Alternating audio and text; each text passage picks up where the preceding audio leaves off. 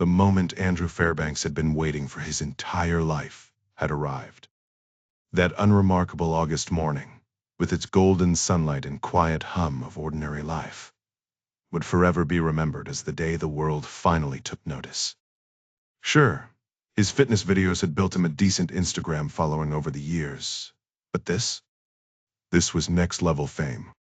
His brief fling with a B-list pop star had landed him in gossip columns before, but never splashed across front pages like today.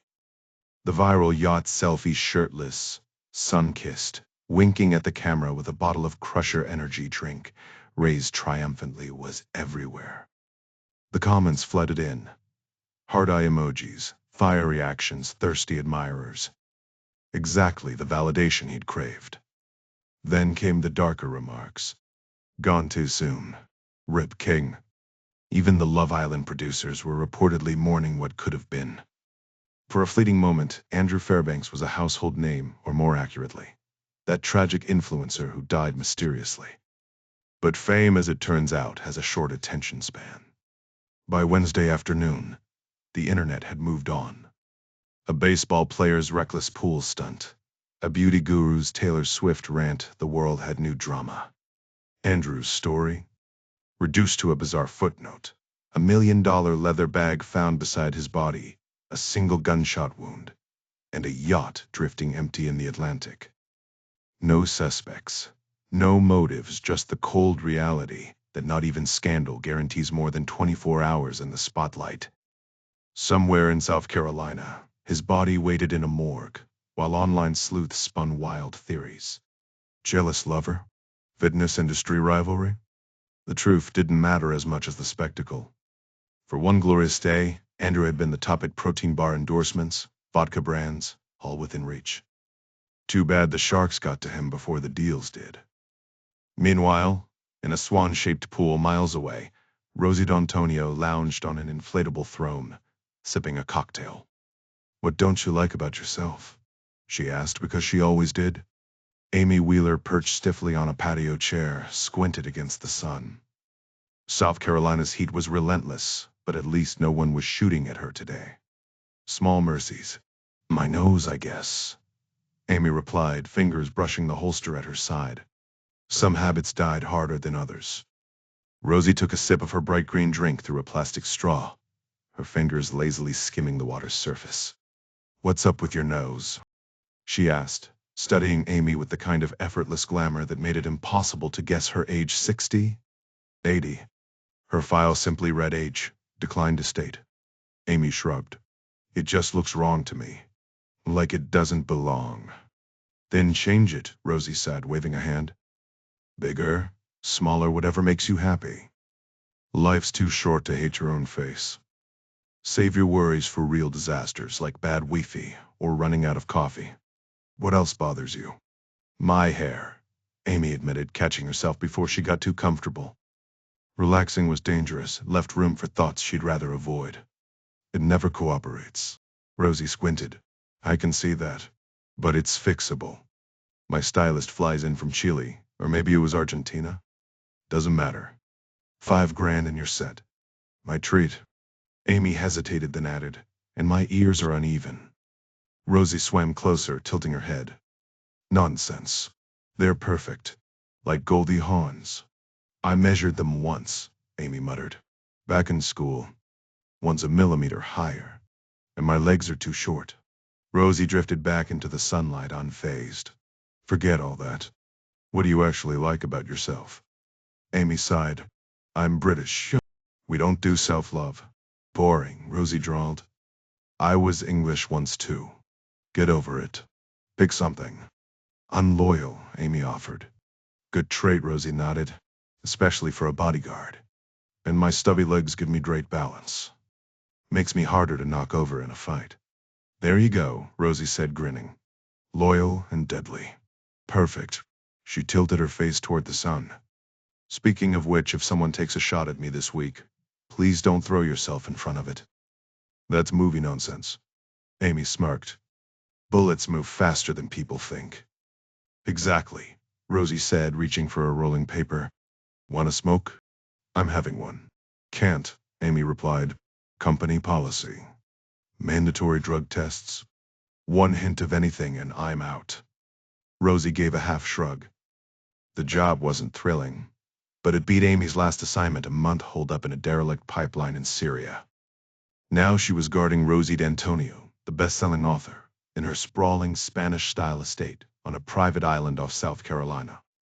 The chef, a retired Navy SEAL named Kevin, brought over a plate of smoked salmon blinis. His beef bourguignon the night before had been shockingly good. For now, it was just the three of them on the island. Rosie lit her cigarette. "No one gets to kill me except me," she declared. "I won't let that happen either," Amy said. Rosie exhaled smoke.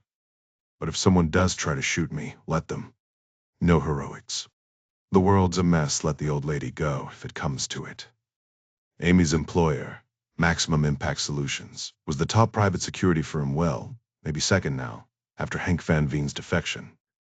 Their mottos were all about protection, but "let them kill the old woman" wasn't one of them. Amy tightens her grip on the steering wheel, her jaw set. "Nobody's touching you on my watch," she says firmly. Growing up, she'd spent countless nights huddled under her bed, finding solace in reruns of Rosie's old shows, those power suits, that unshakable confidence. Back then, Rosie had been a beacon of strength, proof that women could command the room instead of cowering in it. Now Amy would be the one doing the protecting. Rosie takes a slow drag from her joint, exhaling smoke with practiced ease. "That accent Manchester?" she asks, tilting her head. "Watford," Amy corrects. Rosie chuckles. "Damn, I've been away too long. What's Watford like these days?" "It's a place," Amy deadpans. "In England." Obviously, Rosie rolls her eyes. "But is it charming? Quaint?" "Quaint isn't the word I'd pick," Amy mutters, already mentally drafting the call she'll make to Steve later. Fridays were their thing. He'd get a kick out of hearing she was guarding Rosie. Strong women had always been his type.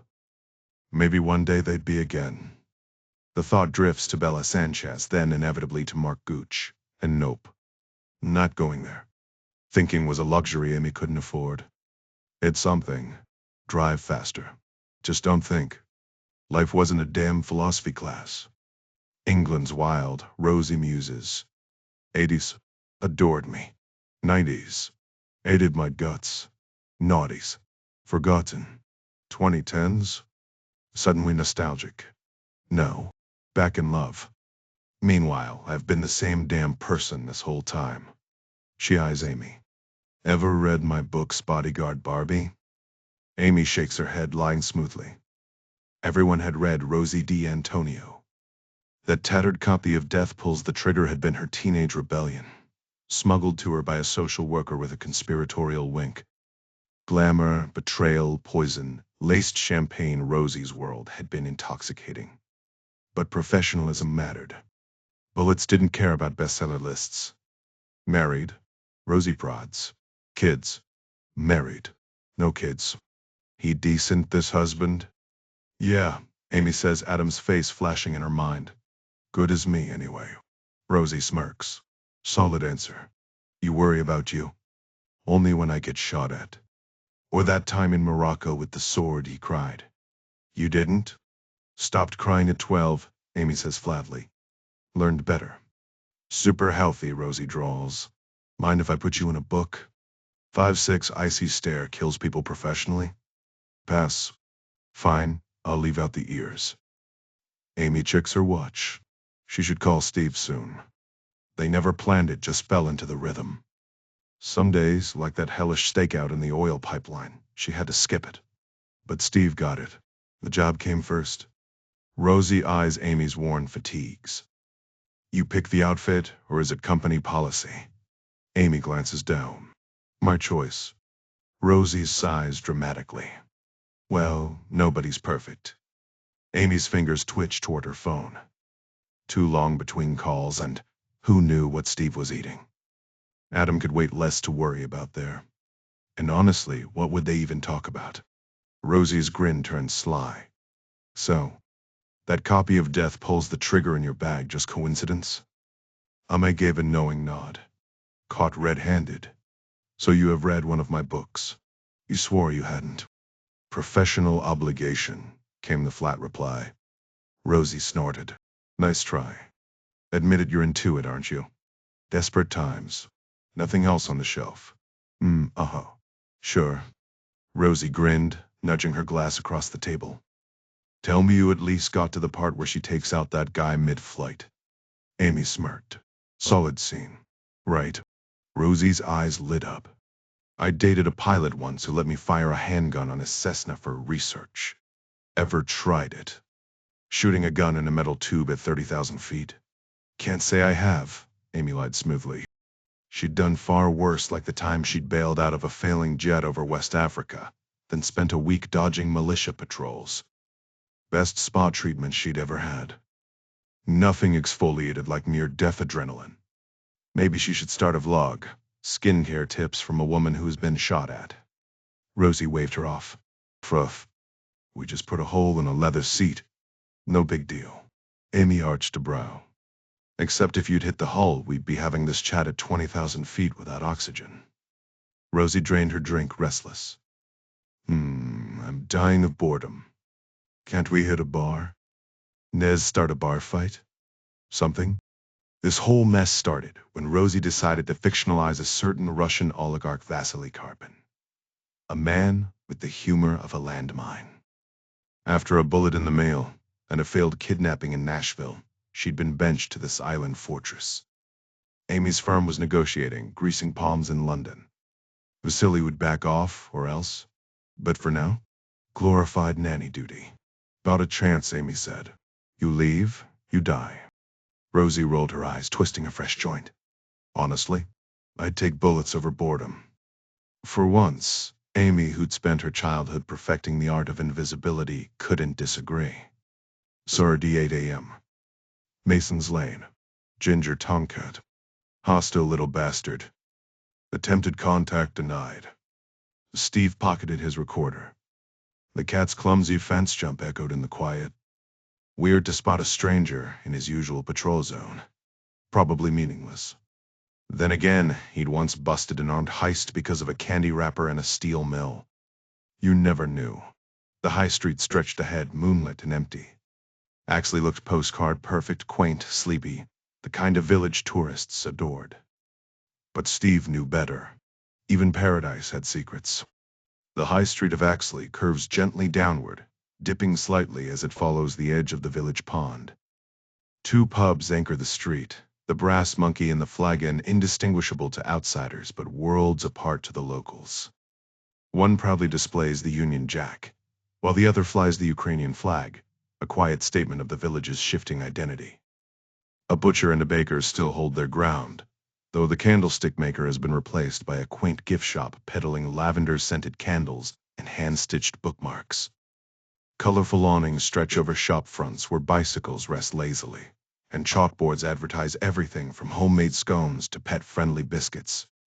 At the top of the hill, the church steeple pierces the sky, while a modest betting shop lingers at the bottom. Take your pick. Steve once frequented both, but now he avoids them entirely. The real heart of Axley, though, is the New Forest. The village is just a visitor here, tucked into a small clearing among ancient trees. Walking trails wind through the woods, alive with birdsong and the rustle of unseen creatures. Tourists in waterproof jackets and hiking boots pass through, but the true rulers are the wild ponies that occasionally meander onto the road, demanding respect. They were here long before the village, and they'll remain long after. Axley itself feels like an afterthought, a tiny refuge nestled in the wilderness. When Steve first arrived 12 years ago, 15, Debbie would know he hadn't been fooled by the postcard charm. The cheerful greetings, the flower boxes, the bakery's sugary aroma, all of it felt like a disguise. Behind every pastel-painted door, he imagined dark secrets. Every alleyway, he was certain, hid something sinister. Even the church bells sounded like a funeral toll. A stray crisp bag fluttered into the hedgerow, and Steve plucked it out, tossing it into a bin. Monster munch. Not sold here, must have been a tourist. 25 years on the force had taught him to expect the worst in everyone. Trust nothing. Suspect everything. And yet Axley had worn him down, not with grand gestures, but with small kindnesses, a shared scone, a neighbor's wave, the quiet rhythm of village life. Debbie had known it would happen. She'd grown up here, and when Steve finally left the Met, she'd convinced him to give it a chance. If you get bored, she'd joked, Southampton's only 20 miles away. Plenty of crime there. But Steve didn't miss the chaos. Not anymore. He pauses outside the estate agent's window, eyeing the absurd prices. These days, the only way to afford a home here was to have bought one decades ago. Funny how wrong he'd been about this place. No killers lurking in the shadows, no blood-stained secrets. Just people flawed, ordinary, and surprisingly decent. He pulls out his dictaphone, noting a dusty Volkswagen in the Brass Monkey's lot, its expired tax disc, and a Greg's wrapper in the footwell. The nearest Greg's is what, Southampton? The motorway services? He walks on, heading toward the pond. He'll sit a while, then circle back. Same as every evening. Axley had changed him, slowly but surely. Debbie had been right. And for the first time in his life, Steve wasn't waiting for the other shoe to drop. Steve was a homebody at heart. Nothing pleased him more than whipping up a meal for Debbie, listening to the morning chorus of sparrows outside their kitchen window, or leading his trivia team to near victory at the Brass Monkey. They were decent, his crew though a bit shaky on 80s pop culture. Then there was the cat, a battle-scarred Tom with a crooked tail who showed up one evening and decided the couch was his. For days, Steve and the feline warily circled each other like prize fighters, until one rainy afternoon the beast clambered onto his lap mid-crossword and began purring like a diesel engine. These days, you'd find them most evenings in matching states of contentment. Steve buried in the sports section, trouble drooling on his sweatpants. Debbie had nudged him into starting the agency, not that he minded the lazy mornings, what with her abstract landscapes selling faster than she could paint them. But she'd seen the restlessness creeping in. Steve Investigates was his branding masterstroke, despite Amy's eye roll when she heard it over Sunday roast. His daughter-in-law, who spent her days dodging paparazzi for tech billionaires in Dubai or Monaco, had pitched something absurd, like Phoenix Global Risk Solutions. Steve stuck to his guns. If a man's name was good enough for his birth certificate, it was good enough for a shingle. The work suited him. Insurance fraud cases mostly, the occasional suspicious spouse. His territory stretched from the dodgy gym-goers of Brockenhurst to the questionable back pain claimants of Lymington, but crossing to Southampton. Might as well ask him to storm the Pentagon. Murder investigations were right out. They'd interfere with pub quiz night, and more importantly, with the sacred ritual of feeding stale baguettes to Axley's ducks at twilight. The pond bench still held the ghost of Debbie's perfume. He'd spent years bracing for the blow, imagining every possible tragedy that might snatch her away, from freak accidents to home invasions. Turned out fate preferred grand gestures. A screeching commuter train jumping the tracks, 3 lives erased in the time it took to spill a coffee. All his mental rehearsals hadn't stopped the sucker punch when it came. The village slept on around him now, oblivious, while Steve kept his lonely vigil. Some debts couldn't be repaid. No amount of mental preparation can shield you from the moment your heart shatters into pieces. Since Debbie passed, the tight-knit community of Axley has wrapped Steve in support, their familiar faces offering comfort as he moves through the streets. At least here, surrounded by neighbors who genuinely care, he never questions whether he's loved, and without that, he thinks, the world would turn numb. A scruffy pony ambles along the pond's edge, its head dipping with each step. Steve squints at it, though, to be fair. Steve squints at everything. The regulars at the pub tease him for his permanently skeptical expression. "Shouldn't you be in bed?" he mutters. The pony swivels its ears toward him, almost rolling its eyes. "Pot calling the kettle black," Steve imagines it saying. Fair enough. The animal plods on, veering past the high street and disappearing behind the stationery shop, pausing to root through a trash bin with idle curiosity. For a moment, Axley feels like his again. His thumb traces the engraved letters on the bench, Debbie's name, the dates that bookended her life. He clicks the recorder on. if only to avoid looking like some loner muttering to thin air. Hey, love. Quiz night was a bust. Norman's brother-in-law turned out to be some trivia champ from the weekcase to link. Bunch of us wanted to cry foul, but turns out the bloke's legit. Oh, and Trouble still got it dragged a vole straight into Margaret's kitchen instead of ours. Small victories. He hesitates, spotting a brawny orange tomcat slinking past Mason's lane. Amy's teamed up with that rider, Rosie D'Antonio. Everyone raves about her looks, but not my scene. I'll pass along your hello to Amy, obviously. Oh, and the corner shop's got some new microwave pie. Chicken and something posh. Might risk it tomorrow. Anyway, love you, Debs. The recorder clicks off. He gives the bench an affectionate pat. Love you, sweetheart. Gonna go see if that Tom's still lurking. He strolls back toward the high street, mentally ticking off tomorrow's tasks, tracking down some Londoner's lost spaniel, and reviewing security footage from the shop where the till's been suspiciously light. Steve's money's on the owner's daughter, people. He's learned her as predictable as dogs, just with worse excuses. The town hums with its usual quiet rhythm, and Steve breathes it in. Most of the old crew from his policing days are still grinding through stress and bad knees, chasing commotions or drowning in whiskey. Not him. He's made peace with the trade-off. No more adrenaline means no more collateral damage. These days, it's pub quizzes, the occasional favor, and evenings with Trouble purring on his lap. Arrests always went one of two ways, the fighters and the acceptors. Steve's seen enough derailed trains to know which one he'll be when his time comes. Quietly, no fuss. Jeff Nolan, the sharp-witted CEO of Maximum Impact Solutions, can't stop thinking about Andrew Fairbanks. Sure, casualties happen in business. Jeff gets that better than most. But a shark attack? That's a statement. When Bella Sanchez was taken out, it barely made waves. Mart Gooch's death sparked some whispers, but Fairbanks? That got everyone's attention, especially the cops. Jeff hates when law enforcement shows up at his office.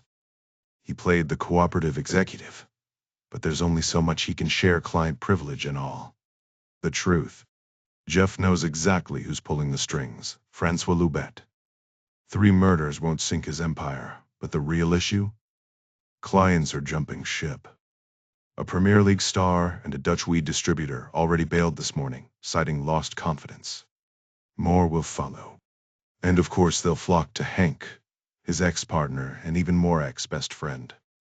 Then there's Max Highfield, because why wouldn't Hollywood's favorite action star waltz in, kick off his shoes and prop his feet on Jeff's conference table like he owns the place? This makes me look bad, Jeff.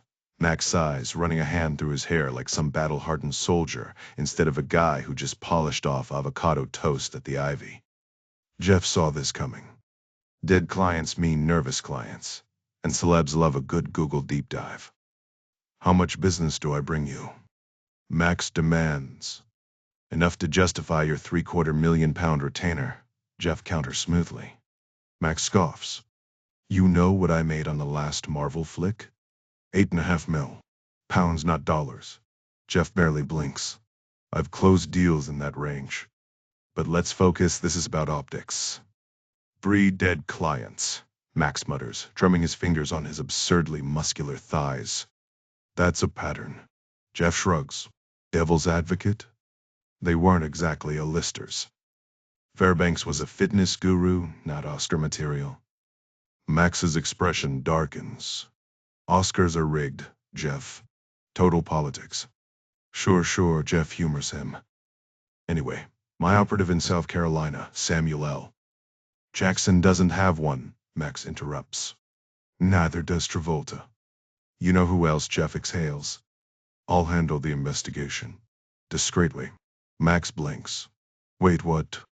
We were talking about the Oscars, man. Jeff resists the urge to rub his temples. Right.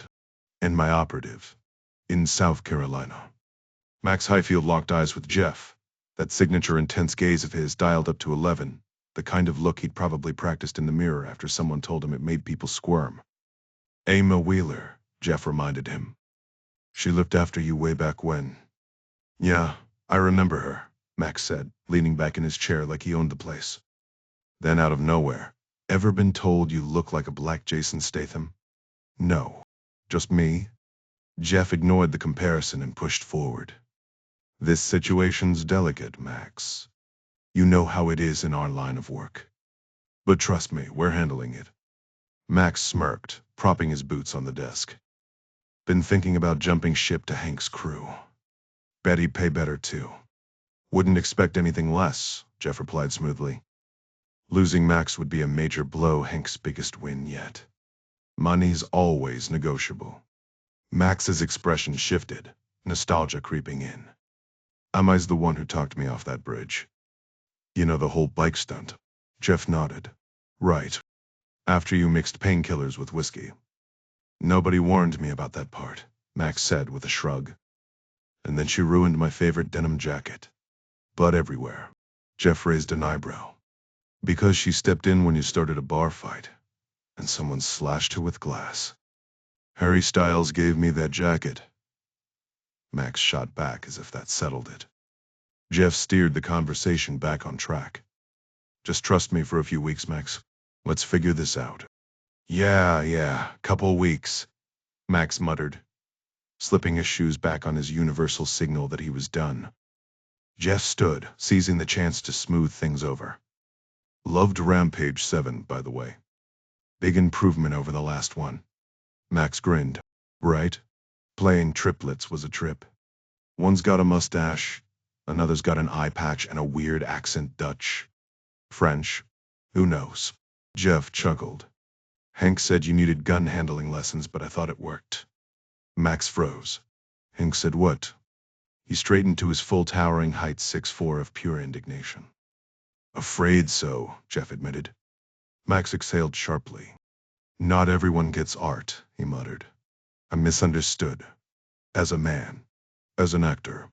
Classic Britain. Worst country, Jeff agreed, shaking Max's massive hand. I'll fix this. As Max swaggered out, leaving a cloud of cologne and ego in his wake, he passed Susan Knox, HR's no-nonsense director, and gave her a friendly slap on the backside. There's my favorite cougar, he called over his shoulder. Jeff winced. She's the head of HR, Max. Relax, it's a compliment, Max tossed back before vanishing. Susan said, her expression unreadable. I'm guessing you're not a fan of that sort of thing, Jeff ventured. Astute observation, she deadpanned. Jeff sighed. Want me to say something? Only if you're dismantling the patriarchy today, Susan replied, sliding a file onto his desk. Jeff flipped it open. The Francois Loubet case? She nodded. Why the sudden interest? 2 years ago, they'd handled security for one of Loubet's people, not that anyone ever met the man himself. The world's most elusive money smuggler didn't do face-to-face. Hank had hated the job, but Jeff's stance was simple. Turn down criminals and you're out of business. Maybe that disagreement had been the beginning of the end for them. Jeff scanned the file, then glanced up. You read this? Susan arched a brow. Did I read it? Really?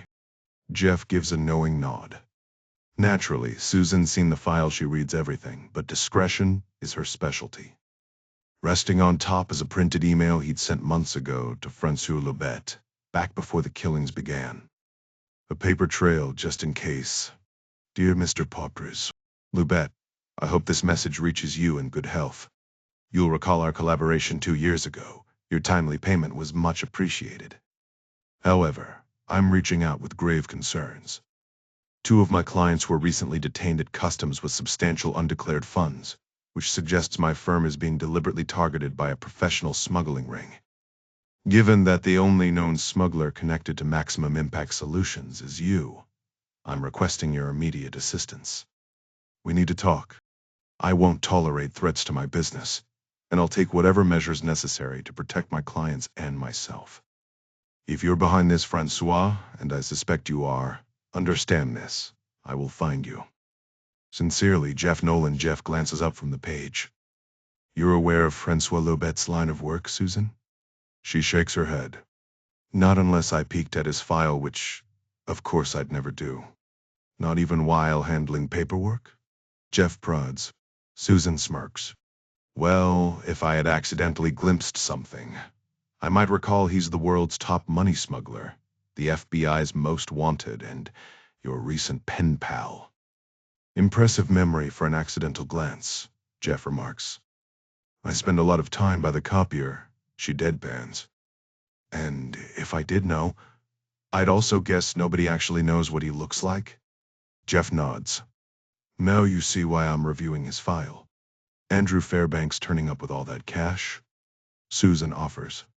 Among other things you might have skimmed, Jeff adds dryly. Susan exhales.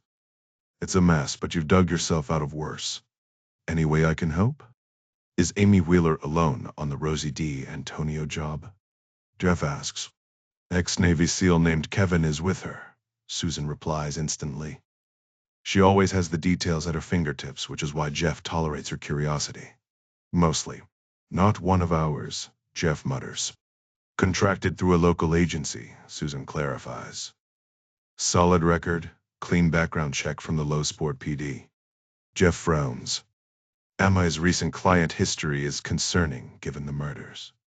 HR's take. As HR? Pull her back. No.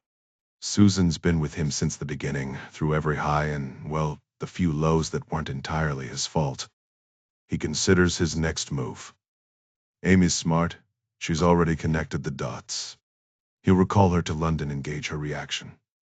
He picks up another document. Thanks for the Rampage 7 synopsis, by the way. Susan rolls her eyes. Thrilling stuff.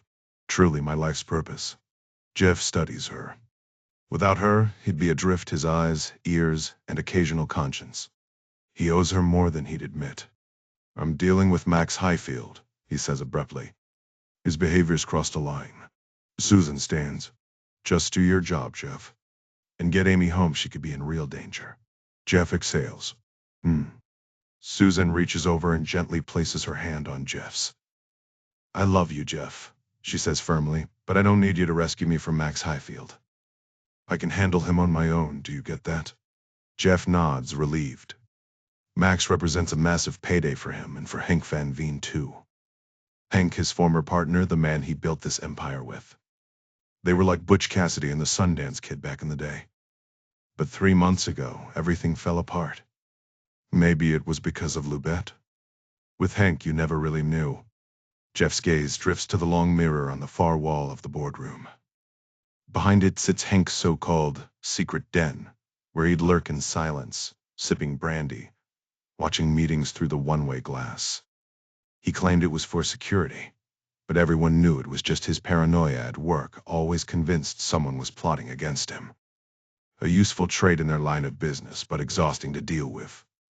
Of course, the secret den wasn't much of a secret. Jeff made sure of that. Soon, anyone who needed to talk about Henk just headed to the pub instead. Jeff studies Susan for a moment. Mind if I ask you one last thing? Go ahead, she says. He picks up the Lubet file again. Do you think Henk ever went through this? Susan smirks. Menk went through everything. Steve balances the phone between his shoulder and ear, both hands busy scratching Trouble's head. The dog had standards one-handed pets just wouldn't cut it. What are you up to? He asks. Lounging by a pool, sipping a protein shake, Amy replies. You? Watching Tipping Point while demolishing a Scotch egg, Steve says. Shouldn't you be babysitting your client? She's meditating in an oxygen tent, Amy says dismissively. What's Tipping Point? Steve scoffs. You're joking, right? Some kind of game show? Amy guesses. Some kind, it's only the greatest game show ever, Steve mutters. Sometimes he wonders if Amy lives under a rock. Couldn't you go for a run or something? Practice your tail, Kwangdu. Get some actual sunlight. Windows open, Steve counters. And I already took 2 walks today, once to buy the Scotch egg, once to bring it home. You know those things are basically deep-fried regret, right? Amy says. Ultra-processed garbage. That's why they taste so good, Steve grins. You need real fruit, Amy insists. How are those organic veg boxes I signed you up for? Steve glances at the untouched pile in the kitchen. Bob from the bakery would be by soon to haul them off for compost. Fantastic, he lies. Courgettes, all kinds of stuff. Amy isn't fooled. And how do you cook courgettes? I'd chop 'em up, toss 'em in a pan. Little oil, little salt. He's winging it, but she can't prove he hasn't done it. Steve, Amy sighs. Have you eaten anything from those boxes? Not yet, he admits. Too busy. But I gave Margaret next door some spring onions and an aubergine. I just don't want you to keel over, Amy says. Selfish, I know. Funny, I don't want you to die either. But I don't stop you from jetting off with a Glock, Steve fires back. Sometimes offense was the best defense with Amy. Fair, she concedes. But that's different. I'm me. Scotch eggs and guns are equally dangerous, Amy. It's science. How's Rosie D'Antonio? Being a diva yet? Surprisingly no, Amy says. Actually kind of like her. Would you get a nose job if you were me? Steve snorts. Had my nose broken once, woman in a pub with a brick. I was arresting her brother. What's an oxygen tent anyway? A tent full of oxygen, Amy deadpans. Anything interesting on your end? Lost dog, Steve says. Classic London. Amy glanced at the blazing sun outside. Perfect beach weather, which means you'd absolutely despise it. You'd turn into a puddle in seconds. Steve scoffed. Tell me you're at least wearing sunscreen. Not a chance, Amy replied, wiping her forehead. My sweat's got more protection than any bottle of Speff. Unbelievable, Steve muttered. 50 on the face, 30 on the arms, basic survival. So no assassination attempts yet? Not a single one, Amy said, scanning the horizon. Where do you think the dog is? Probably living his best life, Steve mused. Marking every tree in sight. But don't worry, I've got a strategy. Amy rolled her eyes. Of course you do. Margaret keeps asking when you'll visit, Steve said, shifting gears. She misses you. Right after this, I'm off to the Diamond Summit in Dubai, Amy said. Adam's meeting me there, you should tag along. Steve snorted. Dubai? Not in this lifetime. They booked us a villa, Amy pressed. Just grab some swim trunks and hop on a plane. First, I don't own swim trunks, Steve said. Second, I don't do planes. What if some chatty stranger traps me in conversation? Amy laughed. Trust me, no one's lining up for that. Besides, Steve added, I've got pub quiz night and a delivery of shelves coming. Can't bail on responsibilities. Margaret could handle the shelves, Amy suggested, though her tone said she knew it was hopeless. And you could fly out of Southampton, I checked the flights. Southampton? Steve groaned. With the A31 backed up? No thanks. How's Adam, anyway? You tell me, Amy said pointedly. He mentioned calling you last weekend. Oh, right, yeah, Steve lied, realizing too late. He's great. Living his best life. Probably misses you. Amy sighed.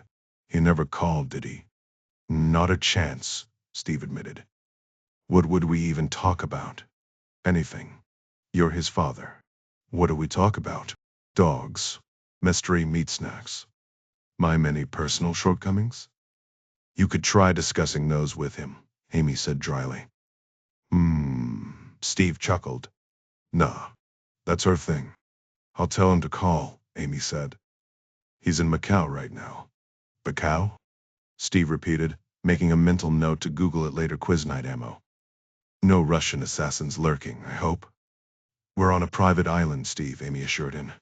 The only threats here are Rosie and a retired SEAL named Kevin. I'm safer than you are. Stay alert anyway, Steve grumbled. Call later? Later, Amy agreed. Got plans? Dog duty, pub lunch, and some shoplifting case, Steve said. Home in time for tipping point. Tipping point, Amy corrected. And no talking to strangers. Steve smirked. Remember what Debbie always said? A stranger's just a friend you haven't met yet? Stolen from a movie, Steve muttered. She'd be on that flight to Dubai in a heartbeat, Amy said. Let her deal with the traffic then, Steve replied. You'd go with her, Amy teased. Admit it. Not with these shells en route, Steve insisted. Debbie or no Debbie. You'd cave, Amy said knowingly. I'll toast to her later. She'd have adored Rosie. She'd lose her mind over a private island, Steve said softly. Remember how excited she got over Anando's booth? Take care, Pops, Amy said. Talk soon. Love you, Ames. And you're sure you're safe? Promise. Love you too. Steve hung up, rubbing his eyes as trouble nudged his hand. The dog probably just wanted food, but Steve liked to pretend it was sympathy. Calls with Amy always left him emotional, no idea why, but he'd stopped fighting it. Meanwhile, Felicity Wollaston stared at her cramped office above the travel agency in Letchworth. She could afford better now, but the quiet suited her. No distractions, just the hum of the high street below. Some things didn't need changing. The waiting room remained empty, no clients rushing in to embrace the charm of Letchworth's busy streets. Just Felicity, her fish tank bubbling quietly, and the soothing hum of classic FM in the background. She knew she ought to hire help, but trust was a luxury these days. For nearly 4 decades, it had been just her playing both agent and receptionist, switching voices like flipping a switch. Back then, she'd never had enough clients to justify staff or enough money to pay them. But something had shifted in the last 2 years, though she still couldn't quite put her finger on why. Peering out her window onto High Street, she watched the usual cast of characters. A man zipping by on a mobility scooter toward the W.A. Smith. A teenager sneaking a cigarette break on the bandstand, and a slick-suited man, probably an estate agent, leaning against his car door, phone pressed to his ear. Whoever was on the other end, she could tell he was lying. Retirement had been on the horizon until this sudden flood of new clients arrived, clients she'd never even met. The whole arrangement baffled her. Back in the day, she'd show up for her people front row at a pantomime, flowers in hand, or schmoozing with local press at a leisure center opening. But her roster had dwindled over the years. Sue Chambers couldn't travel anymore. Alan Baxter torpedoed his career with a poorly thought-out Facebook post, and poor Malcolm Carnegie had passed away at a rest stop. All she had left were a few local radio DJs, Miriam, and a ventriloquist with a scandal trailing behind him. 40 years in the business, respectable, if not glamorous. She'd never struck it rich, but she'd never starved either. A few clients had moved on to bigger agencies. A few had fizzled out. The usual cycle. But now, at this stage, work was just a way to fill the hours. The office was better than home, where the silence felt heavier. Then, out of nowhere, the woman in the emerald trouser suit, definitely from Whistles, had rung her buzzer. Over tea, the woman launched into a dizzying explanation of influencers and brand partnerships. Felicity nodded along, name-dropping old BBC contacts in a near miss with Angela Rippon, but it wasn't until the money was mentioned that things got real. Suddenly, Felicity Wollaston Associates was reborn as Vivid Viral Media Agency. Now, invoices with unfamiliar company names piled up, and every Friday she bundled them off to the post office, a task she didn't mind, since it meant a stop at the cafe next door. She still wasn't entirely sure what her role was in this new venture, but they assured her that her name carried weight. And honestly, the checks clearing made it hard to argue. The partnership was thriving, even if she sometimes missed the days when she actually knew her clients' faces. Felicity had grown accustomed to the steady deposits appearing in her bank account. Each month, generous sums that covered all her needs without requiring much effort on her part. One morning, she clicked open an email from Bonnie Gregor, a self-proclaimed home inspiration influencer with a modest Instagram following and 2 young children, Maxie and Mimi. Normally, Felicity forwarded such messages without a second thought, but today she skimmed the poorly spelled note, amused. Maybe her mysterious employers would find Bonnie useful. It wasn't like she had much else to do. Most of her old contacts had retired or passed away, leaving her with little to discuss beyond the odd forwarded email. She'd even tried researching her own company, Vivid Viral Media Agency, only to find nothing but her own contact details. Strange, but then again, the whole influencer world felt foreign to her. Still, she carried on booking Sue Chambers for a Zoom segment on Britain's favorite biscuits. and securing Alan Baxter a spot on GB News, though she couldn't wrangle a better car than a Prius for him. Alan would grumble, but at least he had a ride. Her office, meanwhile, was slowly transforming into a warehouse of bizarre freebies, towering stacks of X-Plump collagen lip gel, Bomb Squad protein balls, and the latest shipment of Crusher energy drink, its neon purple glow casting an eerie light across the room. What a peculiar industry she'd stumbled into. For a fleeting moment she considered digging deeper, but then her stomach rumbled and the more pressing question became, which Boots meal deal should she grab for lunch? Steve Wheeler still kept up with murder cases, the way a retired athlete might glance at sports scores, nostalgic, detached, mildly curious. He avoided most true crime shows. Real tragedy wasn't entertainment, and he could usually spot the killer within the first episode anyway. But the story of Andrew Fairbanks caught his attention. Shot, drowned, and mauled by sharks in South Carolina, of all places. A messy way to go. Not his problem, though. Right now, he had a simpler case to handle. Molly Bright, the shoplifting daughter, stood before him, tears welling as she insisted, "I'd never steal from my mom." Steve sighed, pulling up the damning footage from his hidden camera. "Funny," he said dryly, "because this looks an awful lot like stealing." Molly swallowed hard. "I was just borrowing it." "Sure," Steve said. "And when's payback day?" "Soon," she muttered. He arched a brow. 300 pounds worth of soon? Molly's shoulders slumped. "No, I know." Steve might bring up the murder case with Amy during their next conversation. Small talk about postal workers can only go so far, after all. Rosie D'Antonio seems like a straightforward assignment, something Amy could use after everything. He's seen her take down and mummified her with one punch at a holiday party, so he knows she's tough, but that doesn't stop him from worrying. Steve frets about Amy getting hurt on the job.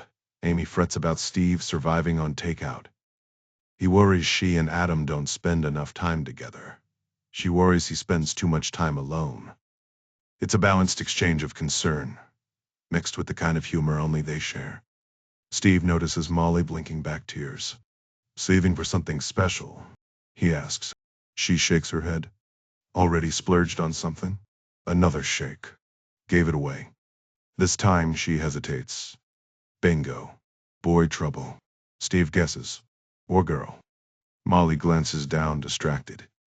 "Is that your dog?" Steve had nearly forgotten about the scruffy mud at his feet. "Nah, some tourists left him behind. Supposed to return him later. Want to pet him? He's harmless." Molly kneels, scratching the dog's belly as he flops over. "How would you find him?" "You know those horses behind Matchwood campsite?" She nods. "Figured he trailed them along the fence. Dogs love horses and got lost. I left one of the owner's jackets near the stables, and sure enough, this guy was curled up on it by morning." "Shouldn't you have taken him back right away?" Steve shrugs. "Owners are off at the Bewley Motor Museum." "Asked me to babysit?" Molly raises an eyebrow. "Londoners," Steve explains. "Used to being catered to." "What's his name?" "Lucrative." Molly smirks, then sobers. "A girl at school said I had to pay up. She knows I work here." Steve's jaw tightens. "Threatening you?" "Worse," Molly mutters. "Online stuff. He's heard the horror stories." She nods. "Not on his watch." "What's her name?" "Lauren Goff. But don't say anything, she'll destroy me." "Wouldn't dream of it," Steve lies. He'd bet his pension Lauren's related to Gary Goff, whose address every cop in Hampshire has memorized. Earlier, Steve had killed time online, digging into Andrew Fairbanks. Self-proclaimed fitness guru, but with a measly 18K Instagram followers. Even the Lyndhurst Steam Museum had 8K, and nobody's mistaking their curator for a yacht-flaunting influencer. Fairbanks had been in South Carolina shooting an ad for some energy drink sponsored by Vivid Vero Media Agency, based in Letchworth Garden City. A viral marketing firm in Letchworth? That set off his old detective instincts, but hey, not his circus, not his monkeys. The office door swings open. Jenny Bright, Molly's mom, strides in. "Any progress?" "You could say that," Steve replies. Jenny eyes the dog. Finally got yourself one. About time. A grown man with just a cat is just sad. Not mine, Steve says. Long story. But here's the update. The video's a dead end. He catches Molly's sharp glance like she knows more than she's letting on. Jenny let out a relieved sigh. Well, at least it wasn't anyone on my team. I was about 5 minutes from firing Mrs. Thompson over this whole mess. She eyed the envelope curiously. But where exactly did this money come from? Steve chuckled, pulling out the cash from his coat pocket. Now that's the real puzzle, isn't it? Some kind soul slipped this through my door this morning. No note, no explanation. He counted out £300 and passed it over. The Londoners had overpaid him for finding their lost dog, and he figured putting it to good use was better than letting it gather dust. He noticed Molly glancing away from the dog for just a second. Was she uncomfortable or just distracted? Jenny raised an eyebrow. All of it. Just like that? Every last pound, Steve confirmed. My guess. Either guilt got the better of the thief, or they were just borrowing it temporarily. Personally, I like to think they were terrified of my legendary detective skills. Jenny smiled, visibly relieved. Steve, you have no idea how much this helps. What do I owe you for this? Not a penny, he waved her off. All I did was pick up an envelope. Hardly worth billing for. At least let me give you something, Jenny insisted. A scented candle, maybe? Steve made a face. Not my thing, I'm afraid. But if you've got one of those notebooks with the new forest pony on the cover, I wouldn't say no. Jenny grinned. Coming right up. She disappeared into the shop, leaving Molly alone with Steve. The girl hesitated before speaking. Thanks. That was really decent of you? Steve shrugged. I try to be decent when I can. Doesn't always work out that way. But bullies? Those I can't stand. Molly bit her lip. Do you have any kids? A daughter-in-law, Steve admitted. Not quite the same, but close enough. If anyone ever threatened her, I'd make sure they regretted it. Not exactly the high road, but there you go. His mind wandered back to the Fairbanks case. No leads, no suspects. Just a sheriff on TV dodging questions like a seasoned politician. Justin Scroggy, with his perfectly combed hair and crisp uniform, didn't strike Steve as the type to crack a tough case. Then again, maybe he was just being cynical. Molly broke the silence. I'll pay you back. Might take a while, though I only get 40 quid a week. Steve grinned. Tell you what, take the dog for a walk so I can grab a pint, and we'll call it even. Deal, Molly agreed, then hesitated. You won't actually kill Lauren Goff, will you? Steve gave a non-committal shrug. We'll see. As he headed toward the pub, a tiny, ridiculous part of him envied Scroggy and his high-profile case. But a cold beer and a decent sandwich would fix that soon enough. From the desk of Francois Labetta, the joys of putting pen to paper. A bit self-indulgent, perhaps, but then again, who doesn't wish to be understood? Certainly not I, though discretion is key, lest I find myself enjoying Her Majesty's hospitality for longer than preferred. Now, about this rather fascinating email that's just landed in my inbox. What to make of it, eh? Dear Monsieur Loubet, for heaven's sake, Andrew Fairbanks must be the last. No more killings. This was never part of the arrangement. Take the money back, just make it stop. Joe Blow, goodness me. First, a quick introduction. Joe Blow, my dear accomplice. Could be a chap, could be a lady, who's to say? Perhaps Joe, like myself, enjoys a bit of AI-assisted correspondence. One never knows these days. Hey ChatGPT, turn me into a whiny little brat. Okay, maybe I shouldn't joke. This whole situation actually terrifies some folks. But here's the thing. Joe Blow could be a 60-year-old trucker from Scotland for all I care. That's the beauty of AI. It's a writer's dream and a criminal's best friend. Whoever this Joe character really is, they're on the payroll at Maximum Impact Solutions. And whoever they turn out to be in the end, I've been cutting them checks for months to supply my, let's call them, special delivery personnel. Now my partner in crime suddenly develops a conscience. Annoying, but not unexpected. Maybe Joe needs a refresher on professionalism?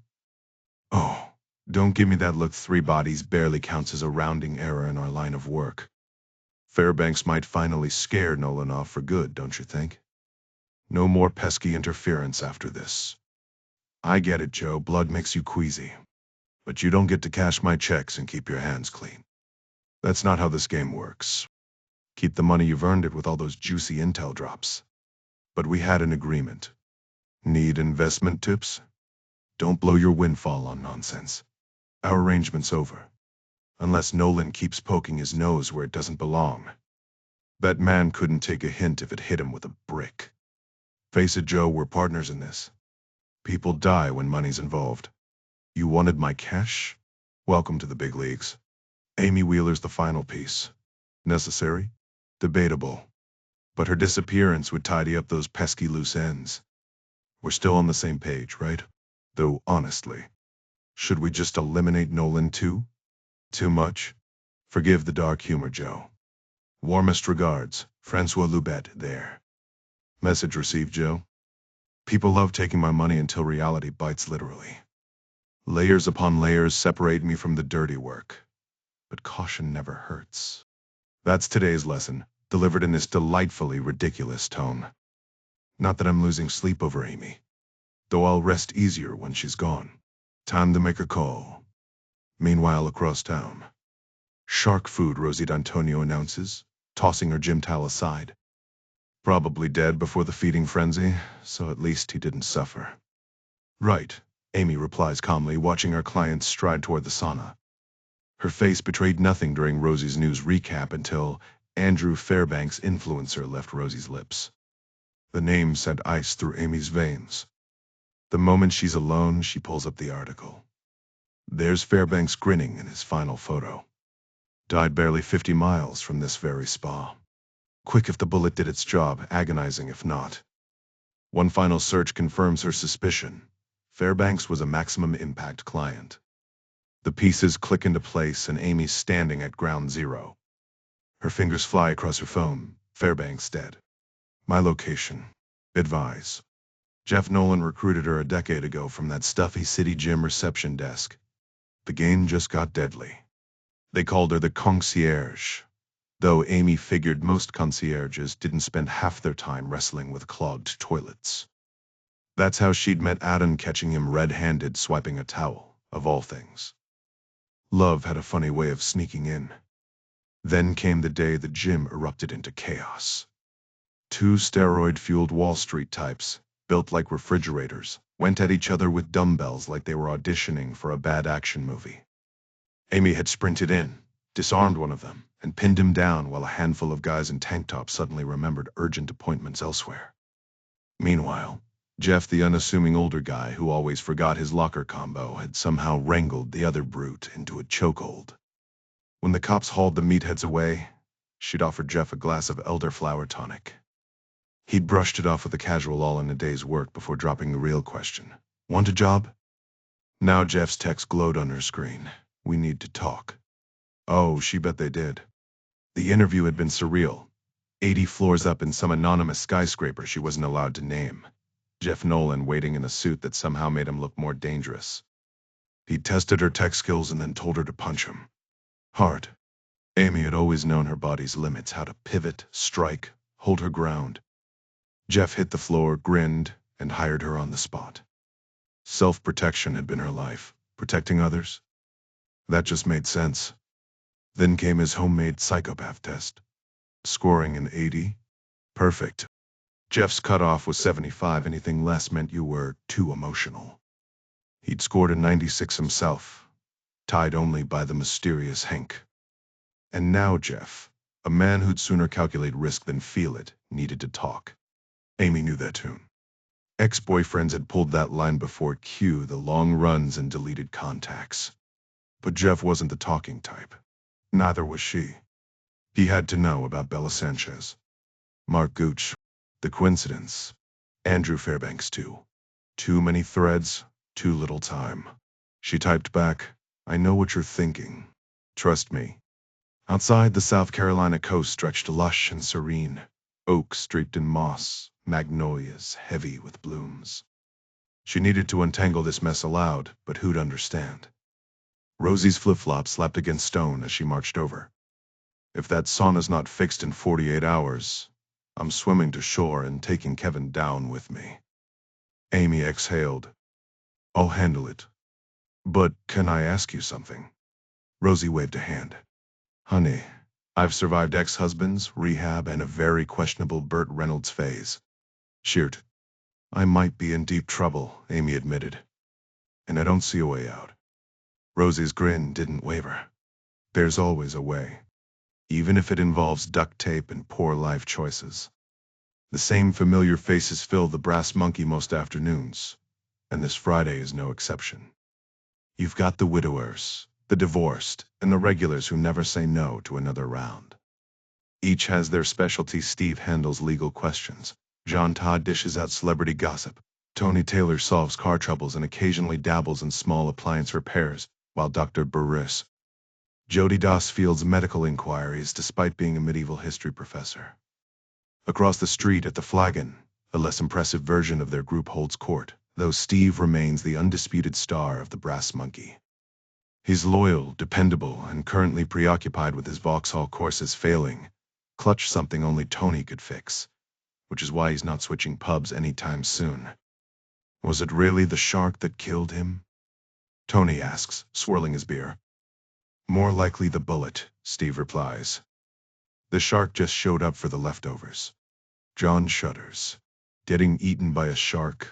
No thanks. Got stung by a jellyfish in Portugal once, hurt like hell. Don't you pee on those? Tony asks, glancing at Jody. She nods. Neutralizes the toxins. Any idea who shot him? John presses. Steve shrugs. Amy might know. She'll talk about it maybe too much. There's something unsettling about how casually Amy discusses violence, like it's just another part of life. She never talks about her past, but the pieces Steve picks up paint a grim picture. So, how's Amy getting on with Rosie D'Antonio? John asks, changing the subject. Seems happy, Steve says, relieved to focus on something lighter. Says she's a riot. Tony smirks. Wouldn't mind a shot at her myself. I'll pass that along, Steve deadpans. See if Rosie's interested in a mechanic with kidney stones. Jody sips her drink. John, did you ever interview Rosie? Nah, he admits. Closest I got was some guy in Andover who wrote a book about horses. They didn't exactly trust me with the big names. And this Andrew Fairbanks, Jody continues. The shark guy. He was famous. Never heard of him, Steve mutters. But something about Fairbanks' 18K followers doesn't sit right. Letchworth Garden City? If he was still in the business, that's where he'd start digging. But he's not, so he won't. Instagram, Tony declares, and they all nod knowingly. Their usual orders arrive: 2 shepherd's pies, fish and chips, a lamb shank. Tony grabs the cutlery from the tin at the bar, passing it around. Blue car in the lot last night, John says, tucking his napkin into his collar like some kind of aristocrat. Came out of nowhere. Already on it, Steve says, digging into his pie. Tony adds, found a Greg's wrapper in the footwell too. Tony scratched his head, staring at his overflowing recycling bin. This junk didn't just appear out of thin air. Hey Steve, you ever heard of someone using your trash cans without permission? Steve signaled the bartender for another beer. Can't say I have. What's turning up in yours? Pizza boxes. Random crap like I'm running a community dumpster, Tony grumbled. Think you could help me figure it out? Steve tapped his chin. Tell you what, I'll swing by your place later in my Corsa. The clutch needs adjusting anyway. We'll troubleshoot your trash mystery while you take a look under my hood. Tony grinned. You're a lifesaver. Hey, don't people catch trespassers on those fancy doorbell cameras now? Maybe we could check the footage. Steve blinked. You do have a doorbell camera, right? Tony hesitated. Mine's the old school kind. The ding-donger that came with the house in '85. Steve sighed. Tony, how did you think modern doorbells helped solve crimes? Magic? Fingerprints? Tony offered weakly. Across the table, John suddenly piped up. What was that guy even doing on the boat? Shark Boy or whatever? Crusher energy drink ad, Steve explained. Flew out for a shoot. Not my problem anymore. I'm retired from murder cases. Jyoti smirked. You'd crack it in a day. Not anymore, Steve repeated, stabbing a fry. But Crusher energy drink. That's a weird connection. Why pick Andrew Fairbanks for their campaign? Tony, ever the philosopher, mused. No doorbells on boats either. Steve raised his glass. Deep thoughts from the man of the hour. Meanwhile, under the blistering South Carolina sun, Amy stirred her gin and tonic with an absurdly ornate straw. First victim was Bella Sanchez, maximum impact client. Reality TV queen. Real Housewives of Cheshire. Divorce court drama. Celebrity dating shows. Then back to Housewives. A true icon. Rosie chuckled. What a legacy. I'd watch her funeral special. Got hired for a promo gig in St. Lucia, Amy continued. Lip-plumping gel penthouse suite. One last Instagram story, then bam. Bullet to the head. Just like Fairbanks, Rosie noted. Except they strung her upside down from the balcony for morning tourists to enjoy, Amy added. Rosie whistled. Now that's a statement. Platinum client, you said. Amy nodded. Bottom tier platinum. You're amber, someone actively wants you dead. Rosie feigned offense. What's platinum get you? A pat on the back. Security consultations. No bodyguards, that's for the big spenders. Fairbanks was platinum too. Rosie leaned in.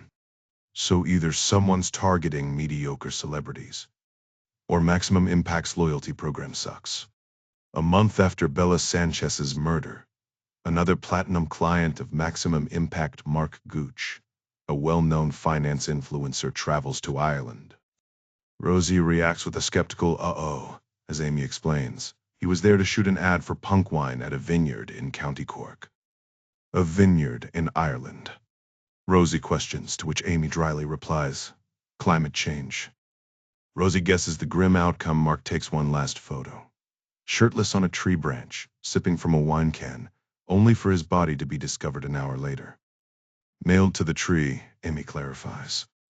Rosie quips, bit of variety, before pressing Amy on her role in all this. 3 deaths, all connected, great setup. But are you the hero or the villain? Amy reveals Andrew Fairbanks was killed just 50 miles away, and when Bella was murdered in St. Lucia, she happened to be there too. Rosie raises an eyebrow. So maybe not the hero? I was an hour away, Amy admits. Thought it was odd but didn't dwell on it. Rosie, ever nosy, demands details. What were you doing in St. Lucia? Working with a musician, Amy deflects, but Rosie won't let it go. Who? Amy finally caves. Fine, Elton John. Happy. Rosie grins. Oh, I've had my share of wild nights with him. Did you like him? More than I like you right now, Amy fires back. Rosie laughs, steering the conversation back. So far, you're on a killing spree. Where were you when Mark Gooch turned up dead? Dublin, Amy says. With my husband, an hour away by chopper. Rosie muses. I think I own a helicopter. Maybe a plane too. Amy grows uneasy. 3 murders, 3 clients, and she's always nearby. Rosie, half joking, asks if she did it. Capitalism's brutal snapping makes sense. I didn't, Amy insists. Rosie shrugs. I know. Not with those ears. So someone's framing you? Amy's phone buzzes. A message from Jeff, her boss. Frenessa Lubet, a money smuggler they once worked for, is behind this. He warns her to return to London immediately. Rosie frowns. You sure that's smart? Amy hesitates, but another text arrives. Ever heard of Joe Blow? It means nothing to her. Rosie smirks. If I were him, I'd be livid. 3 dead, 2 hanged, 1 nailed to a tree. HR would be flooded. Amy exhales. I need to go. Rosie purses her lips, unconvinced. Really? Amy doesn't answer, lost in thought. Amy frowned, crossing her arms. Someone's putting in way too much effort to frame me for 3 murders. And whoever it is seems to know my every move. I'm guessing Jeff always knows where I am, right? Rosie gave a half-hearted shrug. Jeff's loyal, sure, but someone's clearly gunning for you, and I have no clue why. The cops didn't crack the other 2 cases either, Amy admitted. The woman and the guy in the tree? Still open. Rosie's eyes lit up with mischief. Then maybe you should play detective and figure out who really did it. Clear your name. And hey, we're only 50 miles from where Andrew Fairbanks was killed. Practically next door. Feels like we owe it to the universe to check it out, don't you think? Just then another text buzzed in from Jeff. If Hank reaches out, don't trust him. Hank, Jeff's old business partner for Maximum Impact, had tried recruiting her once after he left, but she'd shut that down fast. Why would he suddenly pop up now? And why the warning? But right now, she had bigger problems. Rosie, Amy said firmly, you're staying put. Whatever's going on, I'll handle it. I'll head back to London tomorrow. Kevin will keep an eye on you here, and we'll sort this mess out. Rosie smirked. Unless someone's gunning for you. Then you'll either end up dead or behind bars. Very on brand for Watford, honestly. Amy rolled her eyes. No one's gunning for me. We've already lost 3 clients. If I take you to the mainland, you'll be a sitting duck for Vasily Karpin. I'm not adding a 4th body to the list. 4 dead clients, Rosie mused. Now that would make a killer book title. From the desk of Francois Loubet, dear Mr. Kenna, the moment has arrived, old chap. I trust all is in order. Do let me know once Amy Wheeler is dealt with. Kind regards, Francois Loubet, old chap. Rosie snorted. ChatGPT really lays it on thick. Rob Kenna was Francoise's go-to fixer, efficient, ruthless. No need for details. Francois just needed it done. A shame, really. Amy hadn't asked for any of this. Just bad luck, wrong place, wrong time. Another layer of protection for dear, devious Francois. Deary Goff nodded absently. Steve pressed on. It was a lot of money. And the girl was terrified. Gary blinked. Not following. Thought you might want to talk to her, Steve said. Get her to back off. Gary waved a hand. Not my circus. Kids do what they want. Steve sighed. Gary was exactly the kind of guy he used to deal with daily. Just slick enough to stay out of cuffs. Rich enough to not care. The New Forest had plenty of them. High hedges, fancy mowers, too much gin. One Gary Gulf goes down, another pops up. Endless cycle. How much?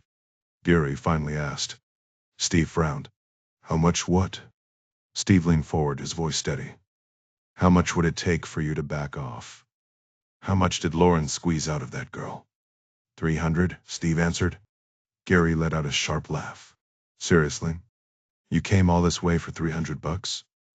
He flipped open his wallet, thumbing through a stack of crisp 50s. Steve shook his head. I already covered it. She doesn't need your cash. Gary's smirk faltered. You paid her. Yeah. Some guy in London overpaid me for tracking down his lost dog, Steve said with a shrug. Gary nodded, as if that made perfect sense. Look, all I'm asking is for you to talk to Lauren. Tell her to leave the girl alone. Find another target, huh? Or maybe just stop targeting people altogether, Steve shot back. Gary chuckled, shaking his head. Street rules, buddy. Always has been. Steve stood, dusting off his jacket. You don't live by street rules anymore. You've got a mansion, a fancy deli down the road, some overpriced gastropub. Your kid rides horses, she's not some scrappy underdog like you were. She's just another spoiled bully. Funny how the tables turn, right? He didn't wait for a response. Outside, his beat-up Vauxhall Corsa sat wedged between Gary's Range Rover and Lexus. Steve had planned to use the bathroom before leaving, but his exit line was too good to ruin with small talk. Did Gary even care?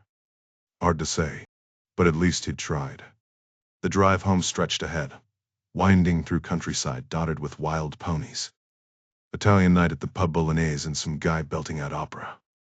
Maybe he'd grab his dry cleaning first, spend some time with Trouble, then catch up on TV before meeting Tony. Oh, and he still had to pick up that dog from Molly Bright. 10 minutes with Gary had been enough to remind him why he'd left that life behind. Give him dogs, quiet shops, and the occasional pony sighting over that mess any day. He tapped out a message to Amy. When's good to talk? Her reply took longer than usual. Maybe an hour. Everything okay? Steve frowned. Amy was usually quicker, more animated. Then again, how busy could someone be on a private island? He typed again, finally asking the question he'd been sitting on. Glad you're good. Ever heard of Andrew Fairbanks? The shark influencer guy. That should get a reaction. Passing a quaint whitewashed pub, he spotted a shirtless guy nursing a beer while his dog sniffed at a curious pony. Amy's reply took forever. When it came, it was just one word. Yes. Not exactly the enthusiasm he'd hoped for, but at least she knew the name. That conversation would be interesting.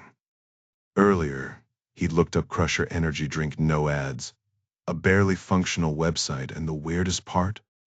Their HQ shared an address with Vivid Viral Media. Probably the same owners. Logical, but something about it nagged at him. Letchworth Garden City kept popping into his head like a pebble in his shoe. Not his problem, though. At home, he'd send Amy a heart emoji. Something about her tone had him uneasy. Probably nothing. Meanwhile, Dubai glittered under the sun, a playground of excess where money moved faster than the desert wind. Want a gold-plated steak? A private jet? It was all there, wrapped in heat and handshakes. Skyscrapers threw light like mirrors, dazzling outsiders while the real players moved in the shadows. The city was an engine, endlessly devouring cash and spitting out more. And Rob Kenna? To the world, he was just a jet-setting DJ, hopping from one VIP party to the next. His Instagram screamed luxury champagne, yachts, crowds screaming his name. Hell of a life.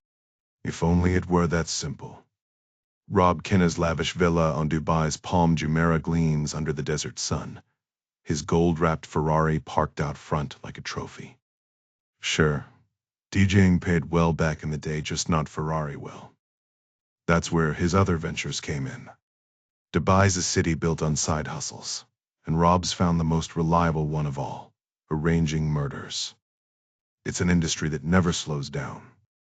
Economies crash, trends fade, but the demand for eliminating people, steady as ever. Rob's the guy who connects clients to professionals, no questions asked. Started small, but after Francois Loubet became a repeat customer, business boomed. 100 grand minimum, scaling up for complexity, and Rob's Rolodex? Impeccable. Now Loubet's back with another name, Amy Wheeler. A pro, so this one's delicate, no amateur hour. Rob already knows the perfect shooter on the ground. 200 grand for him, 50 for the trigger pull. Easy math. On the golf course, Rob lines up his shot, the Dubai heat shimmering around him. Big Mickey Moody soft-hearted, harmless chuckles as Rob's ball veers into the bushes. Club flung, curses hurled, birds scattering. Rough day, Mickey offers, grinning. Rob barely hears him. His mind's on the call he's about to make. Meanwhile, Amy Wheeler dangles from a pull-up bar on Rosie's sunlit terrace, phone in hand. Steve's message about Andrew Fairbanks gnaws at her. Something's off. Rosie's warnings echo, but Amy's instincts scream louder. Trust Jeff. The supply boat's due soon, her ticket to Savannah, then London. She cranks out crunches, muscles burning, thoughts racing. If Loubet's behind these influencer deaths, is it about money? Were Bella and Mark smuggling cash too? Then a voice, cold and final. On the floor, hands on head. Kevin, no time to react. The terrace, the plan, the escape all collapsing faster than a bad bluff. The same man who had just served her a healthy breakfast of oatmeal with chia seeds now held a gun inches from her forehead, though from her upside-down perspective on the bar, it looked more like a bizarre ceiling fixture. Amy slid off the counter, dropping to her knees with her hands locked behind her head. Confusion twisted through her. Where's Rosie? She demanded. Safe in the panic room, Kevin replied, his voice steady. You think I'm a threat? Amy shot back, her tone sharp. Is that the brilliant conclusion you've reached after watching me these past few days? Pretty much, Kevin said, unshaken. He wasn't stupid, Amy was dangerous. He moved carefully behind her, keeping the gun trained on her. Was this a kidnapping? And if so, who was behind it? Kevin worked for Jeff, didn't he? Amy sized him up 6'2", easily over 260 pounds. If she could knock him off balance, she'd have the upper hand. But Kevin wasn't just big. He was ex-Special Forces. He knew exactly what she was thinking. And that's why he stayed just out of reach, letting the gun do the talking. The metallic clink of handcuffs hit the floor beside her. "Put them on," Kevin ordered. "And make sure I hear the click." Amy's mind raced. Was there an angle she hadn't considered? A leg sweep? No, he was too far. Could she use the cuffs as a weapon? She tested their weight solid but useless. Time for negotiation. Did Jeff order this? Why the restraints? Someone did, Kevin said flatly. And they warned me, if you can't fight your way out, you'll talk your way out. Cuffs. Now, or I pull the trigger. You don't need these, Amy insisted. I'll leave. Back to London, no trouble. Not happening, Kevin said. I've got a job to do, and the paycheck's too good to mess up. No arguments. Who hired you? Amy pressed. Was it say his name again and I shoot? Kevin cut in. Last warning. Do us both a favor and click those cuffs. Sometimes the only way out is through. And right now, survival meant playing along. Amy exhaled, slowly lowering her hands. Slower, Kevin warned. She reached for the cuffs. Behind her back. You expect me to cuff myself? Amy scoffed. Yep. And if you hesitate, you're dead. Annoyingly, it was easy. Too easy. The cuffs snapped shut with a final click. Trapped. On an island. With a gun in her face and no way out. And then the panic room door swung open. Well, well, Rosie Antonio said, eyeing Amy's predicament. I'll admit, I had my money on Amy winning this little standoff. Color me impressed, Kevin kidnapping and gourmet cooking skills. Ma'am, I need you back in the panic room, Kevin said firmly before turning to Amy. On your feet. Rosie ignored him. I couldn't just hide without knowing you were okay, Amy. See how loyal I am? Even after everything. I didn't do anything, Amy snapped, standing. Funny, Rosie mused. I almost believed you. But where there's smoke. You might remove a girl from Watford, but Watford never truly leaves the girl, does it? Kevin gives a grim nod. Time for the panic room, Amy. He shoves her forward, the cold barrel of his gun pressing into her spine. Her mind races, no escape plan, no backup. The panic room door yawns open, its reinforced steel frame and vacuum seal promising no easy exit. Would he really kill her? Who could possibly want her gone? The interior looks almost cozy, plush sofa, flat-screen TV, a well-stocked bar, even a bedroom tucked behind another door. At least she'll be comfortable while waiting for whatever comes next. Just tell me where we're going, Amy demands as Kevin pushes her inside. Nowhere, he replies, voice tight. Sorry, Amy. The payout was too good to pass up. So this is how it ends? In her line of work, she's imagined worse: a sniper's bullet in Syria, a back alley overdose in San Salvador. Surviving childhood was a miracle. She's lived on borrowed time ever since. Adam and Steve flashed through her mind. Would they even shed tears? Kevin jams the gun harder into her back, forcing her to her knees. Of course they'd cry. They love her. Against all odds, she found love. The mirror above the bar reflects the scene: Amy, defeated, arms twisted behind her, a hulking Navy SEAL looming with a gun. Who wants her dead? Why? Then movement. A small hand swings a golden Oscar statue straight into Kevin's skull. He crumples. Amy twists free, kicking his gun across the room. He's dazed but already scrambling for it. She bolts for the door just as he fires. The bullet smacks into the panic room door, now slammed shut by Rosie, followed by 5 more futile ricochets. Move. Amy gasps, sprawled on the hallway carpet. He's locked in, Rosie says calmly. No code, no escape. Faint pounding echoes from behind the door. Nice work, Amy pants, pulling herself up. All skill, no muscle, Rosie quips. You doubted me? Amy smirks. Pot, meat kettle. Truce? Rosie holds up the Oscar. Not a scratch. Won it in '74 Best Cinematography. Poker debt.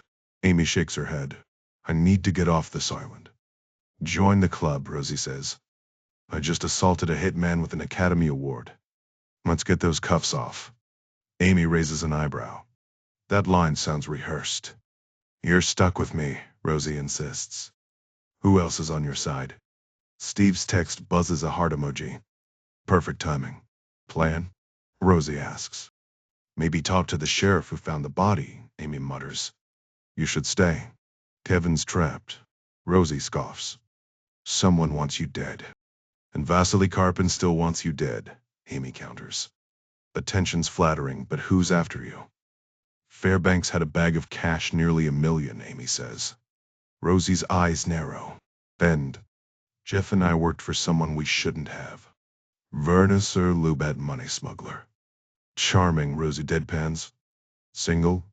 Never met him, Amy admits. Encrypted messages only. If he's coming for me, Jeff's in trouble too. Rosie's grin fades. And he knows we're here? Amy hesitates, then gives a small shrug.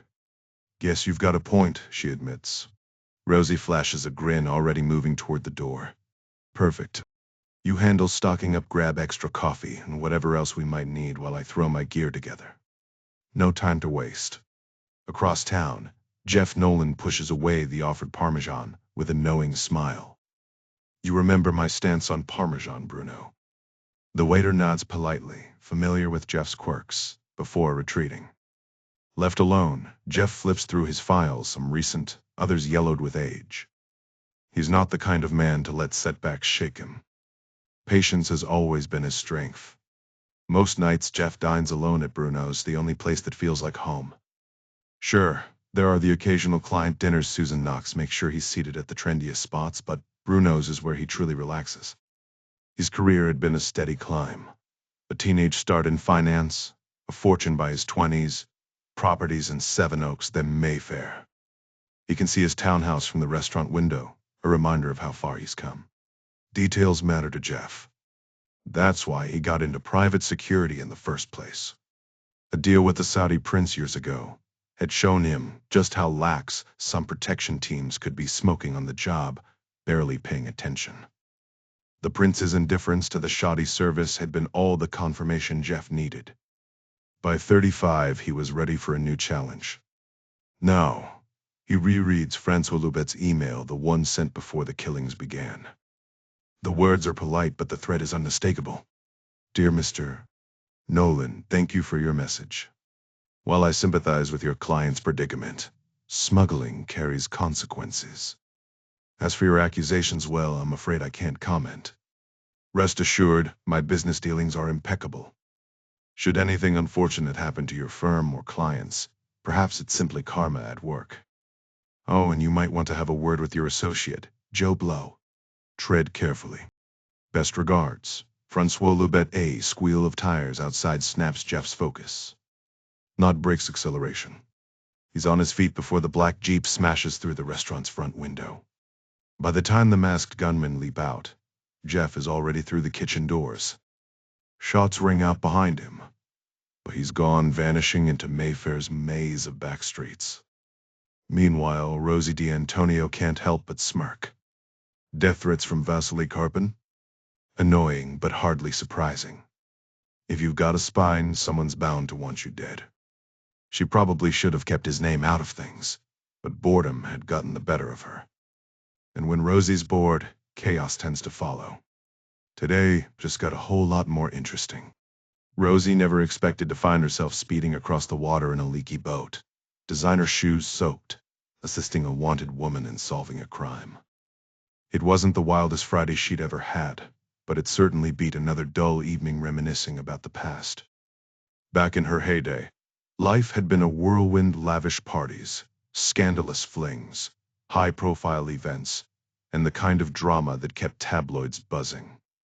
There had been yacht parties with questionable substances, rooftop escapades, even a notorious incident at the White House. The world had been her playground, from the glitz of London to the sun-soaked shores of Capri.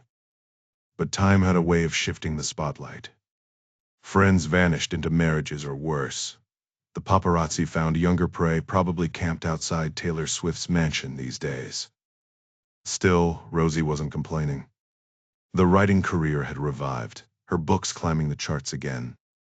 Money was never the issue, but relevance? That was another story. Fame had always been the fizzy mixer to her private life's straight liquor, and she wasn't ready to give it up. So here she was, ankle-deep in seawater, grinning at Amy, the scrappy fugitive currently bailing water like her life depended on it. Rosie had one golden rule. When opportunity knocked, she walked right through. The mainland was a hazy line in the distance, but she wasn't worried. This boat might be falling apart, but it was fast enough to get them there before it fully gave up. Why didn't you just buy a boat that doesn't leak? Amy shouted over the engine's roar. Sentimental value, Rosie yelled back. After my first $1 million royalty check, I bought a house burned down. Then a diamond ring my ex gave it to a Romanian gymnast. So I got a racehorse and this beauty. What happened to the horse? Let's just say the mafia has expensive tastes. Amy groaned as another wave sloshed in. We're sinking. That's life, Rosie said cheerfully. We all take on water. The trick is to keep moving. And moving was exactly what they needed to do. Someone wanted them dead, maybe not the same someone, but danger was danger. Their best bet? A visit to Sheriff Justin Scroggy, who'd been at the crime scene. Rosie's fame and credit card might just grease the wheels. Meanwhile, in another part of town, Tony Taylor wiped grease off his hands and smirked at Steve. Clutch cables shot. Easy fix, 20 minutes tops. Want to check out my bins while you wait? Steve nodded.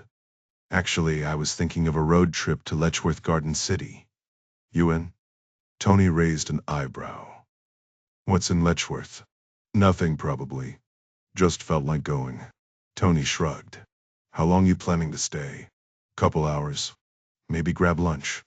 Sounds thrilling, Tony deadpanned, already ducking back under the hood. Tony shook his head firmly. 3 hours max? No way, Steve. Use your head on this one. Steve tilted his chin, actually relieved to be talked out of it. Sure, face-to-face meetings usually gave better results, but this wasn't even a real investigation. Maybe an email to Vivid Viral would do the trick. With all those construction delays, you're looking at 2.5 hours easy, Tony added, rummaging through workshop drawers. A31 to the M27, exit at Junction 4 for the M3, then the M25 up to St. Albans before cutting across to the A1. That's one brutal drive. Steve sighed. 5 hours there and back. Exactly. Even if you only stay 2 hours, you'll hit traffic either way, Tony said, finally pulling out what Steve hoped was a clutch cable for a Vauxhall Corsa. Good luck with that. Tony had a point. Maybe an email was smarter. Or maybe he should just drop it entirely, not every loose thread needed pulling. The recycling bins weren't going to sort themselves. Just then a knock echoed through the open garage door. A well-dressed black man leaned in. Sorry to interrupt, fellas. Which one of you is Steve Wheeler? Steve eyed him. Depends who's asking. The stranger stepped inside, offering a hand. Jeff Nolan. Mind if we talk? Steve's pulse spiked. Jeff Nolan, Amy's boss? Where is she? Easy, she's fine, Jeff said quickly. Bad timing on my part, should have called first. I just need a favor. You drove all the way from London? Steve asked. From me. Yep. Amy had your address on file. Your neighbor pointed me here. Tony cut in. Which way'd you come? Through Brixton M3? Took the North Circular to the M4, Jeff replied. Tony whistled. That's the scenic route. Thought I had a tail, Jeff said dryly. Figured better safe than dead. Tony nodded. Fair. Jeff's eyes flicked the part in Tony's hand. That a Corsa clutch cable? Tony raised an eyebrow.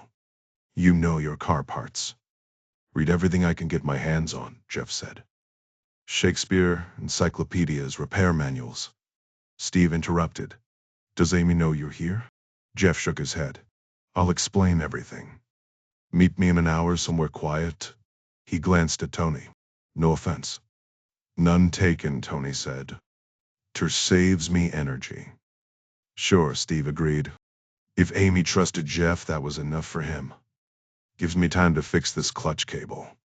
And check my bins, Tony added. Steve grinned. And check Tony's bins. Small town life might bore you, Jeff. Right now, slow sounds perfect, Jeff said. No Holland's Wood campsite? Near Brockenhurst, yeah, Steve said. Pitch 46 it's secluded. 1 hour. Steve's smile faded. Amy's really okay. Promise, Jeff said. I'm just out of trustworthy options. So I'm asking someone she trusts. This isn't some murder thing, is it? Mine, as Steve asked. Jeff ignored the question. Holland's Wood. 1 hour. You'll get answers. Tony chimed in. Take the B3050 out at T337. Meanwhile, Amy crouched in the bushes, legs burning from the workout. Rosie lounged on a Louis Vuitton suitcase like it was a pillow. Nice place, Amy muttered. Too nice, Rosie said. Cops don't live like this. Criminals do. Amy smirked. Maybe you won the lottery? Rosie had wanted to march right up to Scroggy's door and knock. Amy got it. People loved talking to Rosie. If she showed up on your porch, you'd invite her in for tea. Amy has never been one to blindly trust law enforcement, so caution is second nature. There are ways to dig up intel on Scroggy without a face-to-face confrontation. Gather whatever clues they can, then make a swift exit back to London, back to Jeff Nolan's protection, by whatever means necessary. Laying low is non-negotiable. If Lubet hired Kevin to take Amy out, the threat hasn't just vanished. And blending in? Not exactly their strong suit, as Amy had reminded Rosie earlier. Rosie, ever the optimist, simply adjusted her tiara and declared first impressions last, darling even in a crisis. Scroggy's place might hold answers about the Fairbanks case. Cops take work-home files, notes, maybe even a smoking gun. The alternative? Storming police headquarters. Rosie was all for it, but Amy shut that down fast. Tried it in Caracas once, she muttered. Would not recommend. The house had been eerily still, no lights, no sounds, not even a stray delivery guy. Amy exchanged a glance with Rosie. Place is clear. Let's move. Amy darted forward in a tactical crouch while Rosie strolled behind like she was window shopping.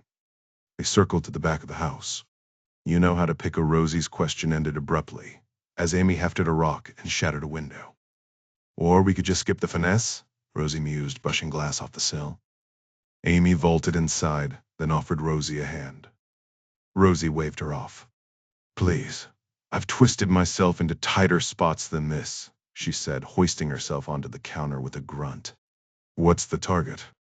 The electronics laptop phone, Amy replied. You take this floor. I'll hit upstairs. She bounded up the steps, taking in the lavish decor. Rosie wasn't wrong, this wasn't a cop's salary. A high-end Peloton sat neglected, draped with laundry. Amy shook her head. Indoor cycling. Might as well shadow box in a closet. People baffled her. Got it. Rosie's voice echoed from below. Time was ticking. Scroggy could return any minute. Escape wasn't the issue. Staying undetected was. She couldn't tip him off that she was digging into Fairbanks. Where? Amy called from the hallway. Right here, Rosie answered from a study. Amy stepped in to see Rosie grinning beside a sleek desktop. Nice work, Amy said. Thanks, Rosie chirped, then jerked a thumb over her shoulder. Found it right after I spotted our host. Amy's gaze followed the gesture to Sheriff Scroggy, strung up from the ceiling like a macabre piñata. Rosie shrugged. Writer's eye for detail. Meanwhile, Jeff was tearing down back roads, ditching cameras, ditching his phone, but not before one last call. The line rang endlessly. No answer. His gut twisted. Voicemail clicked on. Amy, it's me. Lubet's laundering through our clients. Called him out, and now I've got hitmen on my tail. Going dark. You're tangled in this too, so run. Lay low, figure this out. He's got someone inside Maximum Impact. Remember Joe Blow? The line went dead. Trust no one. Ditch your phone immediately. I'll do my best to uncover what's happening here. and you'd be wise to do the same if possible. This situation is particularly grim. Aim's far worse than anything I've dealt with before. Stay safe and good luck." With that, Jeff abruptly ends the call, removes the SIM card from his device, and snaps it clean in half before tossing both the card and the phone out his car window, speeding off into the night. From the office of Francois Loubet, another rather disagreeable email arrived shortly after lunch. How terribly inconvenient. One does wonder what misdeeds have come back to haunt me this time. The message was from my rather indispensable murder broker, Rob Kenna. If you don't already employ one, I highly recommend securing the services of a reliable murder broker. It saves one the dreadful hassle of arranging such matters personally. A trustworthy dentist, a competent plumber, and a discreet murder broker, these are the pillars of a well-ordered life. The note read, "Mr. Loubet, Amy Wheeler has slipped away, but rest assured, the situation is under control. My associates are tracking her movements in South Carolina as we speak. She won't evade us for long. Updates to follow. Under control, is it? I suppose I shall be the one to determine that. Rob Kenna has never disappointed me before, but I must admit my curiosity is piqued. Had this been my dentist or plumber, I'd have lodged a complaint by now. Oddly enough, I realize I haven't the faintest idea what Amy Wheeler even looks like, aside from knowing she's blonde, of course. And her blood type, mustn't forget that little detail. Poor woman must be utterly bewildered by now." Rosie, ever the voice of reason, at least in her own estimation, remarks, "I'm merely pointing out the obvious, Amy. Another corpse, and guess who just happens to be nearby? You." Amy, well practiced in the art of ignoring Rosie, doesn't dignify the comment with a response. She learned early on that silence was the most effective way to disarm Rosie's relentless needling. Instead, she leans closer to the computer screen. It's locked. Perhaps now would be an excellent time for a strategic retreat.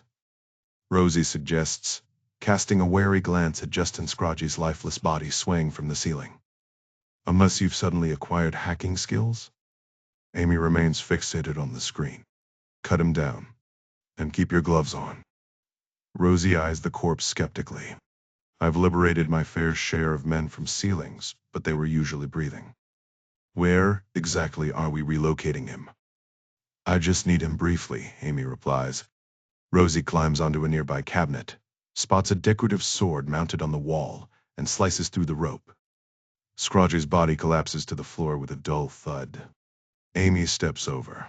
"Help me move him." Rosie raises an eyebrow.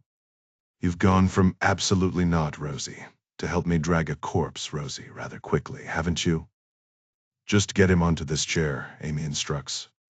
Together, they heave the surprisingly heavy corpse into position. "Do you have a makeup wipe?" "I carry clarifying wipes," Rosie corrects, "and they're frightfully expensive." "As long as they remove blood, hand one over," Amy says. Rosie retrieves a pristine wipe from her bag, and Amy examines it. "This is absurdly soft.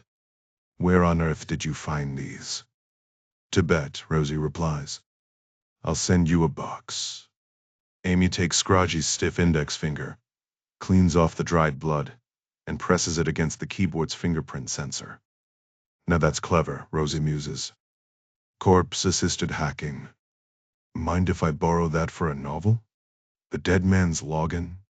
"Not clever enough," Amy mutters as the screen remains stubbornly locked. "He didn't use fingerprint access." "Mine uses iris recognition," Rosie says airily. "Nail maintenance, you understand." They exchange a glance before turning their attention to Scroggy's swollen, discolored eyelids. "I've handled worse," Rosie declares, wrestling one eyelid open with considerable effort. "You're a trooper, I'll give you that," Amy admits. She adjusts the chair slightly, positioning Scroggy's lifeless eye directly in front of the camera. With a cheerful chime, the computer unlocks. Rosie grins. Teamwork really does make the dream work. Holland's Wood campsite appears on the right shortly after passing through Brockenhurst, marked by the familiar site of Balmer Lawn Hotel, signaling the nearness of the destination. Steve grips the wheel, forcing himself to stay composed. Whatever Jeff wants to discuss, it can't be that bad. Amy's fine. He's been told as much. The sprawling campsite unfolds before him, each shaded pitch bathed in patches of sunlight filtering through the trees. Laughter drifts from families gathered around picnic tables, kids kicking a soccer ball, couples cycling lazily, and even curious new forest ponies nosing around tents. The Corsa hums contentedly at the 5 miles per hour crawl, though Steve's nerves hum louder. What could Jeff possibly want? As he drives deeper, the pitches grow more secluded and likely pricier, some eerily empty, even in peak season. Birdsong mingles with faint radio chatter until he spots an elderly couple beneath their caravan awning, sun-weathered and serene. The woman puzzles over a crossword while her husband's fingers linger on her arm, a book forgotten in his lap. The scene twists something in Steve's chest, a future he once pictured for himself and Debbie, now just a ghost. But bitterness is a poison, he reminds himself. Happiness isn't a zero-sum game. Some people just catch better breaks. Pitch 38 flashes by, almost there. The force presses in, and Steve tries to rationalize. Jeff's request is probably mundane. So why the secrecy? Who's he avoiding? Amy hasn't replied to his text, and the silence gnaws at him. Then he spots pitch 46, and the illusion of calm shatters. Jeff's black BMW sits abandoned, both doors gaping. Steve steps out, heart hammering. The driver's window is smashed, the seat slick with fresh blood. A trail leads across the grass, smeared into the gorse. Steve follows, pushing through the bushes to an adjacent pitch where the blood ends abruptly replaced by deep tire tracks. He pulls out his recorder. Could be wrong, he mutters, but those look like they belong to a Volvo XC90. Kidnapping, murder. And where does Jeff fit, victim or something worse? Steve's first instinct is to walk away, hand this mess to the cops, and never look back. But Jeff sought him out for a reason, something urgent tied to Amy. Is she in danger? Wouldn't she have warned him? Meanwhile, under the blistering South Carolina sun, another gunshot rings out. We need a car, Amy tells Rosie, voice steady. Something fast. Rosie rolls her eyes. Maybe prioritize not getting shot first. They're not aiming at us, Amy counters. Amateurs never do. Give it 7 minutes, they'll lose interest. Thrilling. Or I could just rent us a car like a normal person. No paper trail, Amy snaps. She's replaying Jeff's message in her head, crisp, controlled, but unnervingly vague about who's after her. His orders were clear. Disappear, trust no one, and don't return to London. Jeff's gone dark, but he's a survivor. She just has to keep moving. The shake in her hands is barely there, but it's enough. Rosie finally grasps the reality they're completely on their own now. No credit cards? She groans, half joking. Just end me now, Amy.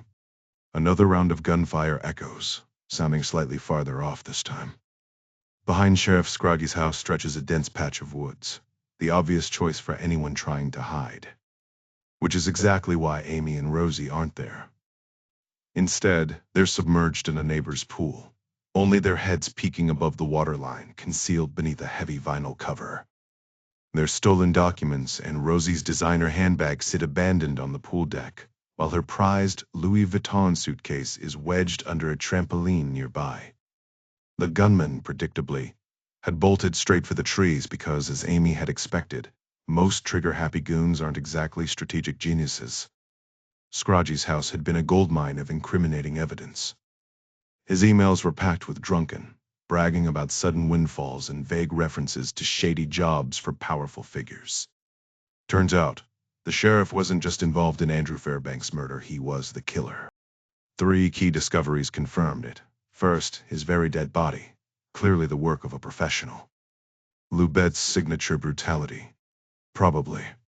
Second, a duffel stuffed with $100,000, stashed in an upstairs closet likely stolen from the boat's missing million. Now it's tucked under a lawn chair in their current hideout, a handy emergency fund. And third, the moment they stepped outside, bullets started flying. Who's trying to kill us? Rosie whispers. Professional hitmen? Just one, Amy corrects. And a lousy shot. That's a Glock 22, probably a cop. If Scroggy was dirty, there could be more. You're weirdly knowledgeable about firearms, Rosie mutters. Another distant gunshot rings out, the shooter growing impatient. Oh hey, I can touch the bottom here. Small victories. She pauses. Does this happen to you often? More than I'd like, Amy admits. Second time for me, Rosie muses. Still, I told you leaving the island would be an adventure. Admit it, this beats, sipping margaritas by the beach. Amy cuts to the chase. Who do you trust most in the world? Rosie blinks. A chair? Maybe. We need allies, Amy says. We can't go back to London. Anywhere within 5 hours' drive? My friend Barb would take us in, Rosie offers. You focus on hot wiring a car. Does this mean you're stuck with me now? You're not going anywhere, Amy says flatly. With Jeff out of the picture, Vasily Karpin was still a threat, another problem to juggle. The gunfire fades. 3 more minutes, then move. Steal a car, find Barb, regroup. But the bigger questions gnaw at her. Why was Lubet hunting her? Why had Jeff warned her about Hank? And how did Fairbanks, Bella Sanchez, and Mark Gooch fit into this mess? Rosie interrupts her thoughts. Who do you trust? Barb's sweet, but she's 80. We might need backup. That was the real question. Who could Amy trust? Adam, her husband, without a doubt. Early on, she'd even strapped him to a lie detector and he'd passed every test. But right now, he was an ocean away. Amy knows Adam loves her. He'd never betray her, though he'd never admit his soft spot for Celine Dion's My Heart Will Go On. But Adam's halfway across the world in Macau, and when things get rough, he folds like a cheap lawn chair. That's why they balance each other out. Then there's Jeff Nolan. She'd trust him with her life. Hell, she already has, more times than she can count. But now he's tangled up in this mess too. Rosie. Amy watches her now, submerged in the pool, reapplying lipstick by the glow of her phone. Yeah, she trusts Rosie mostly. But right now, she needs someone who can actually do something. Someone with experience handling bodies and bad decisions. Steve. The problem? He's going to hate this. Amy turns to Rosie. Can I ask you something? If it's the usual, Rosie says, smirking. The answer is Jack Nicholson. Did you say you own a private jet? Rosie laughs, flicking water off her wrist. Obviously. I've got that sweet 80s cash. Well, that settles it. Time to boost a car and call in the reinforcements. Steve's going to lose his mind. Steve stares at the BMW, riddled with bullets, interior slick with blood, when his phone buzzes. Amy. Finally. Jesus, where the hell have you been? He snaps.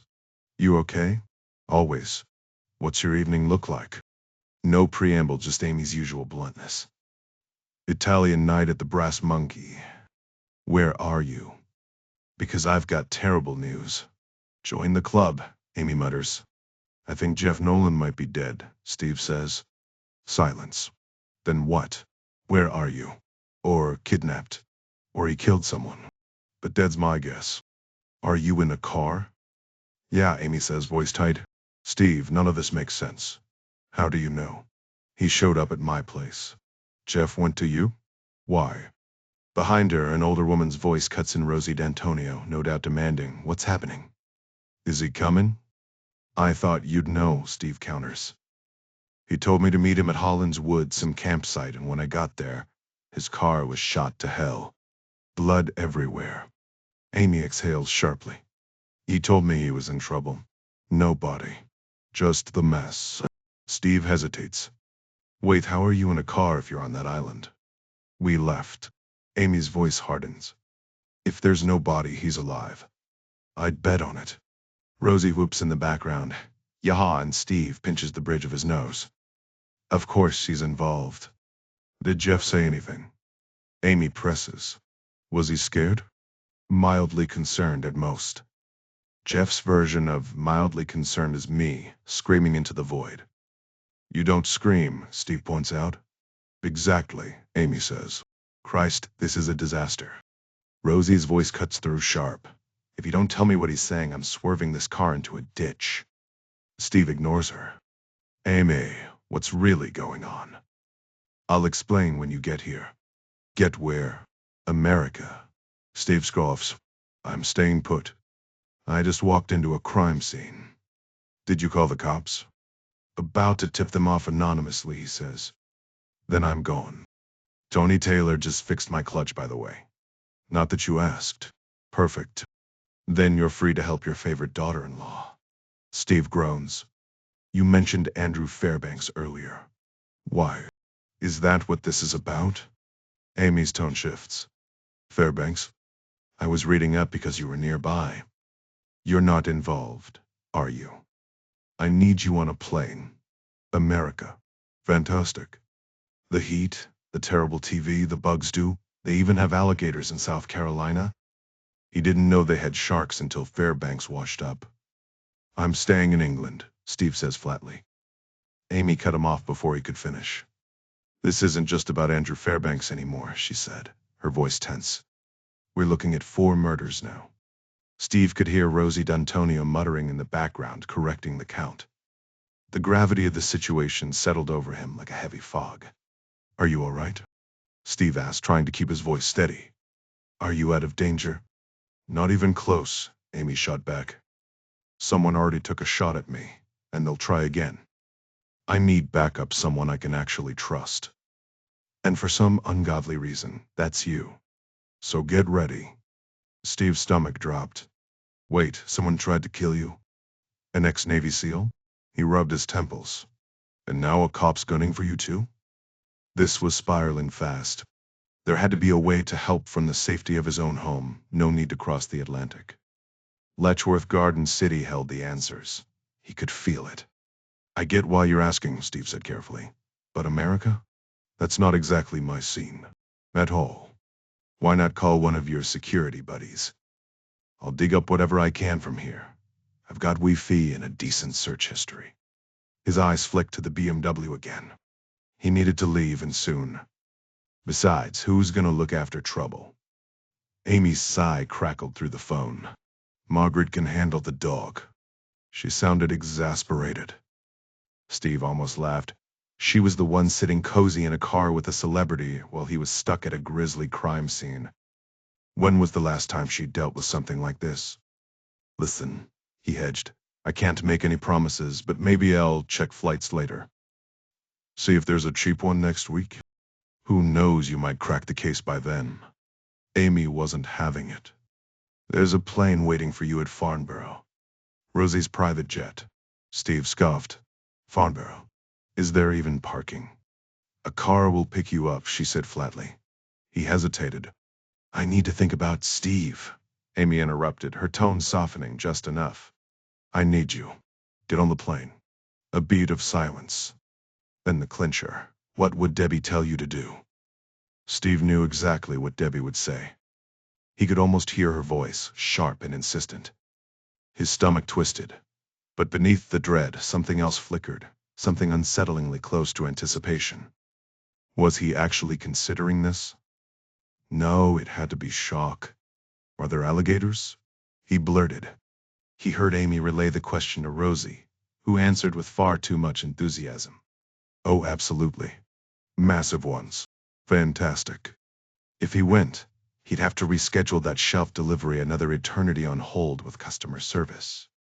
No bolognese for dinner. And oh yeah, 4 murders.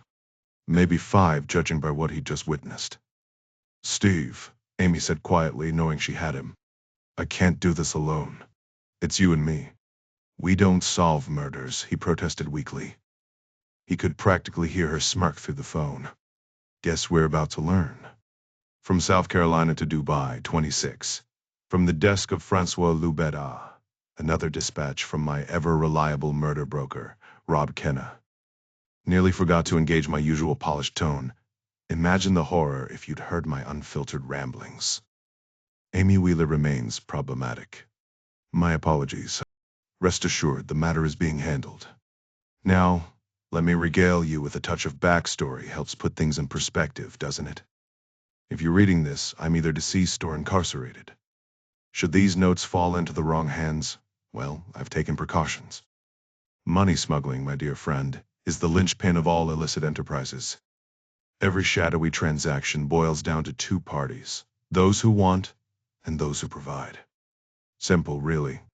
The underground market is a bustling bazaar of illicit goods, from narcotics and firearms to human trafficking, knockoff designer wear, classified intel, exotic bird eggs, and even advanced weaponry. Yet despite this dizzying variety, buyers bring only one universal currency to the table: cold, hard cash. Year after year, trillions in dirty money swirl through the global black market like a restless tide, searching for a place to hide. And let's be honest that money is more trouble than it's worth. Ever walked into your neighborhood bank with a duffel bag stuffed with $1 million in small bills? Give it a shot. See how fast security escorts you out. Back in the day, bankers would wink at questionable deposits, blood, smeared stacks of 50s. No problem, sir. Let me run those through the counter. But now, between anti-laundering regulations and suspicious activity reports, it's enough to make a criminal reconsider career choices. Just last week, a colleague groaned when handed a briefcase of $10 million, already dreading the headache of scrubbing it clean. That's where I come in. Need to cycle cash through shell corporations? Funnel it through offshore casinos or currency exchanges? Consider me your concierge of financial discretion. But let's talk about this latest venture, currently sputtering like a bargain bin jalopy. Most laundering these days is digital, a tedious chain of wire transfers that can take months before you see a single crisp bill. Which is why I relish the rare occasions when old-school couriers come into play. A São Paulo cartel boss needs $1 million by Tuesday. An Aussie tycoon requires untraceable cash for a very discreet weekend negotiation. Sometimes speed trumps stealth. Enter the couriers, the unsung heroes of the cash smuggling world.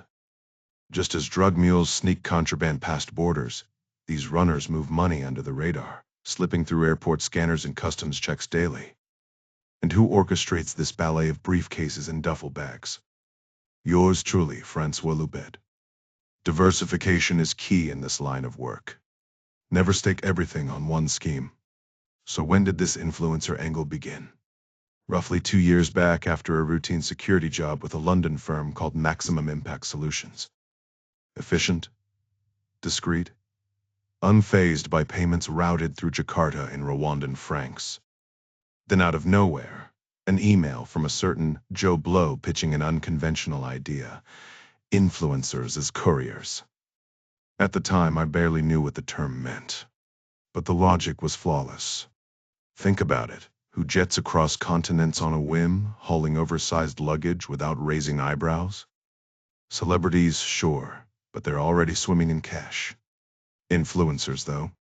Mid-tier social media personalities with just enough clout to blend in, but not enough wealth to resist temptation. Perfect pawns. Set up a few shell companies, book them a first-class ticket to the Caymans, and suddenly your money's on a beach, sipping margaritas while the paperwork catches up. Of course, no plan survives contact with reality, but that's a story for another day. Joe Blow and I have been running this operation through a company named Vivid Viral Media.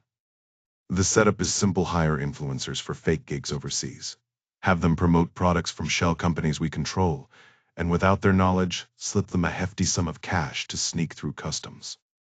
Most of the time it goes smoothly, but occasionally, the unwitting couriers clueless about what they're hauling get nabbed. And that's how this whole mess started. Now, Joe Blow clearly holds a senior position at Maximum Impact, given he has access to this exclusive email address. I don't just hand it out to anyone. At first, I pegged Joe Blow as Jeff Nolan seemed like the type who'd gamble his client's safety for a fat paycheck. But boy, was I wrong. After 2 of our couriers got busted, Jeff had the audacity to send me a scathing email hurling all kinds of accusations. The nerve. Naturally, I decided to cut ties. I've got plenty of schemes running. If one starts causing trouble, I drop it fast. Before moving on, though, I sent Jeff a little message, not an email, but something far more direct. I arranged for one of the couriers to be eliminated very publicly. No need to tiptoe around, right? Just a friendly warning to back off. A shot across the bow, as they say. I figured that would settle things. But no, Jeff doubled down, sending another email, all indignant about the murder, threatening to expose me. Typical ego-driven nonsense. So, I did what any reasonable person would. I had another courier taken out. Annoying, sure, but you can't let threats slide. I won't tolerate bullies. Still, Jeff refused to back down. The third hit happened just days ago, somewhere in South Carolina, I think. This time I even left $1 million with the body. A clear message. This isn't about the money, Jeff. It's about principle. Maybe now he'll finally get the hint. Meanwhile, there's this email from Rob Kenna. Amy Wheeler's on the run. Why do I want her dead? Simple, she's my insurance policy. I'll explain more when she's gone. No sense getting ahead of myself. Amy's no fool, and while I trust Rob to handle it, a little extra motivation never hurts. Rob, mistakes happen. But if Amy isn't dead within the week, you will be. Best regards, friend through Lubat. That ought to sharpen his focus. Tick-tock, Robert. Sushi, sir. The flight attendant, dressed in sleek black, offers a tray. Steve barely registers it. Just hours ago, a driver, Ken, complete with an old-fashioned hat, had been waiting outside his cottage.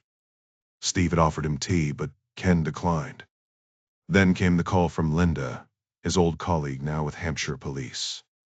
Of course, she'd give him a heads up on the Hollins Wood blood results. Why did he want to know? No reason, he'd said. Linda then invited him for a drink. Steve, flustered, lied about having plans only to realize he actually did have plans this time. He's flying to the States to stop someone from killing Amy. After a quick knock on Margaret's door, just a couple days, surprise party, don't forget, Trouble's eye drops, he'd thrown a bag together and left. No time to waste. Steve had no idea how much luggage he could bring on a private jet, so he played it safe with just a backpack. Feeling bad that Ken had been waiting almost an hour outside, he brought him a cup of tea before they left. When Steve mentioned needing to hit an ATM, since he hadn't realized the ride was prepaid, Ken just waved it off. His own printer was out of ink, so he popped over to Margaret's place again to print the files Amy had emailed. The stack of papers included a grinning shirtless guy on a yacht, a gruesome crime scene photo, and pages of notes on a woman named Bella Sanchez and a man called Mark Gooch.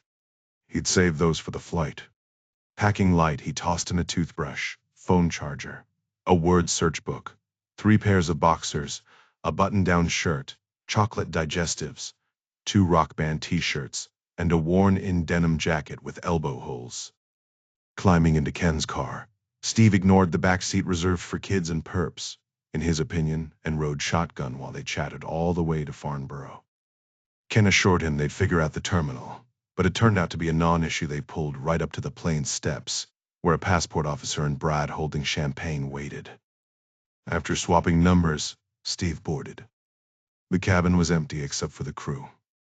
The pilot, Saskia, offered him a spot in the cockpit for takeoff, an invitation he eagerly accepted, especially when she let him press a button.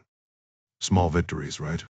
Once they leveled off, he left her to her book and returned to his absurdly plush sofa seat, where Brad presented sushi on a silver tray. Steve eyed it skeptically. Got anything less raw? A sausage roll? Crisps? Brad countered with Parmesan croutons before offering to check with the chef. Or a Scotch egg. Steve added. Honestly, I was craving bolognese tonight. The drink menu was equally excessive: 18 vodkas, 12 beers. Steve opted for a proper ale, and Brad suggested a tasting flight. As the English coastline faded below, Steve's mind drifted to his last trip abroad. A budget vacation in Turkey with Debbie, featuring questionable airline food and a 24-hour news loop about Burkina Faso's election drama. This was different. Pulling out the case files, he skimmed the grim details. Andrew Fairbanks, murdered on a yacht, his body dumped at sea. The booking agency, ironically based in unglamorous Letchworth Garden City, had no idea Steve was digging. He hadn't emailed them yet, better to keep his suspicions quiet until he knew what to ask. The papers rustled as the jet hummed onward, the Atlantic stretching dark below. At the airport, Fairbanks is greeted by an unnamed driver who whisks him away to Lowsport, where a yacht and photographer await, both equally anonymous. Steve, now en route to that same airport, pulls out his dictaphone and mutters, "Who met Fairbanks?" "Check the airport cameras." Then there's Francois Lebet, a fresh lead from Amy, who's clearly prioritizing tracking him down. She also drops the name Joe Blow, possibly an insider at Maximum Impact Solutions, both tips courtesy of Jeff Nolan. Steve taps his dictaphone again. Who the hell is Francois Lebet? And what's Joe Blow's deal? Brad strolls in with a tray of 12-shot glasses, each holding a different shade of amber liquid. "Ready to dive in?" he asks. Steve gestures toward the empty seat. "You joining?" Brad shakes his head. "Against the rules, can't drink with passengers. Probably some international aviation law. Plus, the pilot needs me sharp in case things go sideways." Steve holds up a finger, steps into the flight deck, and catches Saskia flipping through Rosie D'Antonio's latest thriller, Dead Men and Diamonds. "Mind if Brad has a drink with me? It's a long flight." Saskia barely glances up. "Knock yourselves out. There's a bag of Coke in business class, too, if you're feeling adventurous." Steve chuckles. "Tempting, but I'll pass. Thanks." Back in his seat, he grabs the dictaphone again. "Hey Debs, just updating you from a private jet. Gold-plated toilet, free drugs, but shockingly no snacks. Odds are we'll crash, but if we don't, call you later. Love you." Brad raises an eyebrow as Steve returns. Saskia gave the green light. With a grin, Brad lifts the first glass. "We're starting light, a crisp little Japanese lager." Bonnie Gregor never imagined her influencer journey would take off like this. A year ago, she was posting a photo of her freshly painted pink bathroom door on Instagram, to a grand total of 6 followers. Her mom, her sister, 2 coworkers, Reba's now ex-husband Mike, and a persistent South Korean porn bot. Now, scrolling through her 14K strong following, she picks out highlights to impress Felicity Williston at Vivid Viral Media unannounced. But sometimes, you have to force fate's hand. If big things happen to others, why not her? The kids are with her mom, and Bonnie's betting Felicity is some mid-20s hipster type. 14,000 followers in a year. Where could she be in another? Reba and Mike split, but the porn bot's still hanging around. That's dedication. Her original post, #LouWithAView, featured the door snapped from the toilet seat, her knees just visible. 4 likes, Mike and the bot being the holdouts. Early red flag about Mike's reliability. The post eventually sank into Instagram's abyss, but not before the paint started peeling.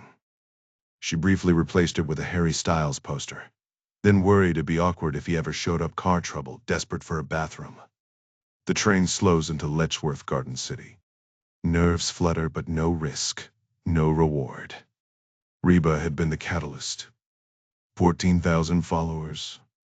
"You're basically an influencer," she'd said. And Reba was the one who shared Bonnie's photo in a Facebook decor group, where Fern Cotton's mom spotted it.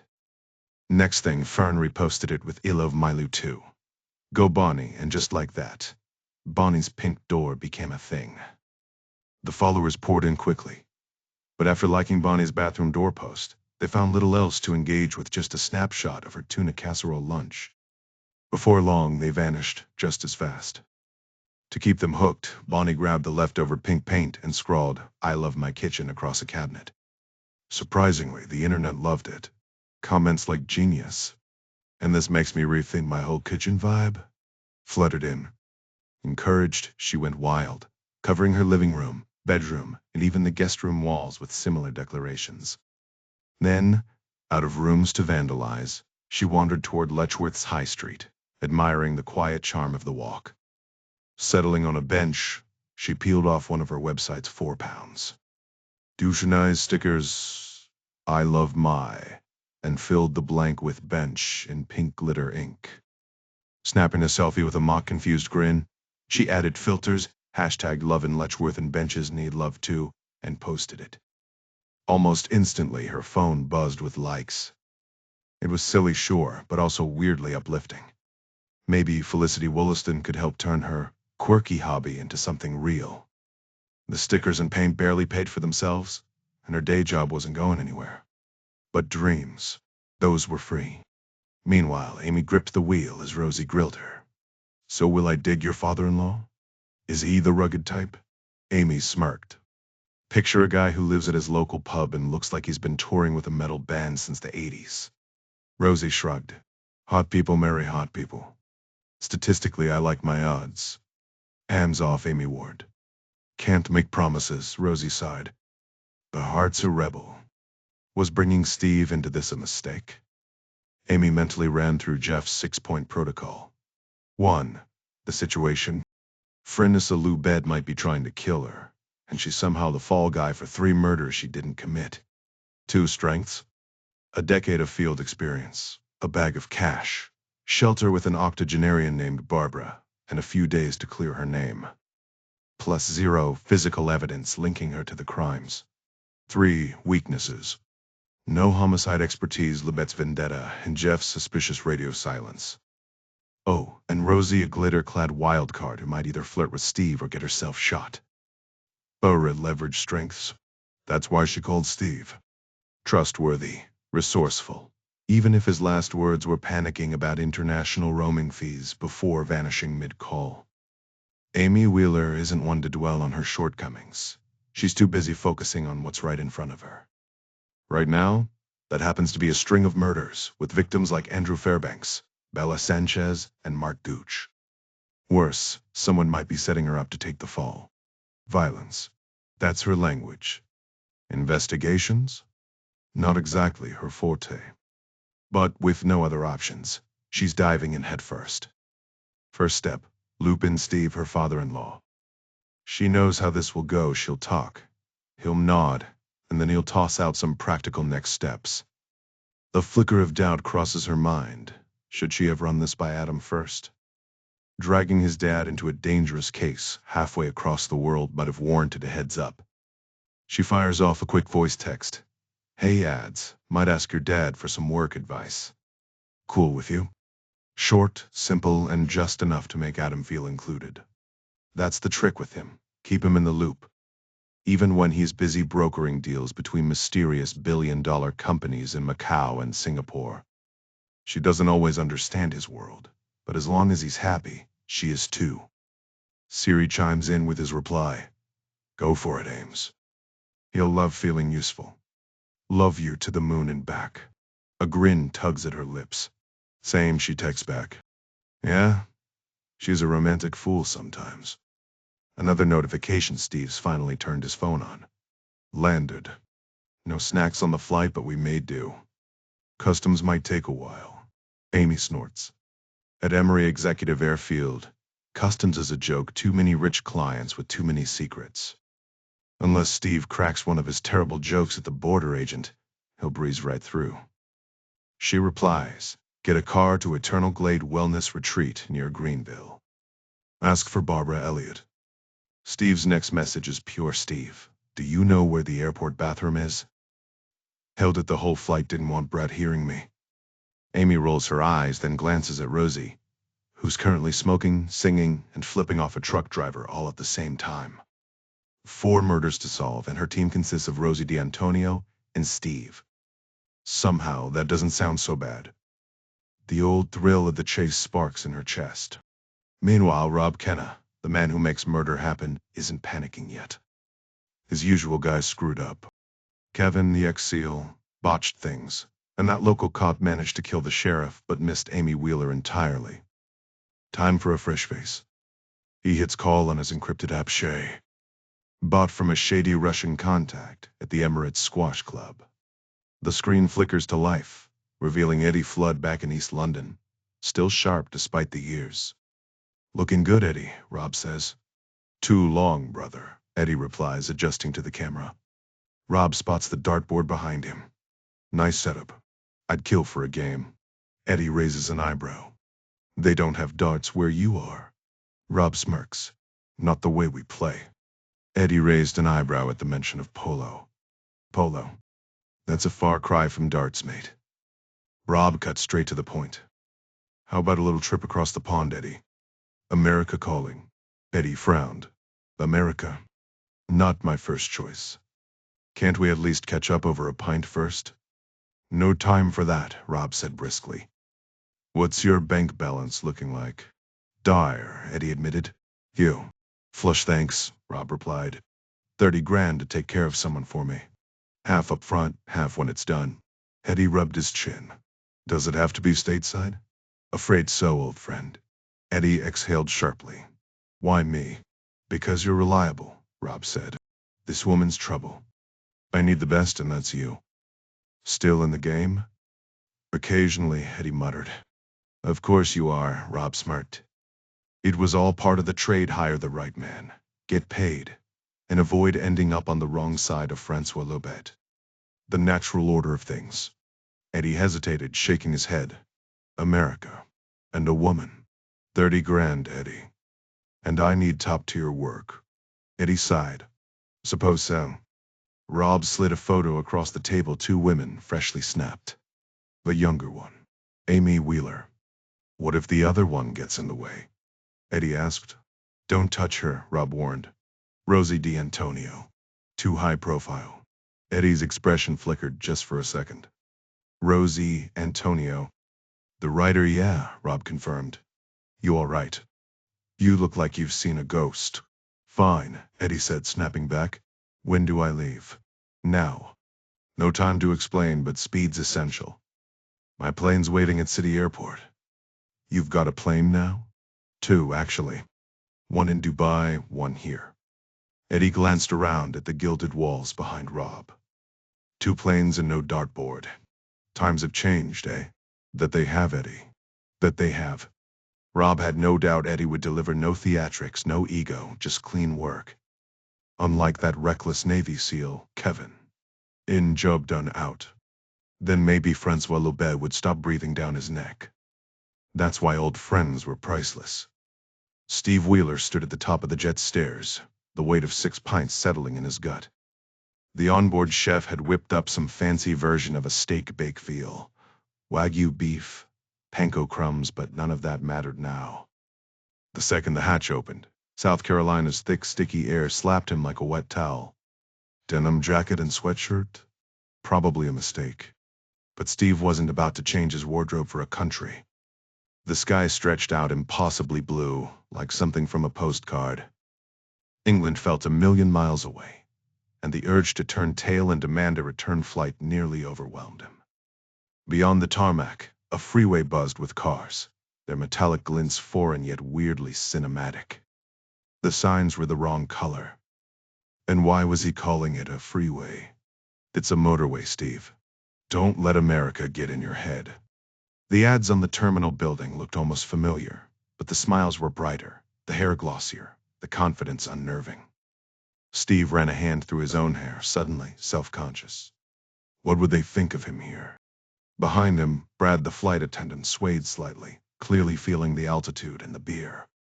Might want the sunglasses, Brad suggested. I don't own sunglasses, Steve grumbled. I'm not some Hollywood pretty boy. Then a hat at least. Who just has a hat ready? Steve shot back. Maybe we should just turn this bird around. Can we do that? Brad shrugged. Sure. Depends if you came here to do anything important. Infuriating. Steve had flown all this way for one reason: to help Amy. The irony wasn't lost on him. Amy, the woman who'd been his rock since the day they met, the one who never seemed to need anything from anyone, least of all him. Their daily calls were never deep, just casual check-ins, the kind where they'd swap stories about their days or reminisce about Debbie with a bittersweet laugh. Grief. That wasn't a topic for them. Steve had his village friends for that, or so he told himself. Margaret down the road had buried her father last year, and Tony at the pub was nursing a broken heart after his wife walked out. Even the police offered counseling, not that Steve would ever stoop to that. He'd made it clear grief was private, something to be handled alone. And Amy, she never pushed. She just listened, laughed when he needed it, and let him steer the conversation wherever he wanted. Now, stepping off the plane into the crisp American air, Steve felt out of place. The airport gleamed polished floors, immaculate staff. Even the grass outside looked like it had been trimmed with surgical precision. Then there was his duct-taped rucksack, a relic from another life, and Steve himself, rumpled and out of step with the pristine surroundings. Brad, the ever-polite attendant, tried to take his bag, but Steve waved him off. The guy looked like he'd regret that decision later, especially after whatever questionable airport snack he'd scarfed down earlier. "What's in there?" Steve jerked his chin toward the nearest building. "Passport control," Brad replied. "But they won't hassle you. Small airport, everyone knows everyone." Perfect. Steve needed answers. And small towns had a way of spilling secrets.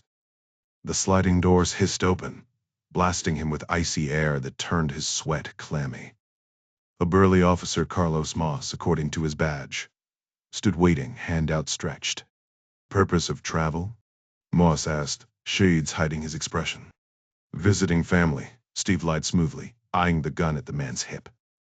He'd spent decades on the force, and most cops he'd known couldn't be trusted with a water pistol. But Moss, he wore it like he knew how to use it. "I'm in the job too," Steve added, flashing a grin. Moss barely blinked. "Welcome to America." Steve adjusted his stance, feeling the weight of his years in law enforcement as he faced the customs officer. 25 years on the force," he said, flashing a grin. "Now I'm private sector." Carlos, unimpressed, barely glanced up. "Customs and Border Protection," he replied flatly. "Different ball game." Yeah, Steve said, catching his own reflection in the man's mirrored shades. "But at the end of the day, we're all chasing the same thing, bad guys, right?" "And bad women," Carlos corrected, raising an eyebrow. "No profiling, please." "Who are you visiting?" "My daughter-in-law," Steve lied smoothly. "Listen, between professionals, I'd love a peek behind the curtain. Your surveillance setup, the works. Call it professional curiosity." Carlos finally lowered his sunglasses, eyeing Steve like he'd just sprouted a second head. "Sir, are you high?" Steve chuckled. "Nope. Time for plan B." He nodded toward the holstered gun at Carlos's hip. "You ever actually use that thing?" "Excuse me?" "Your sidearm." Steve pressed, finally fishing out his passport. "Seems like a quiet gig here." "Not much action." Carlos flipped through the passport, then fixed him with a deadpan stare. "Sir, this isn't a chat. It's an inspection." Right, Steve said, waving a hand. "Just saying this place. Easy to sneak a piece through?" Security's a joke. No real heat around. That ought to do it." All he needed was access to the security hub. Carlos gestured to Steve's backpack. "This yours?" Steve smirked. "The bag I hauled off the plane and just dug my passport out of?" "Yeah, genius, it's mine." "Too far." Carlos's expression darkened. "Was that supposed to be funny?" "Long flight," Steve shrugged. "Also British." "Also dumb question, Carlos." The officer lowered his shades again, exhaling sharply. "Sir, you've got me doing this twice now. That's 2 times too many. You want me to tear this bag apart? You want to see the back rooms tourists don't usually visit?" Bingo. Exactly what Steve wanted. At any normal U.S. airport, he'd have been cuffed after the first remark. But here, they were clearly under orders to keep things low-key. No wonder the wealthy slipped through so easily. One last nudge. "Even if I had packed a gun, you'd never find it. Not with how you guys operate." Carlos froze. "Sir?" "Too obvious," Steve said, tapping his temple. "Classic American thinking." Carlos straightened to his full height, finally removing his shades. "Sir, you're coming with me for a full search." "Perfect," Steve thought. Then it hit him, now what? He'd figure it out. Hopefully before latex gloves entered the equation. Carlos led him past the glossy terminals into the guts of the airport, the kind of place tourists only saw if they were hauling bricks of contraband. He dumped Steve's bag onto a metal table, popping the flimsy clasps. "What's your business in the U.S.?" he asked, rifling through the contents. "You travel light. How long you staying?" "Not long, ideally," Steve said. "Not that it isn't lovely." But there's pub trivia Wednesday, and Margaret's great with trouble, but he's clingy. Trouble? My cat, Steve said. Carlos paused, then nodded. Rescue. Street cat. Tough little thing. Good. Carlos pulled out a crumpled Van Halen shirt. Van. Greatest band ever, Steve said. Damn right. Carlos almost smiled. Call me Steve, Steve offered. No, sir. Carlos yanked out a Def Leppard tee next, raising an eyebrow. 2 shirts for the whole trip? Should cover it, Steve said. You do have laundromats here, right? He leaned in. Ever heard of Andrew Fairbanks? Carlos shook his head, refolding the shirts with military precision. Guy who got shark bait on a yacht, Steve pressed. Oh, that guy. Carlos zipped the bag shut neater than Steve had left it. Roped and fed to the fishes. That's the one, Steve said, watching closely. The game was on. Steve holds up his phone. Mind if I show you a picture? Carlos yanks the drawstring tight on Steve's duffel bag. Listen, pal, Steve. Listen, Steve, Carlos corrects himself. You're being detained for a customs inspection. Technically, I could shut this whole conversation down, but since you seem like a decent guy, cat lover, decent taste in rock, I've been cutting you some slack. That doesn't mean I want to see your vacation photos. Only ID I care about is the one where you look like a functioning member of society. Steve glances at his passport photo and smirks. My wife made me clean up for this. Even got a haircut. She traveling with you? Steve's expression darkens. She's gone. Passed away. Carlos softens. Damn. Been there. So you're visiting family? My daughter-in-law, Amy. You'd like her. I'd bet, Carlos says. Got big plans while you're here. Steve leans in. If I say solving a murder, are you gonna deport me? Carlos raises an eyebrow. You packing heat? Nope. Should be, Carlos mutters. Whose murder? Andrew Fairbanks. Steve blanks. You know about that? I know a lot of things, Carlos says, straightening his badge. Orchids, for example. Steve presses on. Fairbanks came through this airport. Tuesday. You working that day? Day off. Went to an air show big into blimps. Steve almost grins. He's got a soft spot for airships too, but shakes it off. Fairbanks got picked up by a driver. No records. Anyone asking around? Carlos shrugs. Just you. Police? Not a peep. Steve taps the counter. Bet your security footage would tell us something. Maybe even who killed him. Carlos checks his watch. Got a flight landing soon. Steve. Take it to the cops, Steve, Carlos says, but there's a flicker of interest.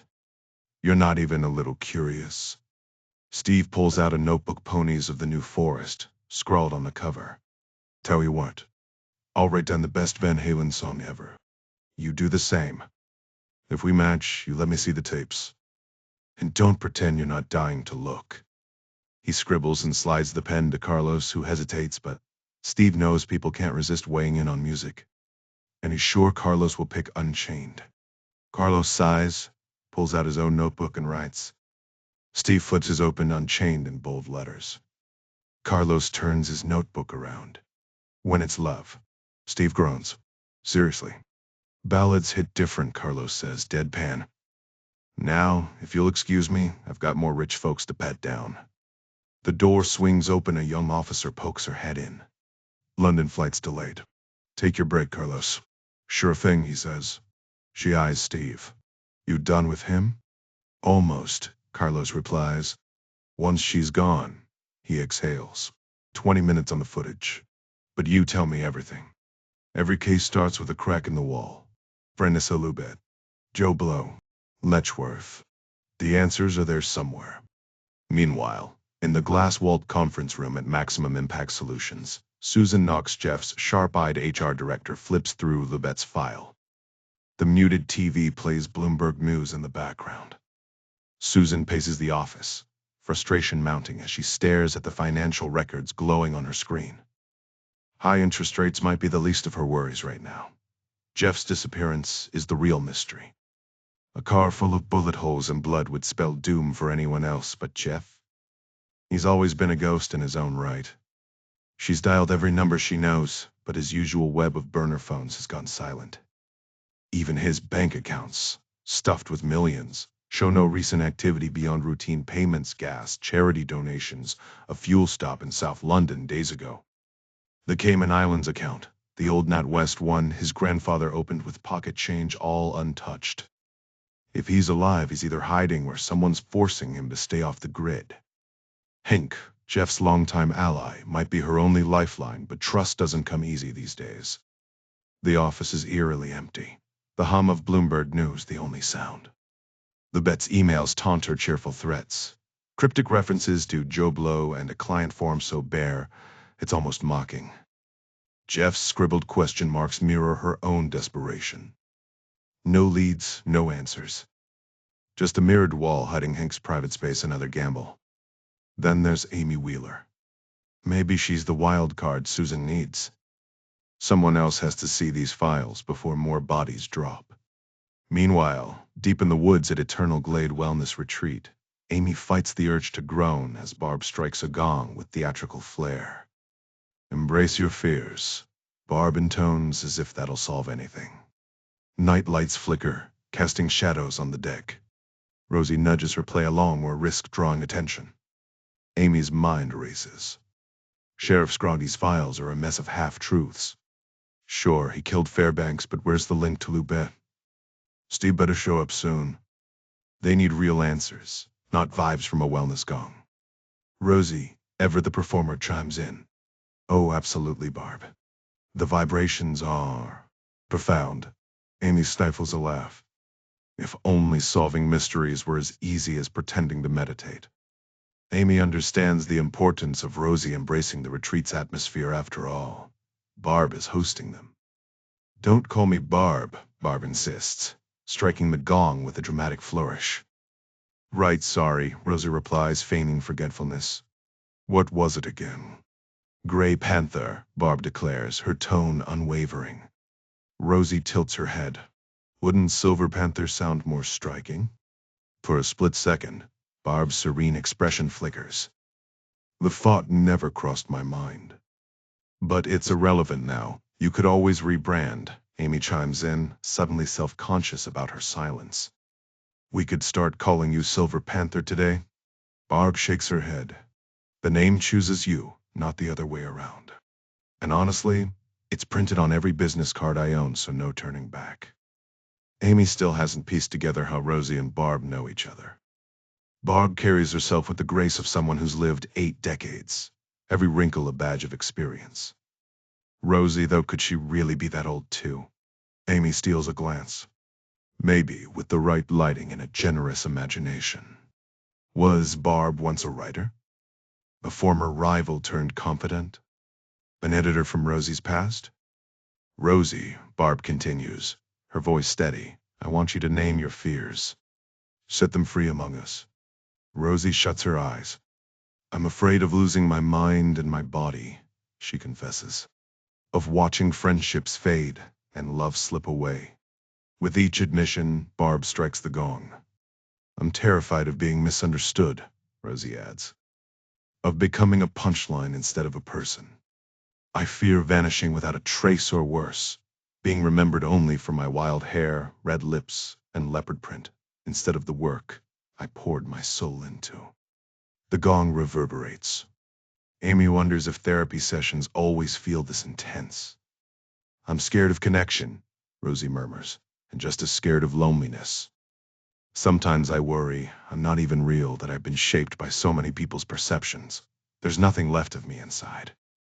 Amy realizes her turn is coming, and she scrambles to think. What does she truly fear? She'd faced the worst life could throw at her as a child. What else was there?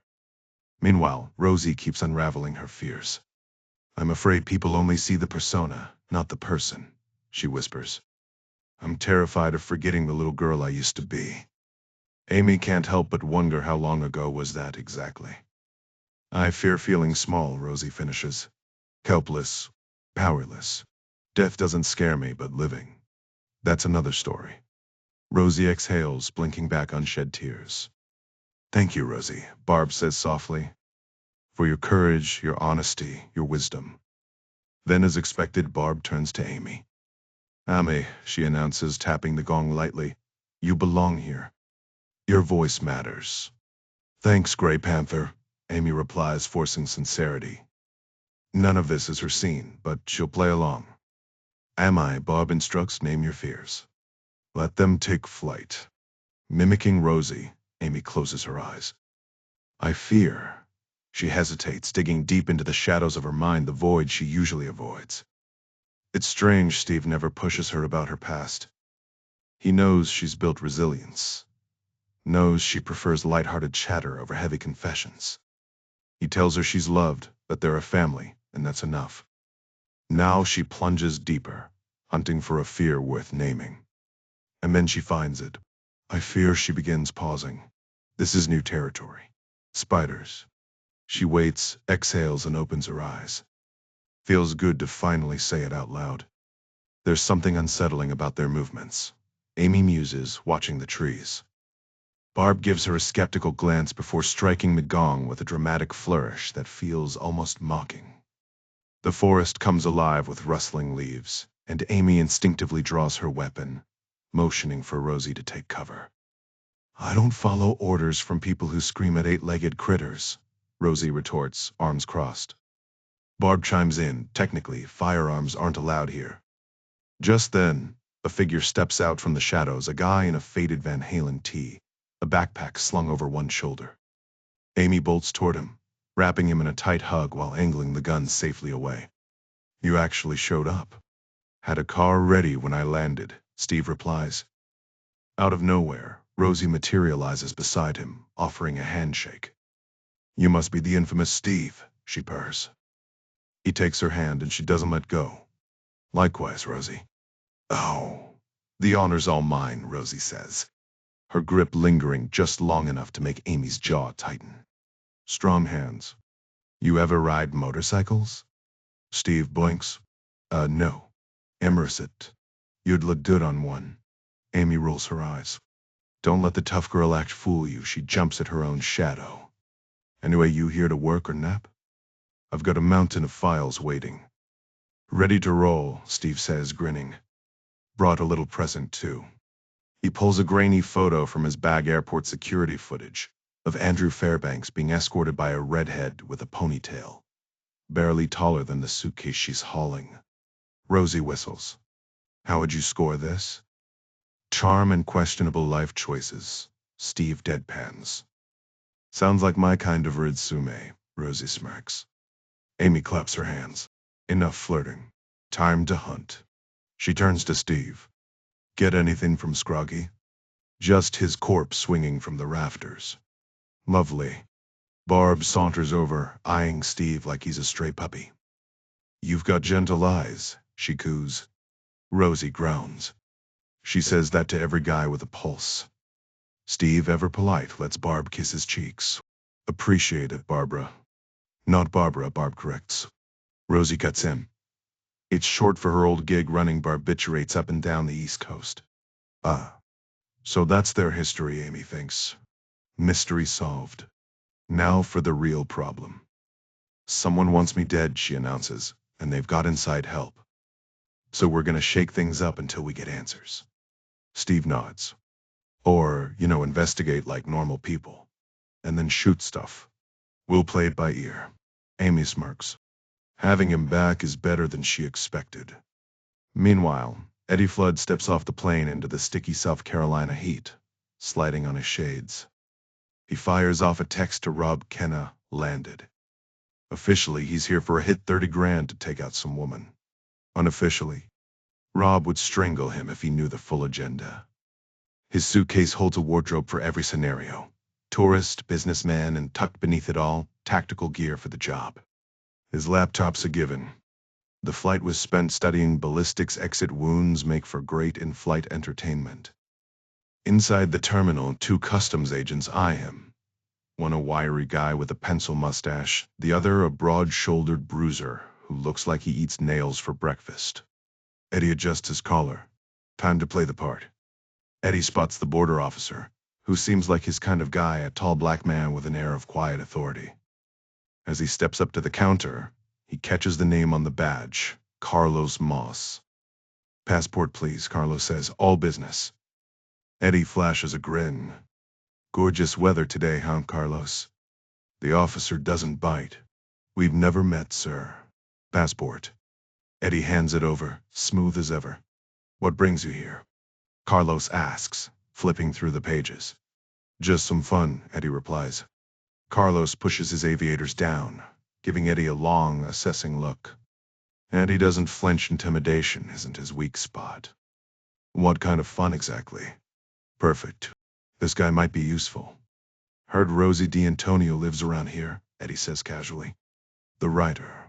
"Huge fan." Carlos raises an eyebrow. "That right? Favorite book?" "Too many to pick," Eddie says with a shrug. "Call me Eddie, by the way. Everyone does." "Not me," Carlos replies, eyeing Eddie's luggage. "You pack this yourself?" Eddie glances at the other officer, rubber-stamping passports on autopilot. "Yeah," he lies. "Thank God he left the gun with Duke some backroad handoff near Route 47. Time to test the waters." "So, Carlos, what's the salary like working here?" Carlos stiffens. "Excuse me." "Just curious," Eddie says, flashing his most disarming smile. "You guys treated well?"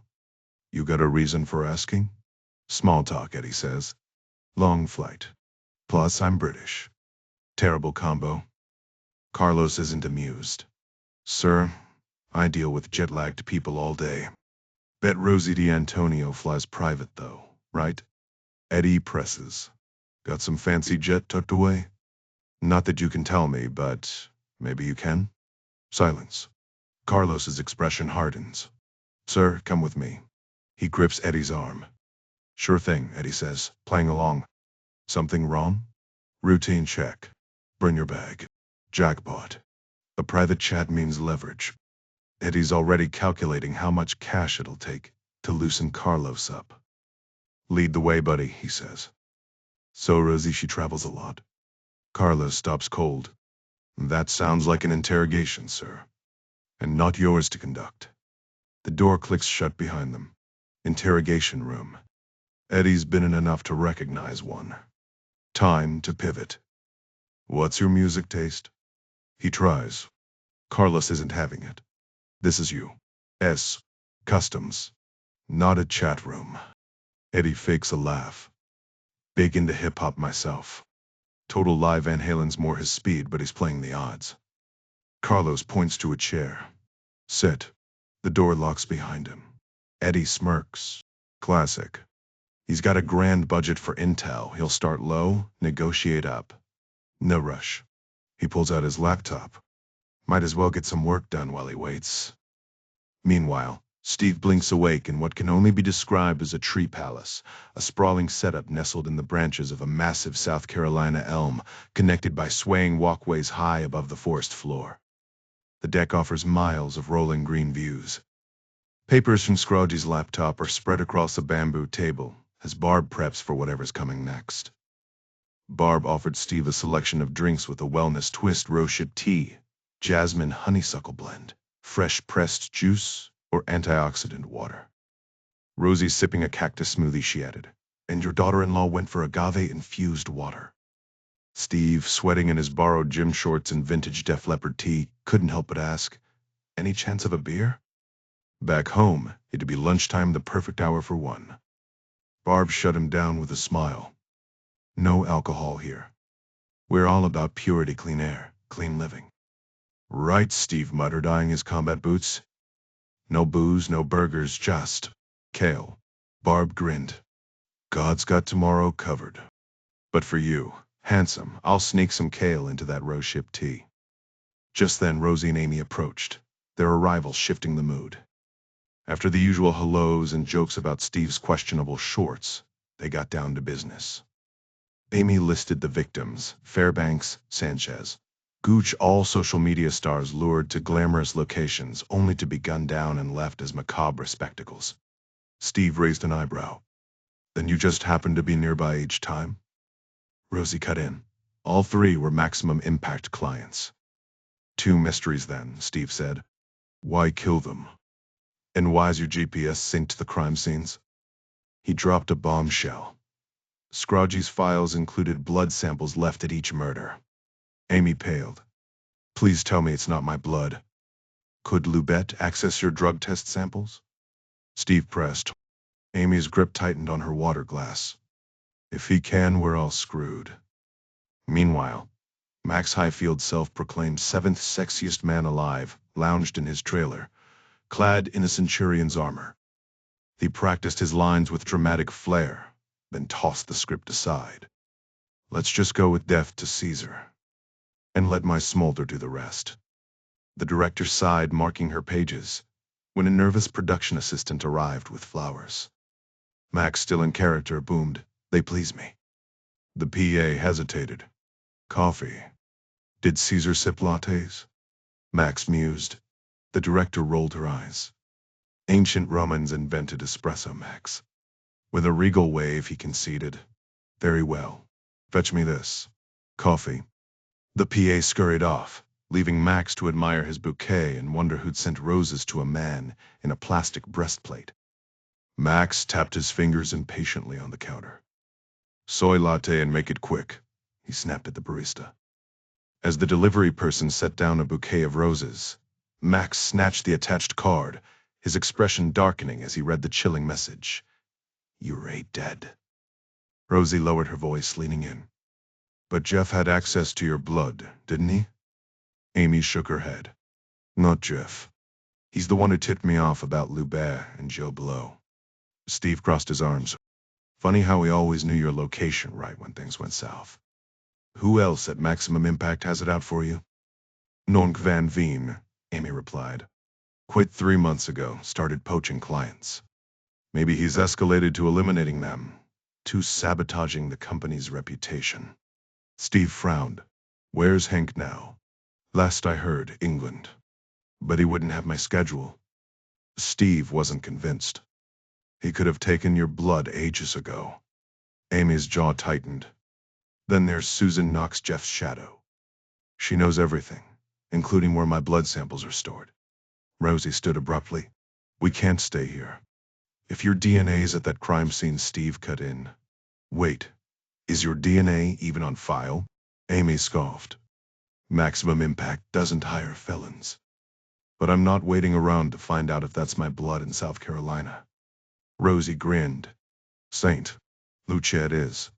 We'll dig into Bella Sanchez's case. Was she smuggling cash? Did a dirty cop take her out? Amy nodded. At least we'll be doing something useful. Steve groaned, eyeing his half-unpacked bags. I just got settled. Amy rolled her eyes. How long does it take to unpack a toothbrush? It's not about the time, Steve protested. I need roots. And yet here I am, chasing your chaos. Rosie smirked. Face it, Stevie, you're in this for love. It's Steve, he grumbled. And I belong in Hampshire, not some tropical manhunt. Rosie tossed him a wink. Relax. Ever tried weed? Amy snorted. Do birds fly? Steve ignored them, flipping through a file. Andrew Fairbanks worked for Vivid Viral in Letchworth Garden City, odd spot for a hip media firm. Rosie fake swooned. Hearing you say hip is adorable. Before Steve could retort, his phone buzzed. Carlos Airship calling. Airport buddy, he whispered to Rosie before answering. Carlos's voice crackled through. Got an English guy here? Eddie Flood. Asking about your girl. Looks like he's been in a few too many bar fights. Found a sketchy gas station address on him. You've got 2 hours before I'm unemployed. Steve grinned. You're a legend, Carlos. Still wrong about Van Halen, though. Hanging up, he turned to the women. Bad news. Another hitman's en route. Amy grabbed her bag. Saint Lucia. Now. Steve sighed. If he tracked us here, he'll follow us there. Rosie patted his shoulder. Listen to your hot dad instincts, Stevie. They'll be tracking my flight, Steve mutters under his breath as Barb sets down their drinks. Her eyes linger on the crime scene photos Rosie snapped of Justin Scroggy's corpse. A silent exchange passes between them. Rosie presses a finger to her lips, and Barb mirrors the gesture with a knowing nod. Steve's mind races. The girls are right, St. Lucia is where they need to be. That's where real investigative work happens. Maybe he could pawn off the Letchworth Garden City, lead to someone else? But first, they need to lose Eddie. Carlos can only stall for so long. His fingers fly across his phone screen. Got a side gig for you. I've got a plan, he announces. Amy rolls her eyes. If this involves another dead end in Letchworth, hard pass. Steve sips his absurdly healthy tea rosehip and kale, because of course it is, and checks his watch. Saturday. If they hustle, maybe they'll crack this case before trivia night. Where's your pilot? He asks Rosie. Hilton Head, she replies. Does scenic flights for retirees between my jobs. Can you get her airborne? Rosie shrugs. If she's not 3 mimosas deep. Where to St. Lucia or another wild goose chase? Neither, Steve says. Meanwhile, Eddie's stuck in immigration purgatory, listening to Carlos spin a tale of bureaucratic nightmares. Systems glitch, man. Carlos sighs, shaking his head. When the machine says jump, Eddie forces a grin. Story of my life. His passport was supposed to be clean, Rob Kenna had guaranteed it. But Carlos leans in, lowering his voice. Knew you were solid the second you walked in. Had to pull some strings to fast-track you. Eddie exhales. The hip-hop small talk paid off. One wrong move, and this could have gone south fast. As they step out of the interrogation room, Carlos flashes a grin. Let me make it up to you. You were asking about Rosie D'Antonio earlier? Eddie's pulse spikes. Her plane's prepping for takeoff, Carlos murmurs, nodding toward the runway. A sleek Gulfstream, with tail number TC8116 rolls into position.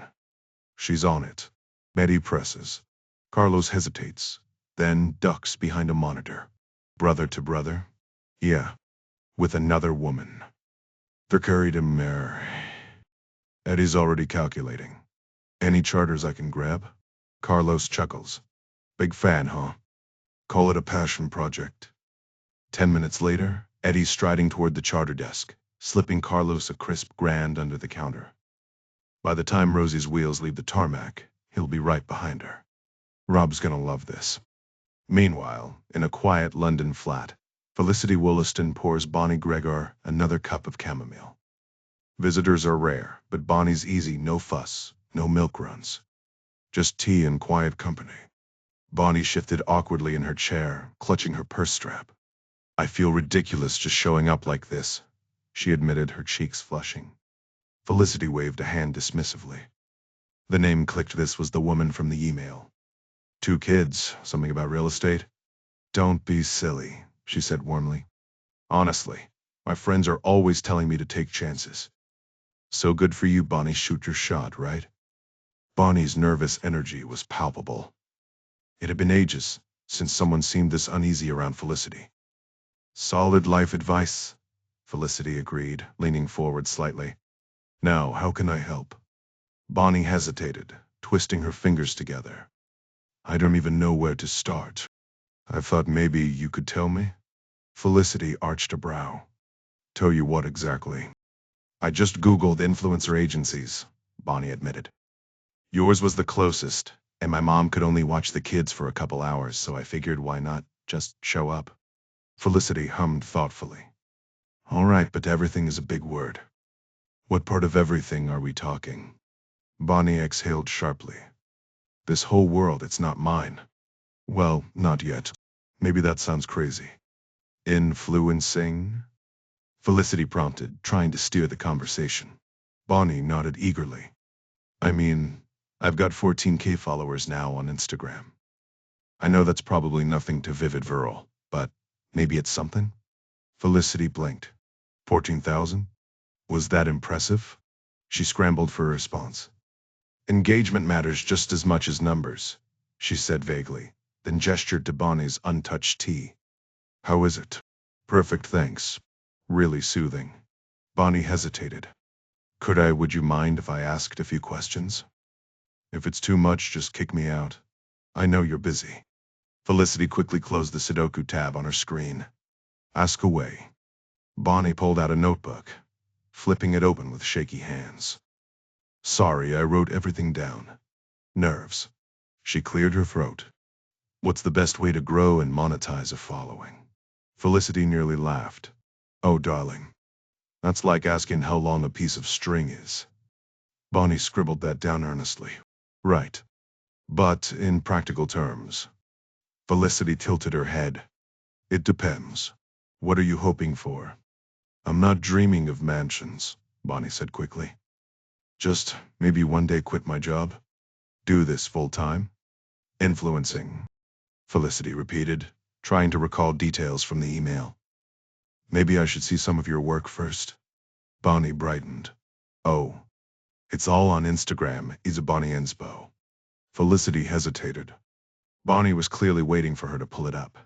She clicked her mouse a few times for show, then sighed dramatically. Ugh, it swore they fixed this. She stood rounding the desk to perch beside Bonnie. Mind showing me on your phone? Bonnie eagerly unlocked her screen, scrolling through a feed of bold pink murals with uplifting quotes: love, hope, dream big. Felicity wasn't entirely sure what she was looking at, but the enthusiasm was infectious. Vibrant, she declared. Really fresh. Bonnie beamed as Felicity returned to her seat. You think so? Absolutely. Bonnie bit her lip.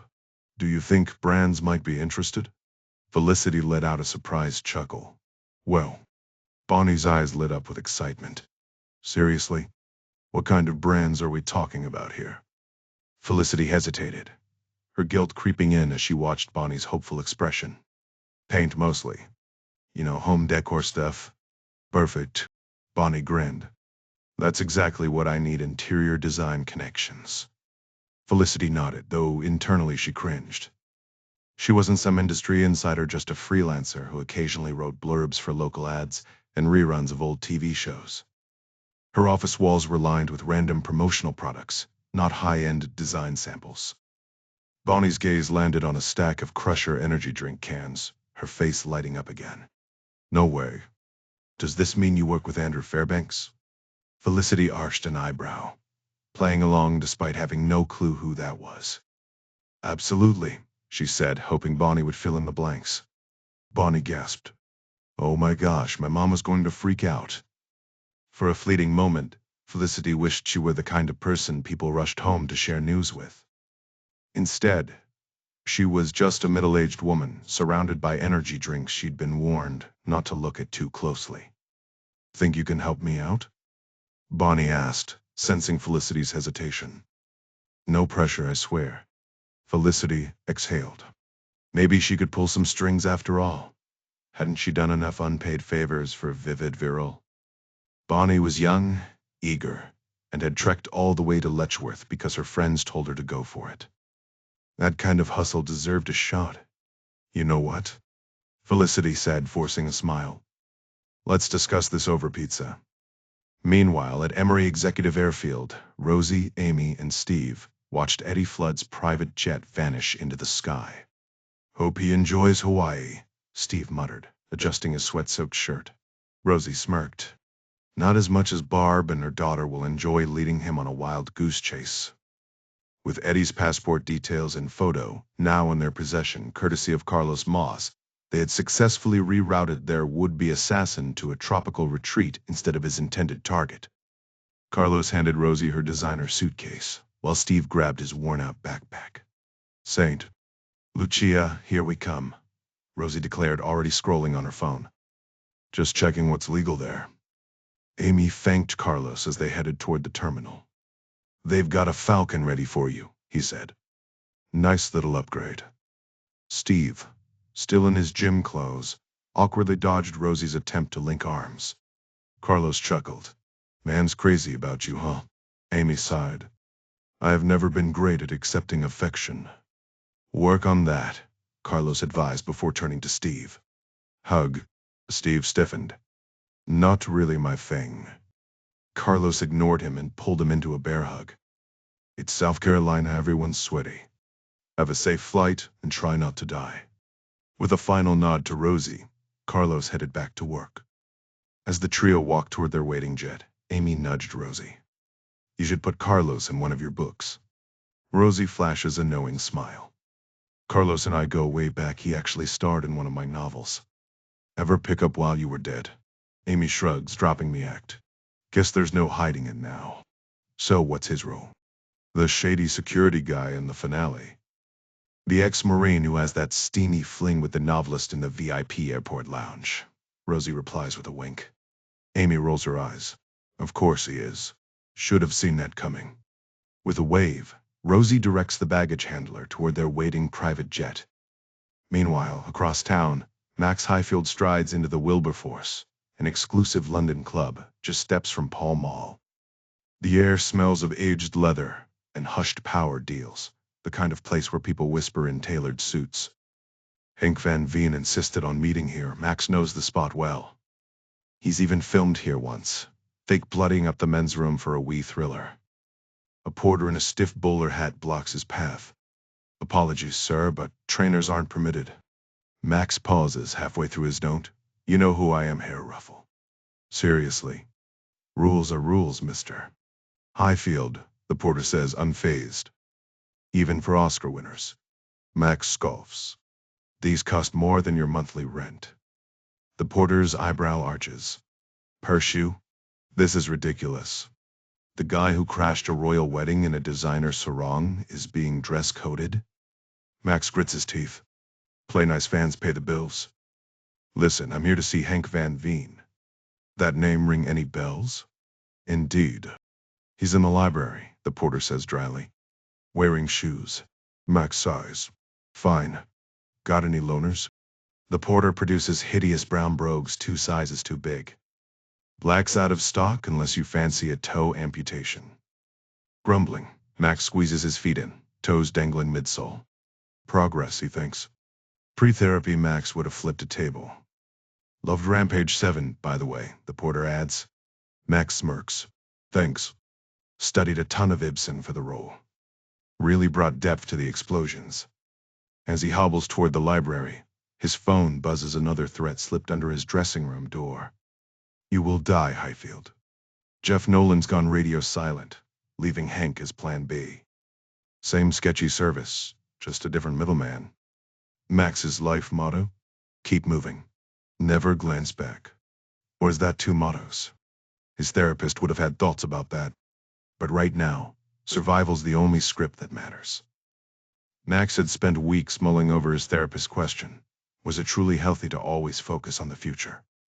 For him, the answer was obvious. Therapy had become his lifeline, not to mention a handy tax write-off. During one session, he'd laid it all out for Melanie, his no-nonsense therapist. Look, he'd argued, after Rampage 7, you don't backtrack to Rampage 6. You push ahead to Rampage 8. That's just how the industry works. She'd shot back with the radical idea that maybe he didn't need to make any Rampage movies at all, which only proved she had zero grasp of box office realities. When he asked if she even followed entertainment news, she blinked blankly. Some things clearly were beyond therapy. She could dissect his father's emotional shortcomings with surgical precision, but couldn't fathom why Max chased success like a man possessed. And now, with Rampage 8 shaping up to be a prequel, the whole forward-backward debate felt hilariously irrelevant. Sir. The porter's voice snapped him back to reality. Max blinked, realizing he'd been muttering under his breath. Apologies, just working through some existential logistics. The library, right? He stood, handing over his prized neon blue and pink trainers with charcoal soles. You'll guard these with your life? The porter barely suppressed an eye roll. I'll do my best, sir. As they ascended the plush carpeted stairs, Max's bare feet slapped against the steps like a disoriented seal on a riverbank. Meanwhile, aboard the Falcon, Rosie and Steve belted out a twangy country anthem from their cream leather sofa, looking every bit the mismatched suburban parents. Across from them, Amy scowled at her phone, seatbelt securely fastened, unlike Rosie, who dismissed turbulence as a myth invented by big aviation. The cheerful duet about some showgirl named Lola grated on Amy's nerves. If her would-be assassin struck now, at least she'd be spared this auditory torture. Her phone buzzed. An unknown number. I wish to speak with you. Not Jeff's style unless he'd outsourced his text to an AI. She fired back. Jeff? The reply was instant. Henk. Henk Van Veen, in case you know multiple Henks. Her stomach lurched. The man who'd cashed in on chaos now offering help. Where's Jeff Henk? She typed, fingers trembling. His response was chillingly casual. Heard he's dead. You? Steve caught her expression. Friend of yours? A potential murderer, Amy deadpanned. Rosie chimed in without missing a beat.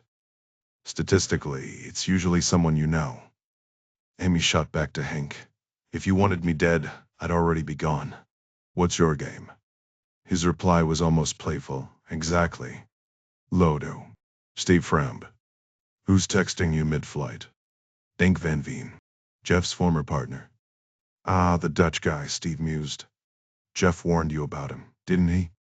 Amy nodded, thumb hovering over the screen. Unk's next message popped up. Meet me. I've got answers. Steve Torsker. You really shouldn't use your phone during yeah, Amy muttered, already drafting her reply. Some risks were worth taking. Amy exhales sharply, her fingers tightening around the phone. Let's not drag anyone else into this mess, she mutters under her breath. She types a reply to Henk, her words deliberate, baiting him just enough. You already know where I am. Too bad your hired help couldn't keep up. And by the way, that $100,000 feels like karma, doesn't it? She glances at Steve, her stomach twisting. If Henk's serious about silencing her, Steve could easily become collateral damage. Bringing him along suddenly feels reckless. The plane's speakers crackle to life with the opening synth of Take On Me, snapping her back to the moment. For the first time in hours, she really looks at Steve. There's a lightness in his expression she hasn't seen in years. He waves off the joint Rosie offers, but his grin is genuine, his shoulders relaxed. Rosie's already swaying in her seat, and Amy can practically see Steve itching to join her if not for the seatbelt sign. Then her phone buzzes again. Honk's message is all faux concern. Someone's trying to kill you. How unfortunate. Funny timing, I'm meeting an old associate of yours. Ever consider joining Henk Industries? Let's talk. Amy scoffs. Talk. She's done talking. With quick, decisive movements, she pries the SIM card free and slices it to ribbons with her nail scissors. No more distractions. Jeff will figure out how to reach her if it's urgent. The weight lifts instantly, just her, Steve, and Rosie, belting out the chorus as Saint Sag. Lucia's emerald coastline glimmers below. Steve, mid-falsetto, doesn't even blink at the scissors. Somewhere between the absurdity and the adrenaline, Amy grins. Max Highfield strides into the library like he owns it, because these days he might as well. The place reeks of old money. Towering shelves, leather-bound volumes, chandeliers dripping crystal. A far cry from the dive bars he used to haunt. Still, he side-eyes the porter who took his sneakers. Hope they're not collecting dust under some desk. Henk's tucked behind a stack of medical journals, perched on a sofa that probably cost more than Max's first car. The only other occupant is an elderly woman absorbed in a book about grief, though she'd sized him up the second he walked in. People always do. Spinoza, Henk announces, tapping the book in his lap. Ever read him? Max drops into an armchair. Can't say I have. Any good? Decent, Henk muses. No Spinoza, no Kant. No Goethe, for that matter. Max nods sagely. And here I was thinking George Eliot just woke up one day and wrote Middlemarch. Henk's chuckle is dry. Exactly. Appreciate you making time, Max says, shifting gears. Heard things are messy at your old agency. Loyalty must be getting complicated. Max smirks. I'm loyal to one person, me. Ah, a paradox, Henk counters. Call it survival. Max leans forward. So, rumor is Jeff's dead. Like actually dead? Henk waves a hand, dismissive. Jeff's choices caught up with him. You know how it goes. Max feigns confusion. Wait, is this about Die by the Sword? That straight to DVD flick I did. Pink sighs. It's an idiom, Max. Max grins. Sure. Agree to disagree. Max leaned back in his armchair, fingers tapping against the leather. You wouldn't happen to be in the market for a personal security detail, would you? Hank raised an eyebrow, amusement flickering across his face. Looking after you. Now that's a job even Spinoza would endorse. What exactly are you expecting? Let's just say I have standards, Max replied, plucking a book from the oak table 14th century Iran. The howl of uncertainty before setting it down with deliberate disinterest. Hank didn't miss a beat. Full protection, round the clock. Your choice of my team. Plus $2 million a year as my official ambassador. Max smirked, retrieving a black-edged card from his jacket and sliding it across the table. Someone seems to think I'm already dead. Any guesses? None whatsoever, Max deadpanned. I'm practically a saint. Grays has said so. Hank pocketed the card. Clearly, Maximum Impact isn't doing their job. I'll look into it. Max picked up the book again, hesitated, then dropped it with a thud. How many of Jeff's clients have jumped ship to you? Seagulls follow the trawler, Hank replied smoothly. Max chuckled. And did you really tell Jeff I can't handle a gun? Rampage 7? Hank blinked. No idea what you're talking about. Good answer, Max laughed, clapping him on the back. Draw up the contract. I'll sign. As Max strode out, he noticed an elderly woman hunched over a book on grief, tears slipping silently down her cheeks. He lingered, flipping through a yachting magazine as cover. Crying had never been his forte. Scripts always got rewritten to a roar of anger instead. He approached, offering his most charming smile. Need an autograph? She looked up, watery eyes sharpening.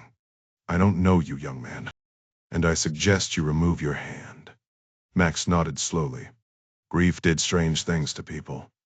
Amy had faced death in more countries than she could count, but St. Lucia made the list prettier.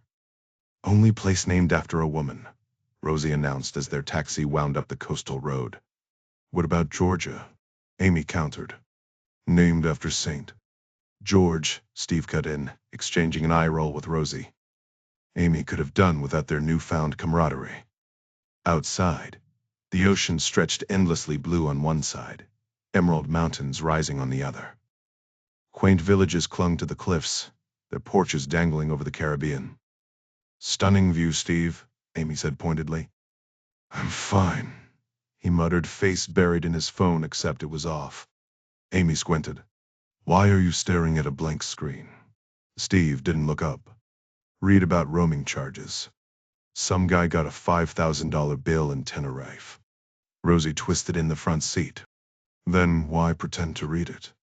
Steve tilted his head toward the sheer drop beyond the window. No guardrails. Ferdy, their driver, spun halfway around with a grin. Relax. You're in good hands. The engine roared as they climbed higher, the horizon swallowing the road ahead. Amy glanced at Steve as he powered his phone back on, the screen lighting up with a flood of notifications. Any updates from the Hampshire police? She asked, half joking. Steve shook his head. Mostly just Margaret next door, bombarding me with photos of trouble. Rosie perked up at the name. Trouble? She echoed, her curiosity piqued. Steve's cat, Amy clarified. A cat named Trouble, Rosie mused, grinning. I already like him. Him? Steve corrected. Rosie shrugged. Well, nobody's perfect. As the car rolled along, Ferdy waved at a group of kids leaning over a sunlit yellow porch. Why does everyone recognize you? Rosie pressed. I'm a politician, Ferdy said with a wry smile. Losing campaigns are my specialty. People love a good loser, keeps them from resenting me.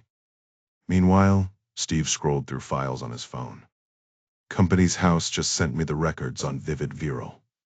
Turns out it's a rebrand of an old agency, Felicity Wollaston Associates. Theatrical TV, that sort of thing. Amy frowned. A woman in her 70s running a digital media empire solo. That's unusual. Rosie, still fixated on Ferdy, leaned forward. If you're a politician, why drive a taxi? Because I keep losing, Ferdy said, swerving sharply to dodge a lumbering cement truck. Every single time. The kids on the porch cheered as he honked back. They adore you, Rosie pointed out. That's the perk of losing, Ferdy chuckled. Winners get hated. It's the law of politics. Steve, still scrolling, muttered. Felicity Wollaston, born March 18, 1951. Sole director. Amy shot Rosie a look. Before or after your time? Rosie waved her off. I'm interrogating the taxi-driving politician, dear. The road ahead narrowed, cliffs dropping sharply to one side. Ferdy grinned into the rearview mirror. Almost to Emerald Bay. Just one last death-defying stretch. Steve's grip on his phone tightened, his knuckles turning white. Amy squeezed his hand. Does everyone take this route? Rosie asked. Most do, Ferdy said. The smart ones take a helicopter. Or a boat. 0 fatalities that way. Rosie pulled out her phone, showing Ferdy a photo. Did you ever drive Bella Sanchez? Ferdy barely glanced at it. Nope. Private car picked her up. Never seen it before. Amy tensed. Did you see the driver? Only when they wrecked, Ferdy said casually. They crashed. Rosie gasped. Everyone crashes, Ferdy replied, unfazed. Except you, Amy added, side-eyeing Steve. Oh, I've wrecked plenty, Ferdy laughed. That last stretch? Pure chaos. They keep it unpaved to scare off tourists. Public beaches, private access. Amy leaned in. So, you saw the driver? Redhead in a baseball cap, Ferdy said. White lady. Car went halfway down the cliff before a tree stopped it. I helped haul it back up. Amy exchanged a look with Steve.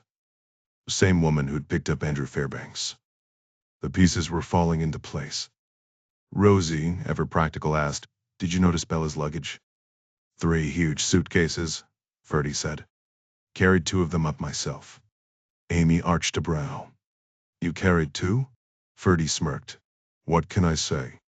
Politicians have hidden talents. The driver wouldn't let anyone else touch the second bag. What kind of bag was it? Rosie pressed. Ferdy shrugged. Big brown leather, the kind that screams expensive. Amy held up a photo of the satchel, found with Andrew Fairbanks on the yacht, the one stuffed with cash. Anything like this? Exactly like it, Ferdy confirmed. Same bag.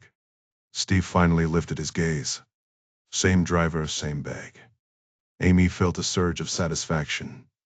Forget paperwork and corporate trails, this was real. A killer, a bag of money, and a trail leading straight to St. Lucia. Told you this trip was worth it, Rosie chimed in. Ferdy eyed them curiously.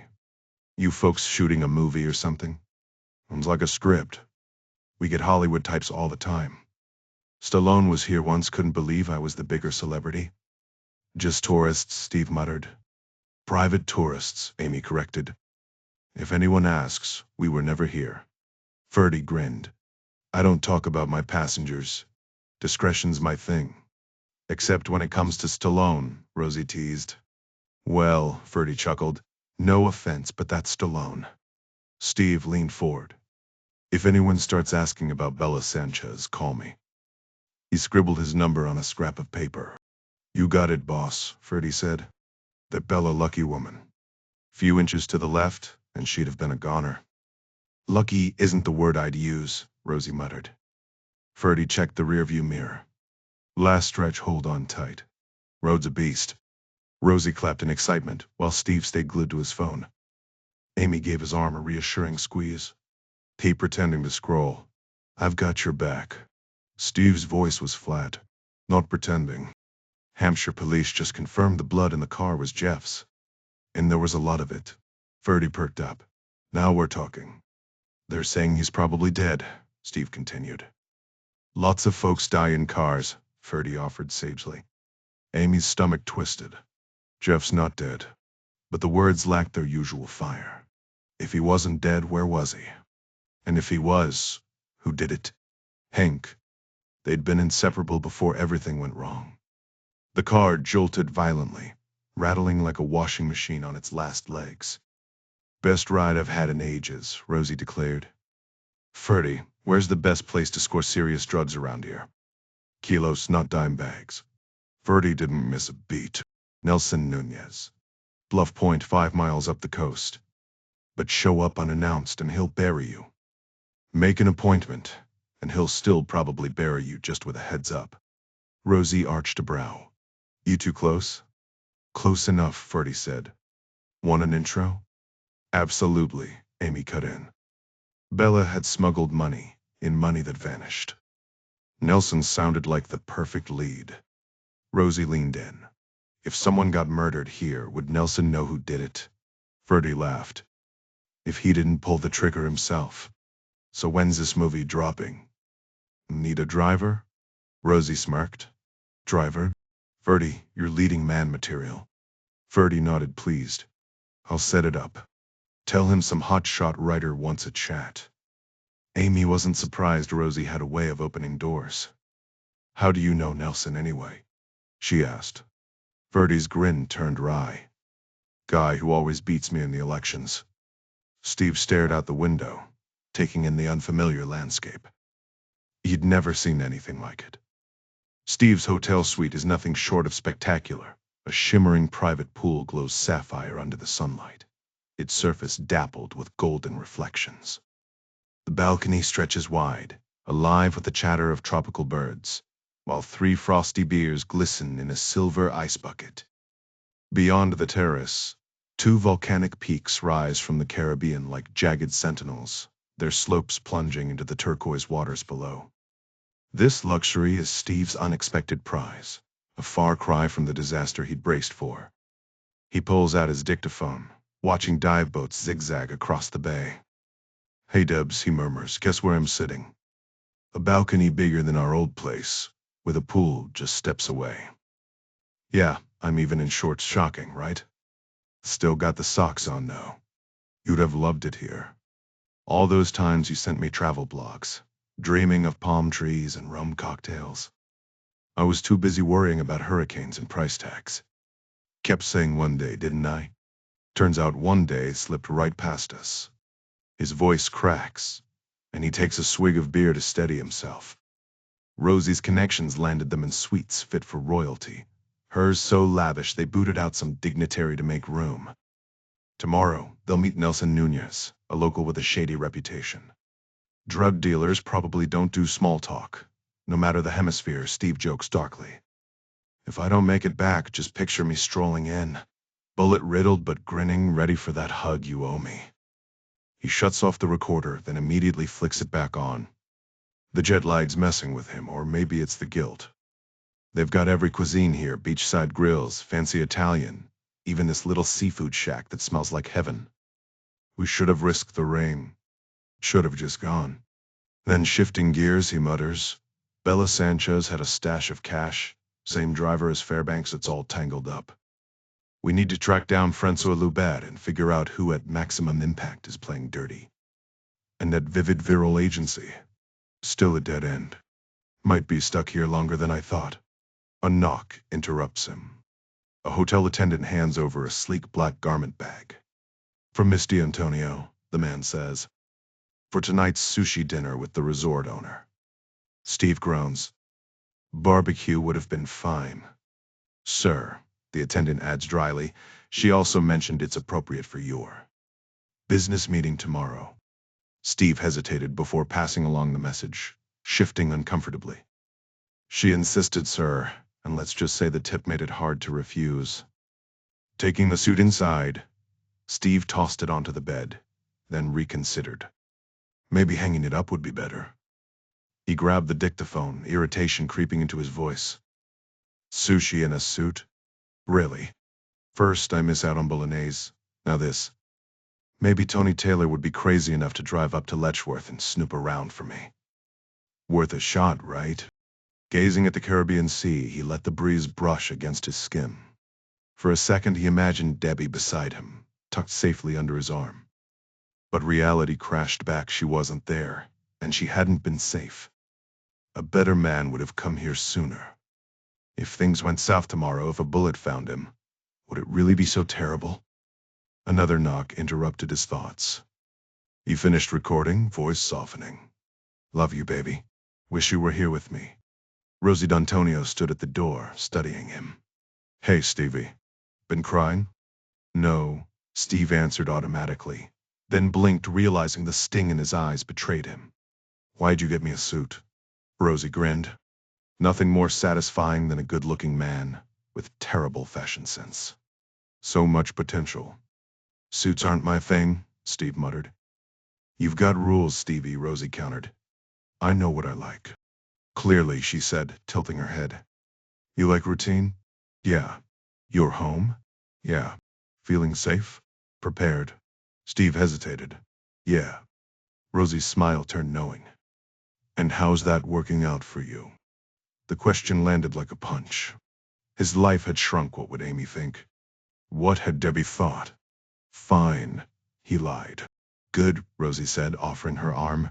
Now let's take a walk. We'll talk murder first, then your wife. Sound good?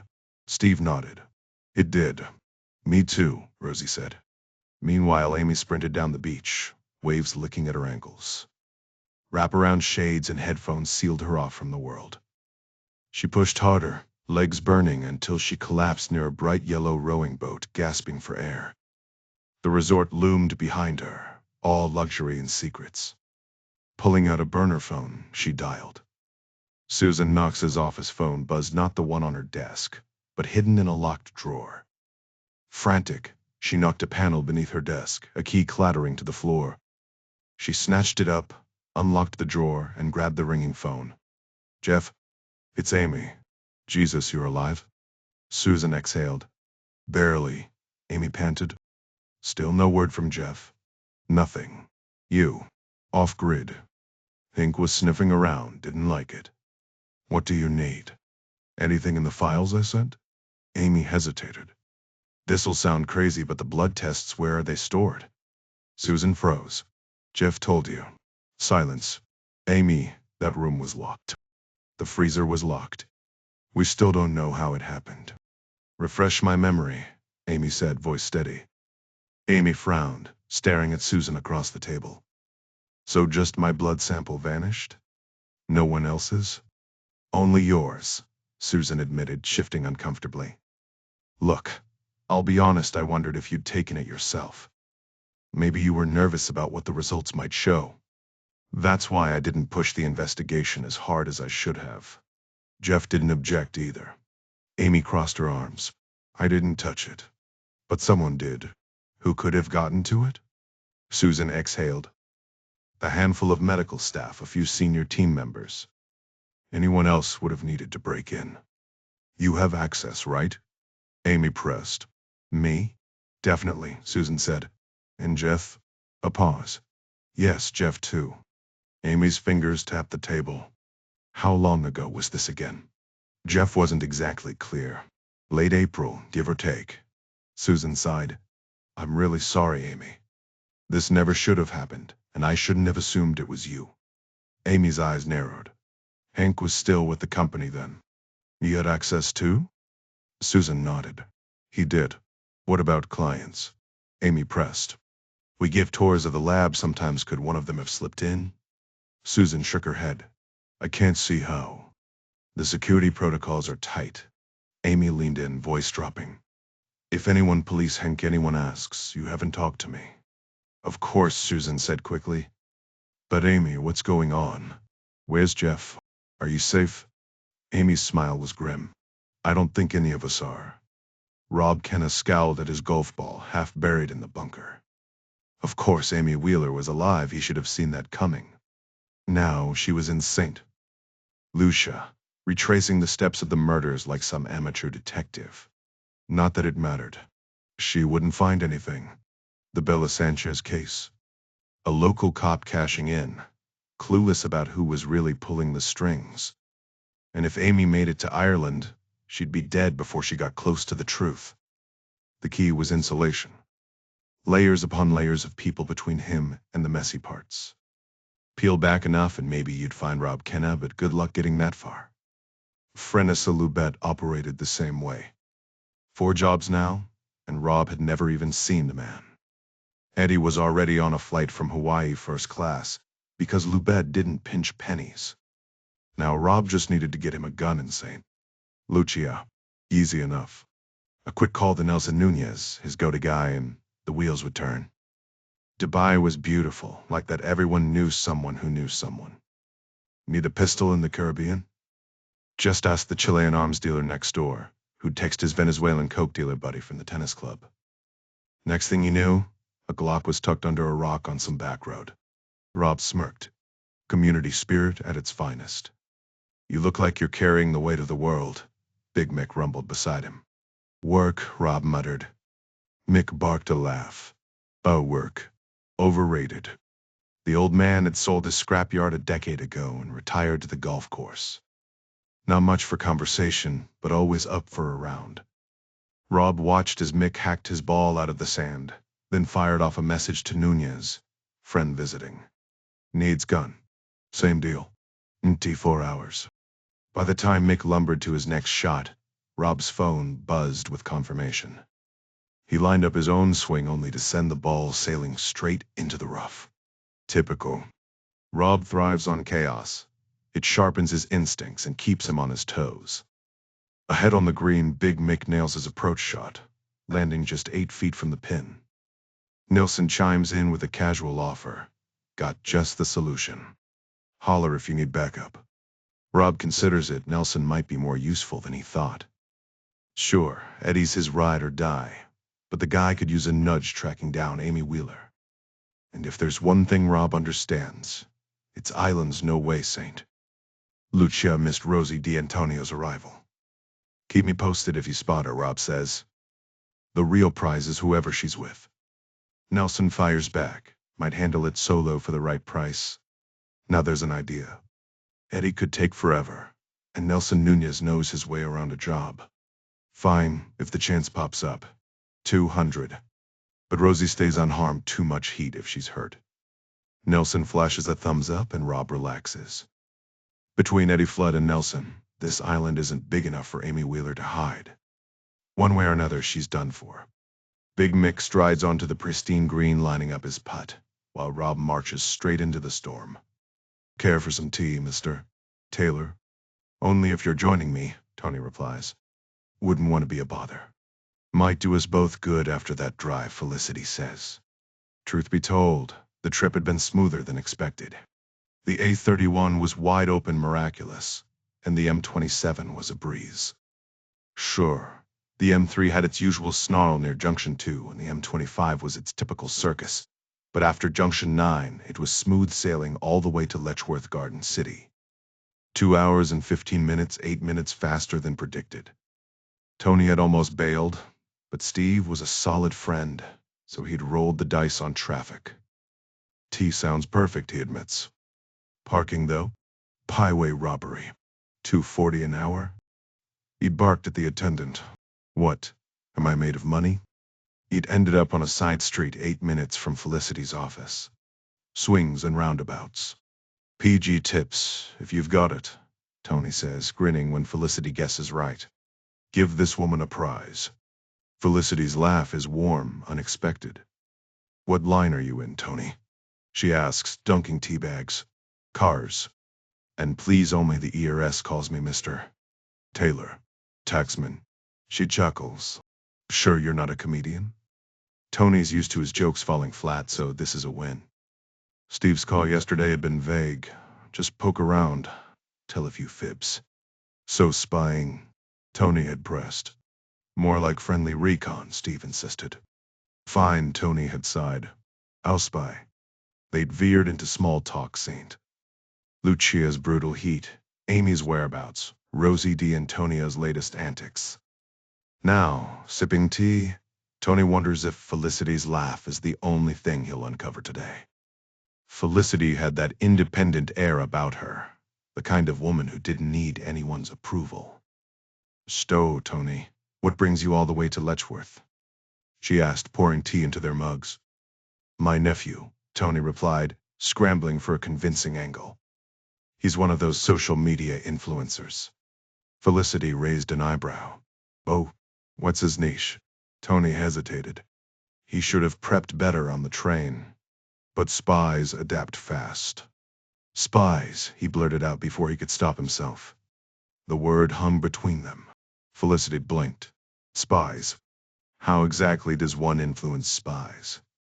Instagram, Tony said, recovering slightly. He posts about gadgets, hidden cameras, covert tech, that sort of thing. Felicity sipped her tea, watching him. Isn't yours too hot? She asked. Tony took a scalding gulp anyway. Perfect, he lied. So, what exactly does your company do? Felicity chuckled. Oh, a bit of everything, really. Tony nodded knowingly. Like when people ask me about my job. Clutches, brake pads, the occasional fender bender. Used to handle emotes till I lost my license. Exactly, Felicity said. Clutches, brake pads, etc. Etc., Tony echoed. But back to my nephew. What's his name, by the way? Tony's mind blanked. Tony, he said. Same as me. Felicity grinned. Keeping it in the family, I like that. So, what's he looking to do? Tony seized on a half-remembered detail. He read about influencers doing brand deals. How does that work? Felicity leaned back, tapping her mug. Ah, the million-dollar question. Tony laughed. Literally, I hope. But then he pressed, seriously, how does it work? Oh, lots of ways, Felicity said vaguely, her tone just a little too breezy. Tony made a mental note she was dodging. He'd report that. Show, he pressed. A company comes to you with, say, a new energy drink or some fancy headphones, and you match them with an influencer? Felicity smiled. You've got it.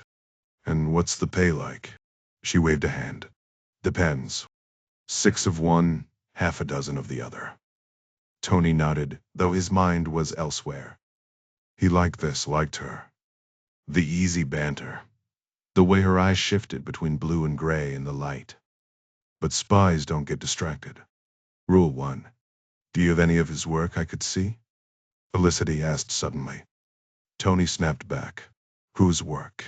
Tony's. The spy influencer. Ah. Didn't bring any samples, Tony admitted. Felicity laughed, and Tony wasn't even sure why. She just had that effect on him. You've got a great smile, she said. Honestly, it'd play well on camera. Professional opinion. Tony flushed. Thanks. You've got a nice dress. Thank you. And face. Felicity's smile deepened. Tony wanted to ask her to lunch, to talk about anything but work. But he hadn't gotten a single useful detail for Steve. All he knew was the framed photo on her desk, some guy. No wedding ring. Stay focused, he told himself. What would Bond do? Fancy grabbing a bite at the pub? The words tumbled out before he could stop them. Felicity stiffened. Tony instantly regretted it. Of course she was just being polite. Probably had someone waiting at home, some perfect guy with a golden retriever and a full head of hair. Sorry, Tony backtracked. Stupid question. You're busy. Felicity studied him, then leaned forward, her expression unreadable. Tony, can I share something with you? Felicity leaned in, her voice dropping to a whisper. Tony grinned. Let me guess you're not hungry? She rolled her eyes playfully. That's hardly a secret. No, Tony, I feel like I can trust you. Of course you can, Tony replied, his tone easy. Everyone can. Felicity hesitated, glancing around as if the right words might be hiding nearby. The truth is, I'm not busy. Ever. I don't actually do anything. Tony blinked. Okay. I mean, I don't even know what my own company does anymore, she admitted, fiddling with the edge of her sleeve. Lately, I've just wanted someone to talk to about it. Tony nodded slowly. I get that. And then you walked in, Felicity said, her smile softening. With that grin and those ridiculous hands of yours. Tony glanced down at his own hands, suddenly self-conscious.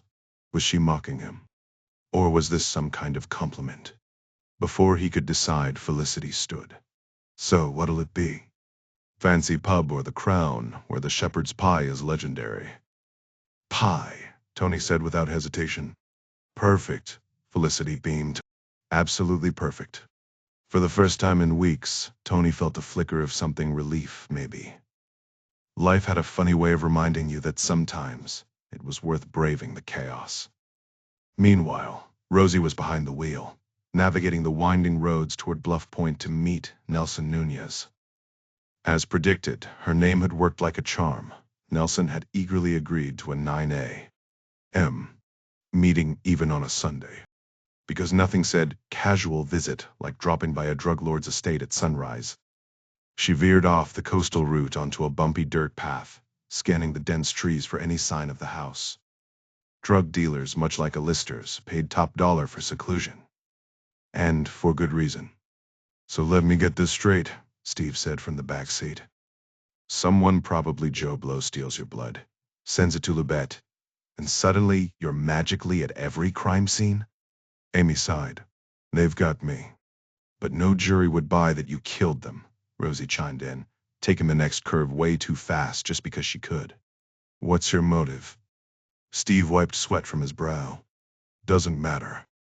If the evidence is solid, it's solid. We need our own proof, pointing elsewhere. Rosie caught his reflection in the rear view. The man wore a suit well, even if he was melting in it. Finally, towering iron gates appeared, flanked by ominous signs. Guard dogs. Trespassers shot. Same. Lucho welcomes careful drivers. She buzzed the intercom, exchanged a few words, and the gates groaned open. A Land Rover materialized from the bushes, tailing them with a machine gun mounted in the back, operated by a kid in a Coldplay shirt. Charming, Rosie muttered. Steve grimaced. Imagine if he wasn't delighted to see us. Amy shifted. They'll take my gun. Rosie, you hold on to it. Rosie scoffed. You think they won't pat me down? I wouldn't, Steve said. She smirked. Never say never, Stevie. Reaching back, she tucked the pistol into her jumpsuit, a trick she'd mastered over the years. The house came into view. Quaint white clapboard with forest green shutters. Kind of modest for a kingpin, Amy noted. Rosie parked, and the front door swung open. Nelson Nunez himself stepped onto the porch, balancing a tray of glasses and a pitcher of suspiciously orange liquid likely strong enough to knock out a horse. As they climbed out, Nelson's smile faltered. His gaze locked onto Steve. There are 3 of you. Rosie exchanged glances with her companions, silently confirming their shared understanding. These are my friends, she announced, gesturing toward Amy and Steve. Nelson studied them for a moment, his brow furrowing as he weighed the situation. After a pause, he sighed. Right. This complicates things. Outside, the Land Rover rolled to a stop behind Rosie's rental car, and the young man in the Coldplay shirt hopped out. Nelson shot him a quick glance before turning back to his unexpected guests with a tight smile. Well then, he said, forcing a casual tone, why don't we step inside? I'm certain we can resolve this amicably. As Rosie climbed the porch steps, she caught the subtle exchange between Nelson and the boy, a nearly imperceptible nod passing between them. Her fingers brushed against the concealed weight at her hip, and for the 100th time, she was grateful she never left home unprepared. From the desk of Francois Lubetta, my dear Joe Blow, still clinging to the naive hope that reason might prevail. How utterly charming. His latest missive arrives with all the finesse of a drunken pigeon. You don't have to kill Amy Wheeler. She's no threat. This has gone too far. One really must chuckle. The sheer absurdity of it. As if I'd orchestrate this entire affair, only to balk at the final stroke. Amy Wheeler, former bodyguard, erstwhile employee, and soon-to-be perfect patsy, was never meant to survive this little drama. Insurance policies, my dear fellow, are only valuable if they pay out. And dead, she becomes irrefutable proof. Consider the elegance. Her blood, meticulously planted at each crime scene, ties her neatly to the mess. Alive, she's a loose thread. Dead, she's the conclusion. The moment Rob Kenna finishes the job, I'll nudge the authorities toward those delightful blood samples. Imagine their delight when they match it to her very fresh, very deceased corpse. Poetic, really. And Joe Blow? Well, his concern is touching if misplaced. Once Amy's dealt with, I'll have to track down this meddlesome pen pal of mine. Loose ends do have a habit of unraveling, don't they? As for the rest, Vivid Vero Media remains a useful tool. Influencers are such obliging mules for moving funds, and there's no shortage of them. Maximum impact, of course, must be severed entirely. But business, as they say, marches on. Now, if you'll excuse me, I've a rather pressing appointment with Destiny. Or at least Amy Wheeler does. Cheerio. The school has a strict no-phone policy for students, yet some teachers shamelessly scroll through theirs during breaks, hastily stuffing devices into pockets when kids approach. Bonnie, a teaching assistant, lacks the confidence to flout the rules so openly until today. Hidden in a bathroom stall outside Unicorn Classroom, her phone buzzes with life-changing news. Not from her agent Felicity as expected, but from a mysterious bookings committee offering £20,000 for a 3-day promotional shoot in São Paulo. Brazil? £20,000? The numbers blur as Bonnie's hands tremble. She checks twice. No, this isn't a typo for £2,000. This sum could erase debts, fund her kids' school trips, maybe even buy that garden shed she's eyed at Home Depot. A quiet sob escapes her. All those nights doubting herself, nearly canceling the meeting with Felicity. What if she'd listened to that nagging voice whispering she wasn't talented enough? Organic paint, though. Bonnie stifles a laugh. She'd assumed all paint was organic, like assuming all cereal is healthy until you read the sugar content. She'll Google it later. Right now, she's scripting her future Instagram reel in her head. Hey loves. Bonnie Greder here. Soaking up Brazilian rays because when life hands you lemons, you fly them to São Paulo and make caipirinhas. A child's urgent knock interrupts her fantasy. I really gotta go. Comes a tiny voice. Just one sec. Bonnie calls back, typing a giddy confirmation email. Her mind races what to pack. Will they put her up in a hotel with a pool? She fires off a text to her mom. Thank you for never letting me quit, before realizing she forgot to ask the paint brand's name. No matter. For once, the universe isn't asking her to be perfect. It's asking her to show up and shine. Bonnie Greger hits send with a deep breath, fully aware that her partnership with Vivid Viral Media Agency will flip her world upside down in ways she can't yet imagine. The ambush unfolded with terrifying speed, as these things often do. The second Steve and Amy crossed into Bluff Point, a guy in a Coldplay tee appeared behind them, weapon drawn, while Nelson Nunez blocked their path up front. Steve couldn't help but think ridiculously, given the circumstances, that you'd never see this kind of nonsense from a dude in a Van Halen shirt. Next thing he knew, he was face down in the dirt. Now he and Amy are zip-tied to kitchen chairs, while Rosie, also restrained, avoids a pat-down with a sarcastic, "Go ahead, dig around. I'm sure you'll find exactly what you're after in my underwear." Nelson looks more troubled than menacing, which is odd for a guy with a machine gun strapped to his Land Rover. It's the same bewildered frustration Steve's seen on crooks who thought getting caught was some cosmic injustice. But Nelson's holding all the power here, so what's eating him?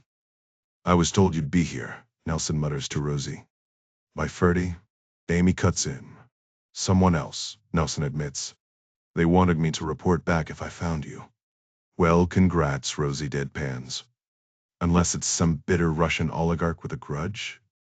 Doubt it, Nelson says, though he doesn't sound entirely sure. Definitely not Vasily Karpin then. Rosie muses, shooting Amy a glance. Honestly, I'd forgotten he ever threatened me. Feels like ancient history. Steve clears his throat, seizing his moment. Listen, man to man, why not let the woman go? Rosie rolls her eyes. Wow, Steve. The 1950s called, they want their chivalry back. Fair, Steve mutters, already regretting it. Adorable, really, Rosie adds, smirking. Navigating modern etiquette must be a nightmare for your generation. Steve sighs. She's not wrong. Nelson exhales sharply. Here's the issue. I've got a paycheck waiting if I kill one of you.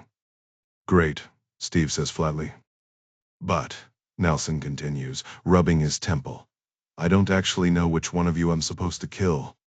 Silence. Amy blinks. Wait, are you asking us to figure this out for you? Nelson nods. All I know is Rosie D'Antonio is off limits. Under no circumstances am I to touch her. Rosie pumps a fist. Victory. Steve shoots her a look, then notices her subtly working her manicured nails against the zip ties. $500 for that last salon visit time, to see if it was worth it. But, Nelson adds, the guy said Miss D'Antonio would be with someone. And that's the person I'm supposed to take out. Amy frowns. So now there's two of us here. Hence your dilemma. Exactly. Nelson spreads his hands. Who do I shoot? Rosie shrugs. Kill us both. Problem solved. Steve's stomach drops until he catches the glint in her eye. She's playing a game he doesn't quite follow yet. Actually, Rosie adds, voice dripping with faux concern, what happens after? You're not allowed to kill me. But once I watch you murder my friends, I'll hunt you to the ends of the earth. I've got the money, the connections, and a real flair for revenge. Nelson pales slightly. Look who hired you. Steve presses. Some guy in Dubai, Nelson mutters, gesturing to his phone. Amy scoffs. Let me guess he told you he's in Dubai? Everyone in Dubai tells you they're in Dubai, Nelson grumbles. Amy leans forward. His name wouldn't happen to be Francois Labat, would it? Nelson remains stone-faced, but Steve catches the flicker of recognition in his eyes. The man's fingers twitch against his phone, sending some unseen signal. Amy leans forward, her voice sharp. What's the penalty if you walk away without killing anyone? Nelson pauses, rubbing his chin like he's considering the terms of a business deal. Nothing, he finally says with a shrug. No consequences for me. Amy scoffs. You don't exactly strike me as the hitman type. And trust me, I've met my share. Nelson chuckles, smooth as ever. Hitman, please. I'm just your average white-collar crook with political connections. Rosie cuts in, her tone dripping with sarcasm. Oh, perfect. So this was just a side gig? Hide a gun, collect a paycheck, no big deal. Someone else does the dirty work, one of us ends up dead. Convenient. Steve smirks. Problem solved, pal. Cut us loose, and we'll pretend this never happened. Nelson tilts his head, weighing the offer. So we're good? No hard feelings. None at all, Amy lies smoothly. Just as Nelson reaches for a knife, his phone vibrates. He checks the screen and his expression shifts suddenly. He's all business. Actually, scratch that. I just got my answer. His gaze lands on Amy. Blonde, early 30s. Perfect timing for me. Terrible timing for Amy Wheeler. Steve forces a laugh. Still not a hitman though, right? Nelson grins. Call it what you want. Easy money for one bullet.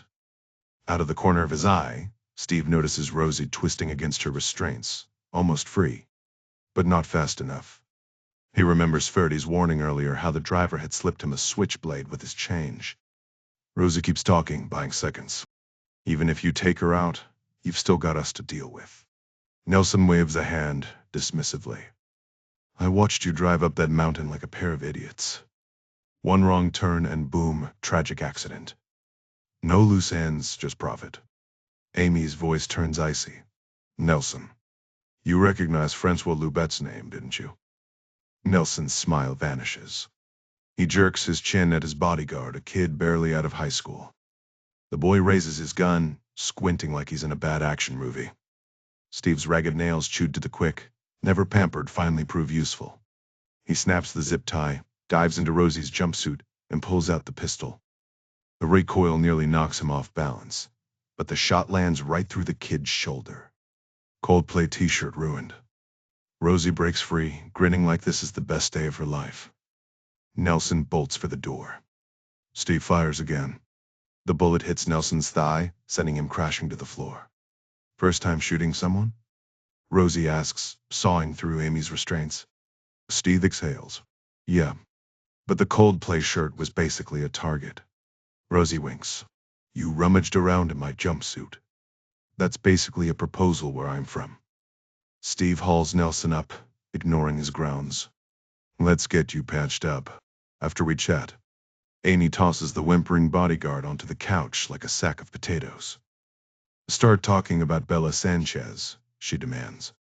Nelson feigns ignorance. Cool. Amy snatches the gun from Steve, pressing it to Nelson's temple. Try again. Amy tightened her grip on the gun, her finger hovering near the trigger. Start talking, or this ends badly for you. Steve chuckled, shaking his head. Easy there, Amy. This is why we never argue with her during Monopoly night. But Amy wasn't in the mood for jokes. Her glare stayed locked on Nelson. Someone's trying to kill me. Join the club, Nelson muttered. Rosie snorted, then quickly mouthed an apology when Amy shot her a death stare. I'll cannul them, Amy snapped. You should be more worried about me. If I pull this trigger, you won't be walking away. Who's your contact in Dubai? Nelson swallowed hard. I swear I don't know. His eyes flicked to his bleeding bodyguard. Can we at least get him help? Steve noticed the man's fading consciousness. Rosie stepped closer, lowering her voice. Am you sure about this? I've done a lot of questionable things, but murder isn't one of them. Steve raised an eyebrow. Really? That's surprising. Rosie shrugged. A Danish singer did die in my hot tub once, but that was just bad luck. Amy checked her watch dismissively. You'll live. Nelson's voice cracked. He's my nephew. My sister will never forgive me. Then you better start talking, Amy said coldly. Who killed Bella? A dirty cop, Nelson admitted. Bought a speedboat right after. Anything else? They found blood at the scene, but it didn't match anyone. Steve smirked. There's our lead. Amy nodded. Good. Now, send your friend a message. Nelson hesitated. What do you want me to say? Tell him Rosie D'Antonio and I are heading to Alaska. Alaska. Got it. Steve cut in. No, Eddie won't fall for that twice. Tell him we're still hiding at Emerald Bay. A little truth keeps him distracted longer than an obvious lie. Amy watched as Nelson typed the message, her patience wearing thin. Once it was sent, she hauled the unconscious nephew over her shoulder like a sack of potatoes. Steve helped Nelson up, who leaned on him heavily. You won't be calling the cops, Amy said. Let's get this guy to a hospital, grab our passports, and get to the airport before Eddie wastes his time at Emerald Bay. Steve narrowed his eyes. Who's really messaging you, Nelson? If you had to guess, Francois Lubet, right? Nelson let out a dry laugh. You think. One last thing, Nelson said. Go on, Steve urged. Francois Lubet. You know him. Got a message from him once, Nelson admitted. And? Amy pressed. Whoever he is, Nelson said, he's not French. That message was from an Englishman, no doubt. Steve, still propping up the man he'd just shot, felt a spark of realization. Meanwhile, Eddie Flood stretched as the plane touched down in Saint-Hay. Lucia. The island looked stunning, but then again, so had Hawaii right before everything went sideways. At least he'd parted ways with Barb on decent terms. She'd even slipped him some pills to fight the jet lag before his 13-hour flight. 13 hours. He'd seriously underestimated the distance. In his mind, Hawaii and St. Lucia were practically neighbors, a quick hop, not a half-day journey. He'd spent the flight digging into police bribes and corruption, figuring out what it took to buy loyalty. Now, as he packed up his laptop, he smirked. Private jets did have their perks, plenty of time to scheme. Eddie understood the stakes all too well. Failing to eliminate Amy Wheeler this time could mean Rob Kenna, despite their history, would see him as expendable. That would throw a wrench into Eddie's carefully laid plans. The plane doors swung open, revealing a set of steps leading down to a waiting cab. His first move: retrieve the weapon and track down Amy. If she was still with Rosie and Antonio, locating her would be straightforward. He hoped like hell that was the case. At the bottom of the stairs, the driver extended a hand. Eddie, he introduced himself. Verdi, the man replied with a grin. Welcome to St. Lucia. Just then, Eddie's phone vibrated. Rob was the only one who had this number. The message was brief. Found her. Emerald Bay Resort. If she slips away, bet on Dublin next. Dublin. Amy sure was racking up the frequent flyer miles. Where to? Ferdy asked. Emerald Bay, Eddie replied. Familiar with it? Ferdy chuckled. Oh yeah, been there plenty. Even drove Stallone once. Eddie kept his tone casual. How about Rosie D'Antonio? Ever pick her up? Ferdy's eyes flicked to the rearview mirror, studying him. The writer. Yeah, she was staying there, but I dropped her back here an hour ago. Said she was flying to Fiji for research. Fiji? Rob's intel had her at Emerald Bay, yet this guy claimed she'd already left. Something wasn't adding up. You know what Eddie said, feigning indifference. Is there a bar in the terminal? Need a minute to think. Sure thing, boss, Ferdy agreed. 13 hours in the air had left Eddie with zero patience for games. He pulled up flight stats and scanned recent private jet departures. No Fiji-bound flights. But one stood out, a plane to Dublin that took off 45 minutes ago. Clever move, Amy. But not clever enough. This time, he had her. Rob Kenna knew luck was finally turning his way. Someone had tried to play him, but Eddie wasn't fooled. Now he was en route to Dublin, another expensive trip, but worth every penny. This was exactly why Rob had called Eddie in the first place. Amy Wheeler wasn't some amateur mark. She required a specialist. Take that crooked cop in South Carolina who skimmed Lubed's cash, any thug could have handled him. But Amy, she was in a different league. Nelson's tip about Emerald Bay hadn't panned out, but Rob would still send a thank you bonus. In this business, loyalty paid off. Eddie had always been different. No flash, no ego, just cold, efficient professionalism. They'd come up together in East London, then Soho when the risks got higher. Eddie had the talent to climb as high as Rob, but he lacked the hunger. While Rob built an empire, Eddie stayed in the shadows. Now, as Rob watched Big Mick tee off from his villa overlooking the Arabian Gulf, he couldn't help but wonder, what did Eddie really want? Money? Or something else? The game was on, and Rob was betting on his old friend to deliver. Rob's golf swing is unrefined, yet gets the job done. Much like the man himself, someone who's content with what he has, no hunger for more. Big Mick, on the other hand, seems perfectly at ease with his life, probably sitting on a small fortune but completely indifferent to chasing more. Rob can't wrap his head around it. For him, there's no such thing as enough. You ever wonder what I do for a living, Mick? Rob probes. Word is you spin records, Mick replies with a shrug. Beyond that, I don't care to ask. Rob smirks. Never dreamed of being a billionaire? Mick chuckles. What's the point? You couldn't spend it all if you tried. But you could admire it, Rob counters. And let others admire it too? He's convinced Francois Lobet swims in billions has to. And crushing his father's smug satisfaction. That alone would be worth it. Mick shakes his head. Still trying to prove something to your old man, huh? You never will. They reach the green, and Rob lines up his putt, missing by a couple of feet. Mick, meanwhile, sinks his with effortless grace. Never knew my dad, he says casually. Raised by my grandmothers. They'd be proud no matter what I earned. Rob raises an eyebrow. Taught you the difference between right and wrong. Taught me to work hard, Mick replies. Tough women. Rob exhales. Nice shot.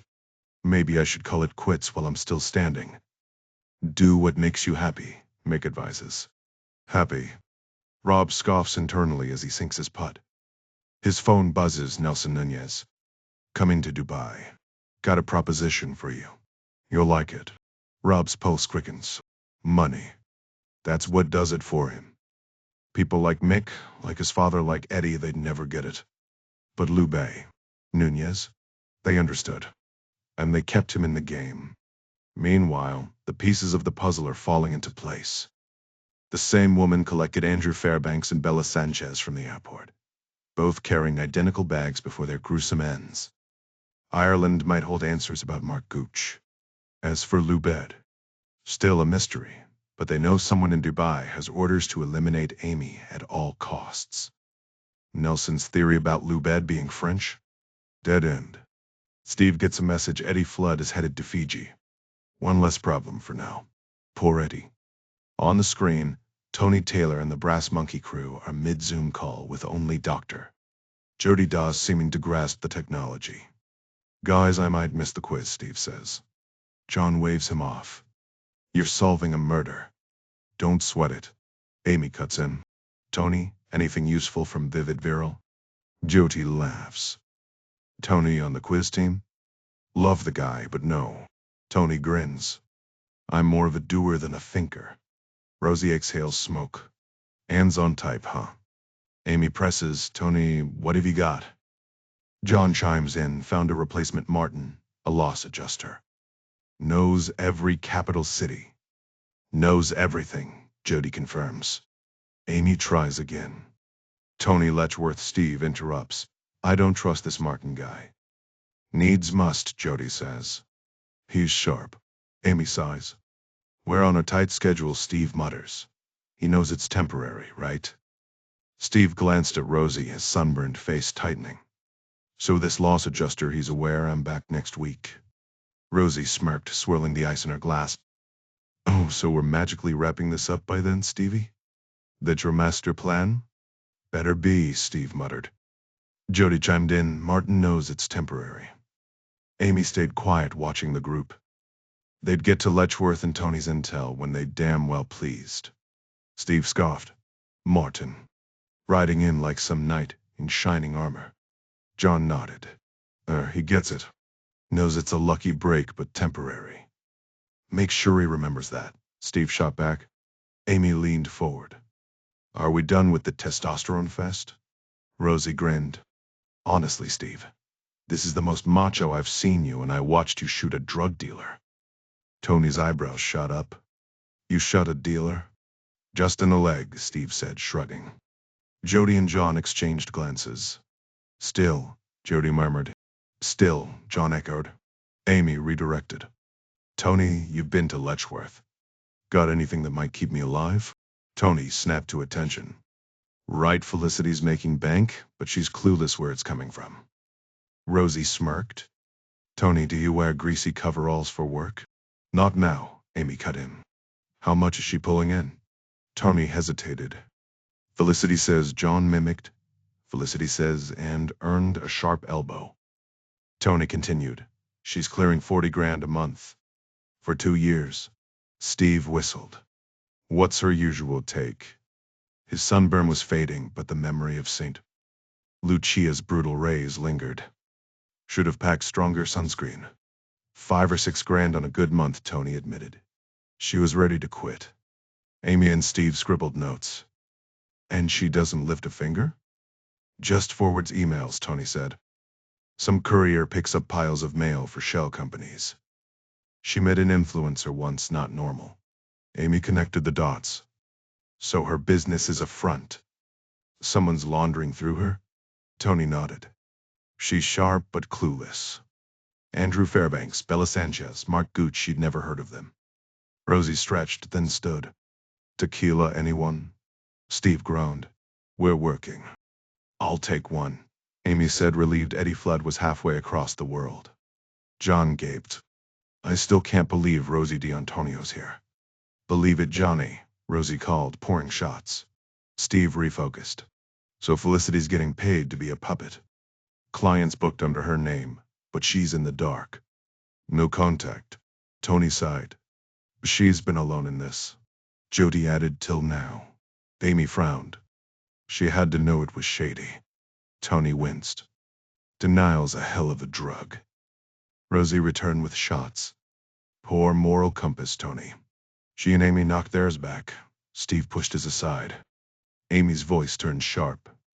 We need everything accounts, emails. These people have killed 3 and want me next. Tony paled. She won't be in danger? Steve locked eyes with him. Tony, they've buried 3. Assume she's already at risk. Rosie flopped onto the sofa, grinning. They might kill us all. Except me, I'm famous. Amy smirked. Final scene. Just you surrounded by corpses. Poetic. Rosie raised her glass. I'd win an Emmy. Tony's voice wavered. You'll protect her? Steve exhaled. We'll protect everyone. Did Felicity mention anything else about the woman locked up in Dubai?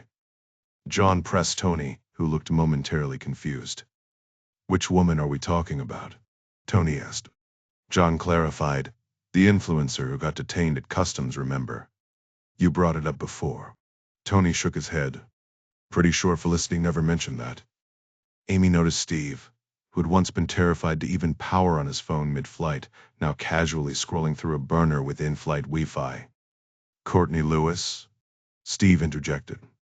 Sentenced to 10 years in Alawir prison for smuggling? That's the one, John confirmed. Everything ties back to her. Jody frowned. Courtney, Kylie names are blending together.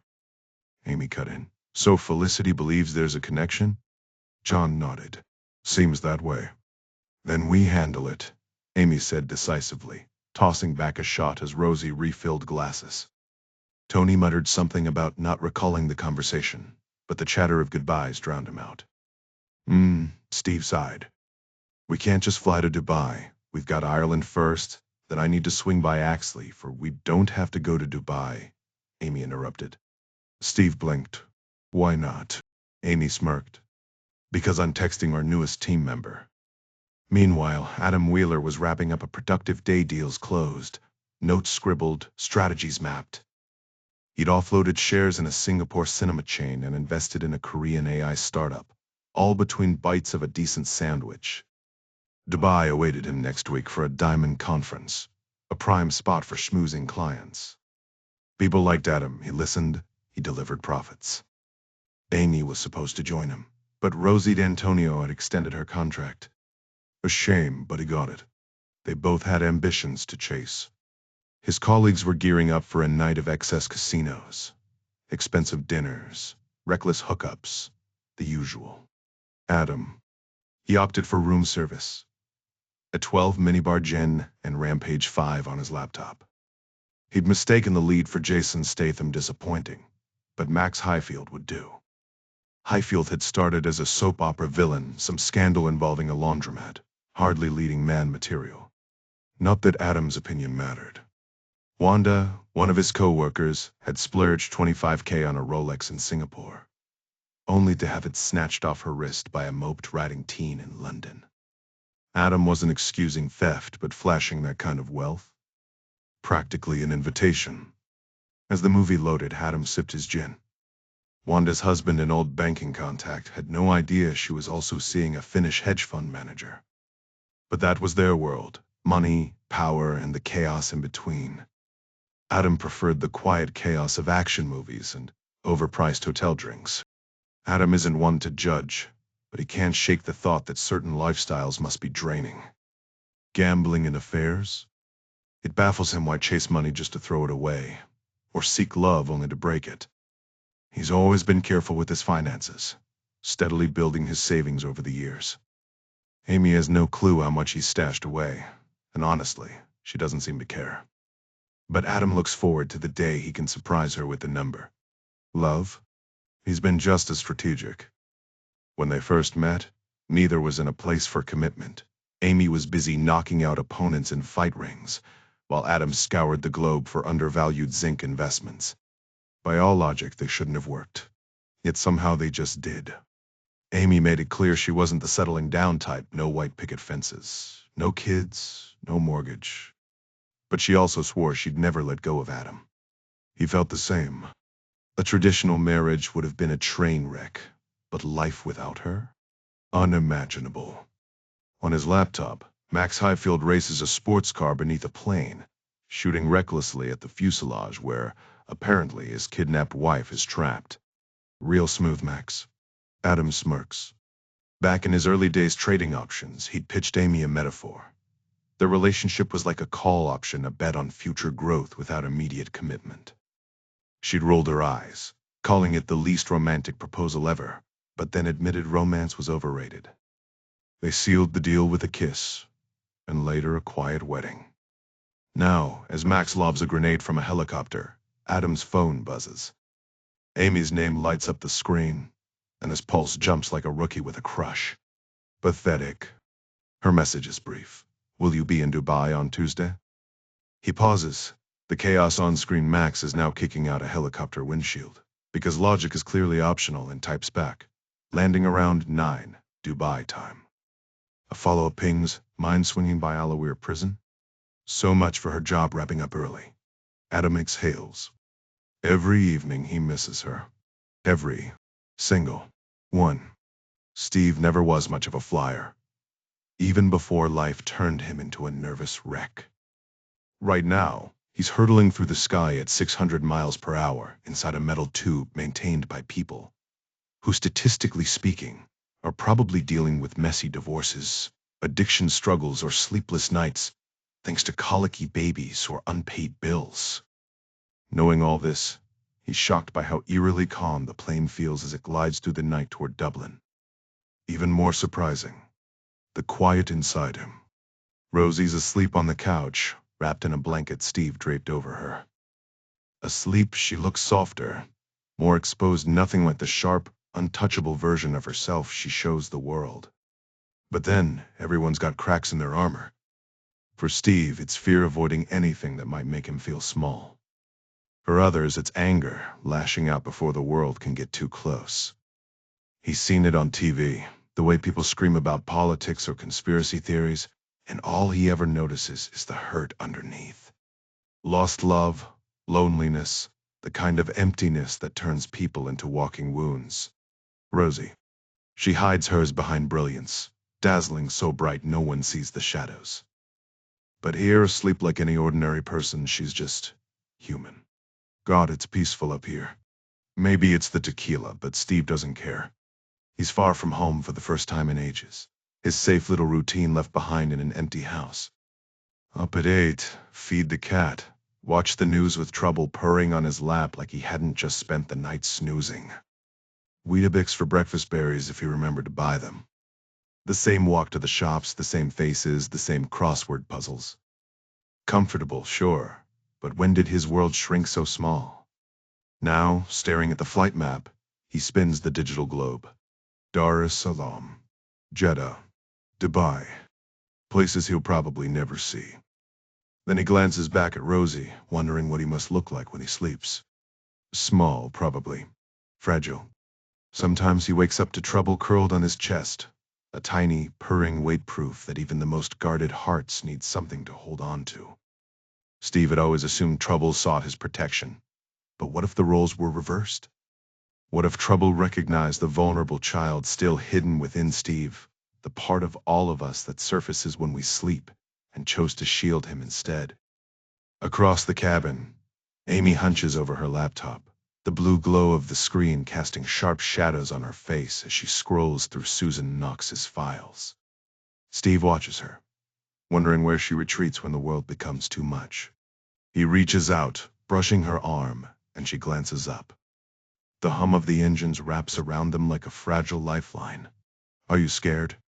Steve asks the question he's held back for so long, afraid of what her answer might reveal. Amy's lips curve into a tired smile. Yes. Are you? Constantly, Steve admits. Same, she murmurs. I've just gotten really good at outrunning it. Steve chuckles. Or shooting at it. Listen. If you ever wanted to talk about your past, your childhood, we could. Amy tilts her head. And you could talk about the grief you're carrying. Touché, he says, deflecting. Find anything useful in those files? Nothing.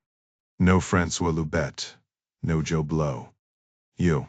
Steve hesitates. He's lying. There's a name buried in the documents, one he recognizes. But he needs more time before he can share it. Another thought nags at him. Since Courtney Lewis, our Dubai detainee, was another vivid virile client, we should keep an eye on Felicity Wollaston. Tony Taylor's latest distraction? Amy scoffs. She's just a pawn. Maybe, Steve mutters. For Tony's sake, I hope so. Adam's meeting Courtney in Dubai. She'll have answers, Amy says, stretching her arms. We'll scout the vineyard, talk to whoever's willing, then loop Adam in. Team huddle. Steve nods. Glad you brought him in. He's good at what he does, Amy says lightly. What exactly? Steve prods. Everything, she grins. He's impressive. Steve snorts. I still see the kid who couldn't tie his shoelaces. That's because you two barely talk, Amy retorts. You'd actually like each other if you tried. You don't see him much either, Steve points out. That bothers me. Amy shrugs. We've got time. It's like leveraged futures, complicated, but it'll pay off. Nobody has forever, Amy, Steve says quietly. Her expression falters. God, Steve, I didn't mean. She squeezes his arm. Let's both make more time for him. You should sleep, Steve suggests, steering the conversation away. I need to figure out if Jeff's alive. Changes everything. Amy shuts her laptop and meets his gaze. Thanks, Steve. For what? For asking if I was scared, she says softly. No one does. And sometimes I am. I don't want to die. Steve pulls her into a hug. Struck by the irony, this fearless woman terrified of death. And him, the coward, afraid of truly living. As Amy drifts off, he reopens the file. Is Joe Blow's identity finally within reach? He'll know soon enough. Meanwhile, in a sunlit cafe, Henk Van Veen beams at his plate. This poached egg is perfection, he declares. Ashley the waiter smiles. Glad you like it. Free-range eggs are non-negotiable, Henk continues, waving his fork. Battery hens? Tragic. No amount of salt can mask their misery. He takes a satisfied bite. And the color just right. Am I boring you, Ashley? Not at all, Ashley lies, shifting his weight. I've really enjoyed discussing eggs with you, Mr. Van Veen, Ashley remarked, pouring more coffee into Henk's cup. Henk held up a finger, signaling there was still more to say. The color now that's crucial. The British tend to prefer yolks that are too yellow, but the ideal shade should be a rich orange. Not just my opinion, mind you, it's the natural way of things. Ashley nodded. Though sometimes it can be too orange. Exactly, Henk agreed. The perfect hue lies somewhere between an English sunrise and the Dutch football jersey. And today's egg? Flawless. Before Ashley could offer more coffee, Henk launched into another thought. Texture is just as important. The white should be firm yet tender, and the yolk unstoppable but patient. Imagine it like volcanic lava, Ashley. The toast is Pompeii. The town must fall, but the people deserve time to escape with their valuables. No need to rush, but no lingering either. A controlled disaster. We visited Pompeii on a school trip once, Ashley mused. Henk waved a hand. Now, the toast critical. The English obsession with sourdough baffles me. Spinoza once claimed he strived to understand human actions rather than lament them. A wise man, but clearly he never tasted sourdough. No seeded granary, lightly toasted and still warm, that's the secret. And today, they nailed it. He finally accepted the coffee. Black just as it comes. I'm not picky. As Ashley stepped away, Henk marveled at the fact that such a perfect egg had been served mid-flight. Tucking his napkin into his collar, he savored the last smear of yolk. He'd have to compliment the chef, though. Amy Wheeler's phone was off, as expected. She'd been in South Carolina, and Mail Online had photos of Rosie D'Antonio and St. Lucia. The pattern was clear. They were retracing the murders. Fairbanks in South Carolina, Sanchez in St. Lucia. Lucia next stop, Mark Gooch near Cork. Henk might even beat them there. Standing, he stretched and headed toward the galley. His personal chef was excellent, but a contingency plan never hurt. Anyone who could poach an egg perfectly at 25,000 feet was worth keeping in mind. Ashley intercepted him with a polite smile. Mr. Van Veen, we're descending. You'll need to buckle up. Holm grinned. I prefer to stand during landings. Adds a bit of excitement. Legally, I have to insist, Ashley said, though he glanced toward the cockpit. Henk's smile widened. Where's the fun in rules? Come on, live a little. The risk is practically zero. After a pause, Ashley sighed. All right, Henk chuckled. Perfect. Today's shaping up to be a solid day, starting with the ideal breakfast egg, a bit of aerial adventure, and a firearm cleverly disguised enough to breeze past airport security. Best of all, the odds of anything going fatally wrong are slim. At least for him. Dublin Airport's arrivals area is nearly empty. Take a cab into the city, Amy tells the others. I've got some business to handle gun-related. That's not entirely true. The real pickup happens Tuesday morning at a nondescript house on Dublin's outskirts.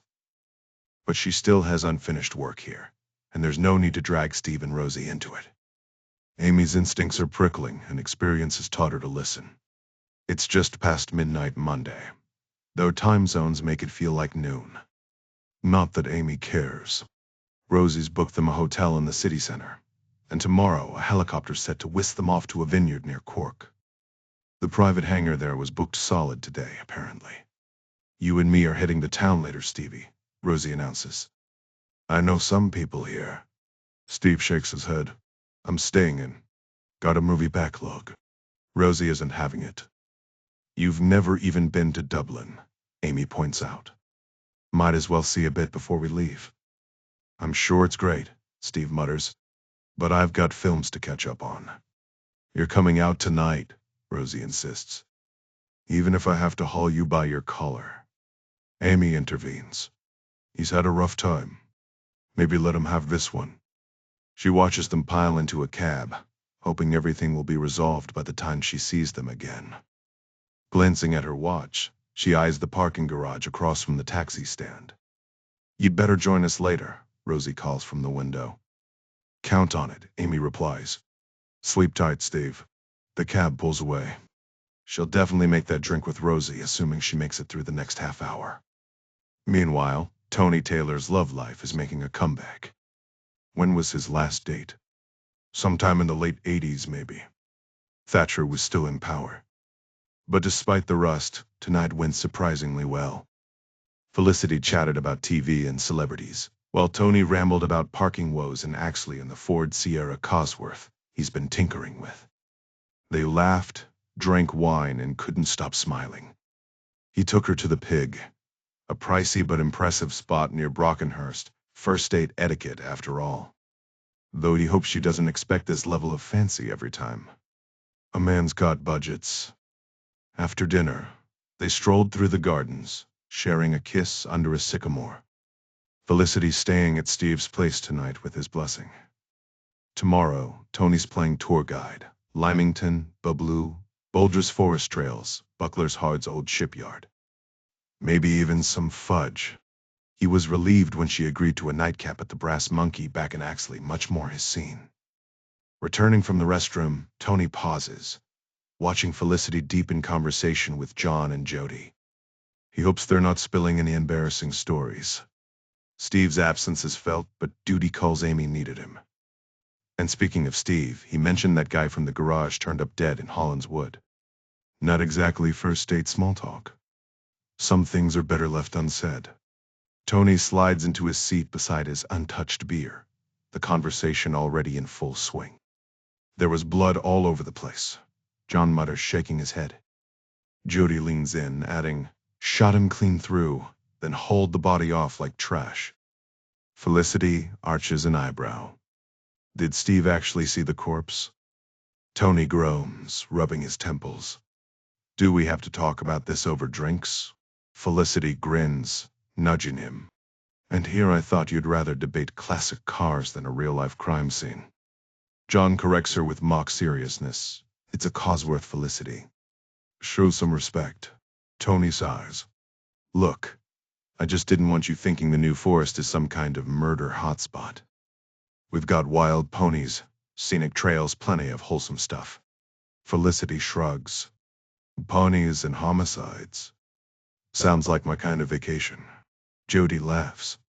Oh, she's perfect for you, Tony. John suddenly leans forward. Speaking of drama, what's this about your client locked up in Dubai? Felicity nearly chokes on her beer. Excuse me. Unless Alan Baxter fell off the wagon again, I don't have clients in Dubai. Jody smirks. Tony mentioned her last week during the lock-in. Right when we were discussing Steve's situation. Tony blinks.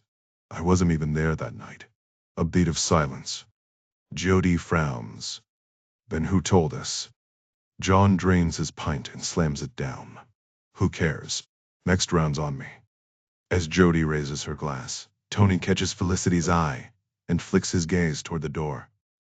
She gives the faintest nod, just like she had under that sycamore tree earlier. His chest tightens. Actually, he announces, standing, I'm walking Felicity home. John barks a laugh. Yeah, I'll bet you are. He clasps Felicity's hand. Pleasure meeting you. Don't let this one talk your ear off about carburetors. Felicity smirks. Thanks for the vivid storytelling. John winks. Try getting that at the flagon. Jody hugs her goodbye, whispering, Hope you stick around, Axley. Felicity smiles. Me too. As Tony helps her into her jacket, Jody presses a hand to her heart and shoots him a knowing look. He barely suppresses a grin. Outside, the summer air is thick with the scent of honeysuckle. Felicity loops her arm through his as they climb the hill toward Steve's cottage. It's gorgeous here, she murmurs. Might have to visit again. Coney's pulse jumps. My friends adored you. She laughs. Right back at him. But seriously, what was that Dubai nonsense?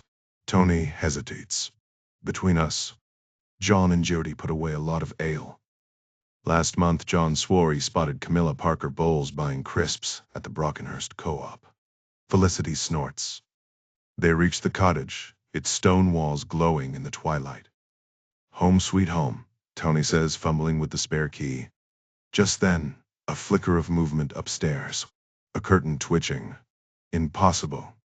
He pushes the door open cautiously, only for Felicity to yelp as a black cat streaks down the stairs yowling. Tony exhales. Just trouble. Steve's feline alarm system.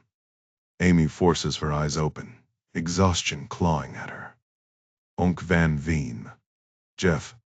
Even Joe Blow and Francois Lobet. What is this mess she's tangled in?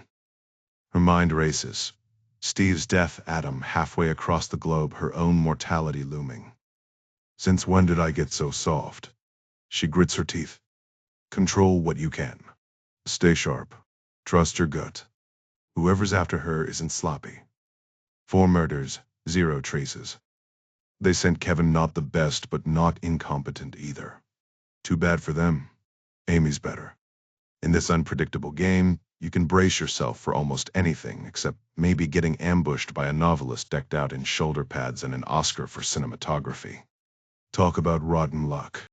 That said, Eddie Flood isn't some amateur. Whether Hank brought him in, Lubet hired him, or Hank and Lubet are the same person, Eddie's a seasoned pro. A pro who just got played, hopping on a flight to Hawaii like a rookie. Would he really fall for the same con twice? Amy's betting no. Sure, it's tempting to picture Eddie sipping a gin and tonic en route to Fiji, but she's got a different hunch. She's convinced he's on flight of 716A, which left Sana. Lucia just 3 hours after hers. That's why she's currently crouched inside a plush Mercedes in Dublin Airport's long-term parking lot, eyes locked on the taxi stand. Below her, a cheery floral arrangement spells out "Welcome to Dublin." She's got her own welcome plan for Eddie. Track him, interrogate him, and if it comes down to it, end him. Bare hands might have to do the job tonight. Then again, Eddie might not even know who's pulling his strings. Kevin hadn't seemed to. If he's on that flight, he'll probably crash in Dublin for the night before heading to Cork by morning. The taxi queue is dead this late, drivers huddled around one car swapping stories. Flight F716A landed 15 minutes ago. Amy figures Eddie needs another 25 to deplane and clear customs. She tried digging up who chartered the jet but hit a wall. Private aviation isn't exactly transparent. The terminal's winding down, automatic doors barely parting as stragglers trickle out. Each time they slide open, Amy's pulse spikes. Hank and Lubet are one thing, but that nagging voice won't stop whispering Jeff Nolan's name. Jeff knew where all 3 victims would be, knew they were vulnerable, and worst of all, he greenlit Kevin working with her and Rosie. Could Jeff be the killer? Absolutely. Would he come after her? Instinct says no, though she's been wrong before. Sentimentality's a curse. Her phone buzzes. Rosie sent a photo from the hotel bar, grinning like a troublemaker, arms slung around Steve as they toast with Guinness. Rosie works fast. It's only a 10-minute drive from the airport. The doors slide open again. 3 backpackers, no Eddie. Mine customs delay. He wouldn't be dumb enough to pack heat, right? There are ways to sneak things through. Glass explodes behind her. Amy ducks as bullets rip through the Mercedes rear window. Eddie's here and he's good. No gun, no escape, just a car she can't start. Flat against the seats, she waits. If he wants confirmation she's dead, he'll have to approach the driver's side. Right on schedule, his silhouette fills the window, gun raised. Amy hooks a foot under the door release and kicks hard, sending the door and Eddie flying backward. She bolts out the passenger side, vaults the parking lot railing, and lands hard in the middle of the floral "Welcome to Dublin." Eddie's not the only one full of surprises.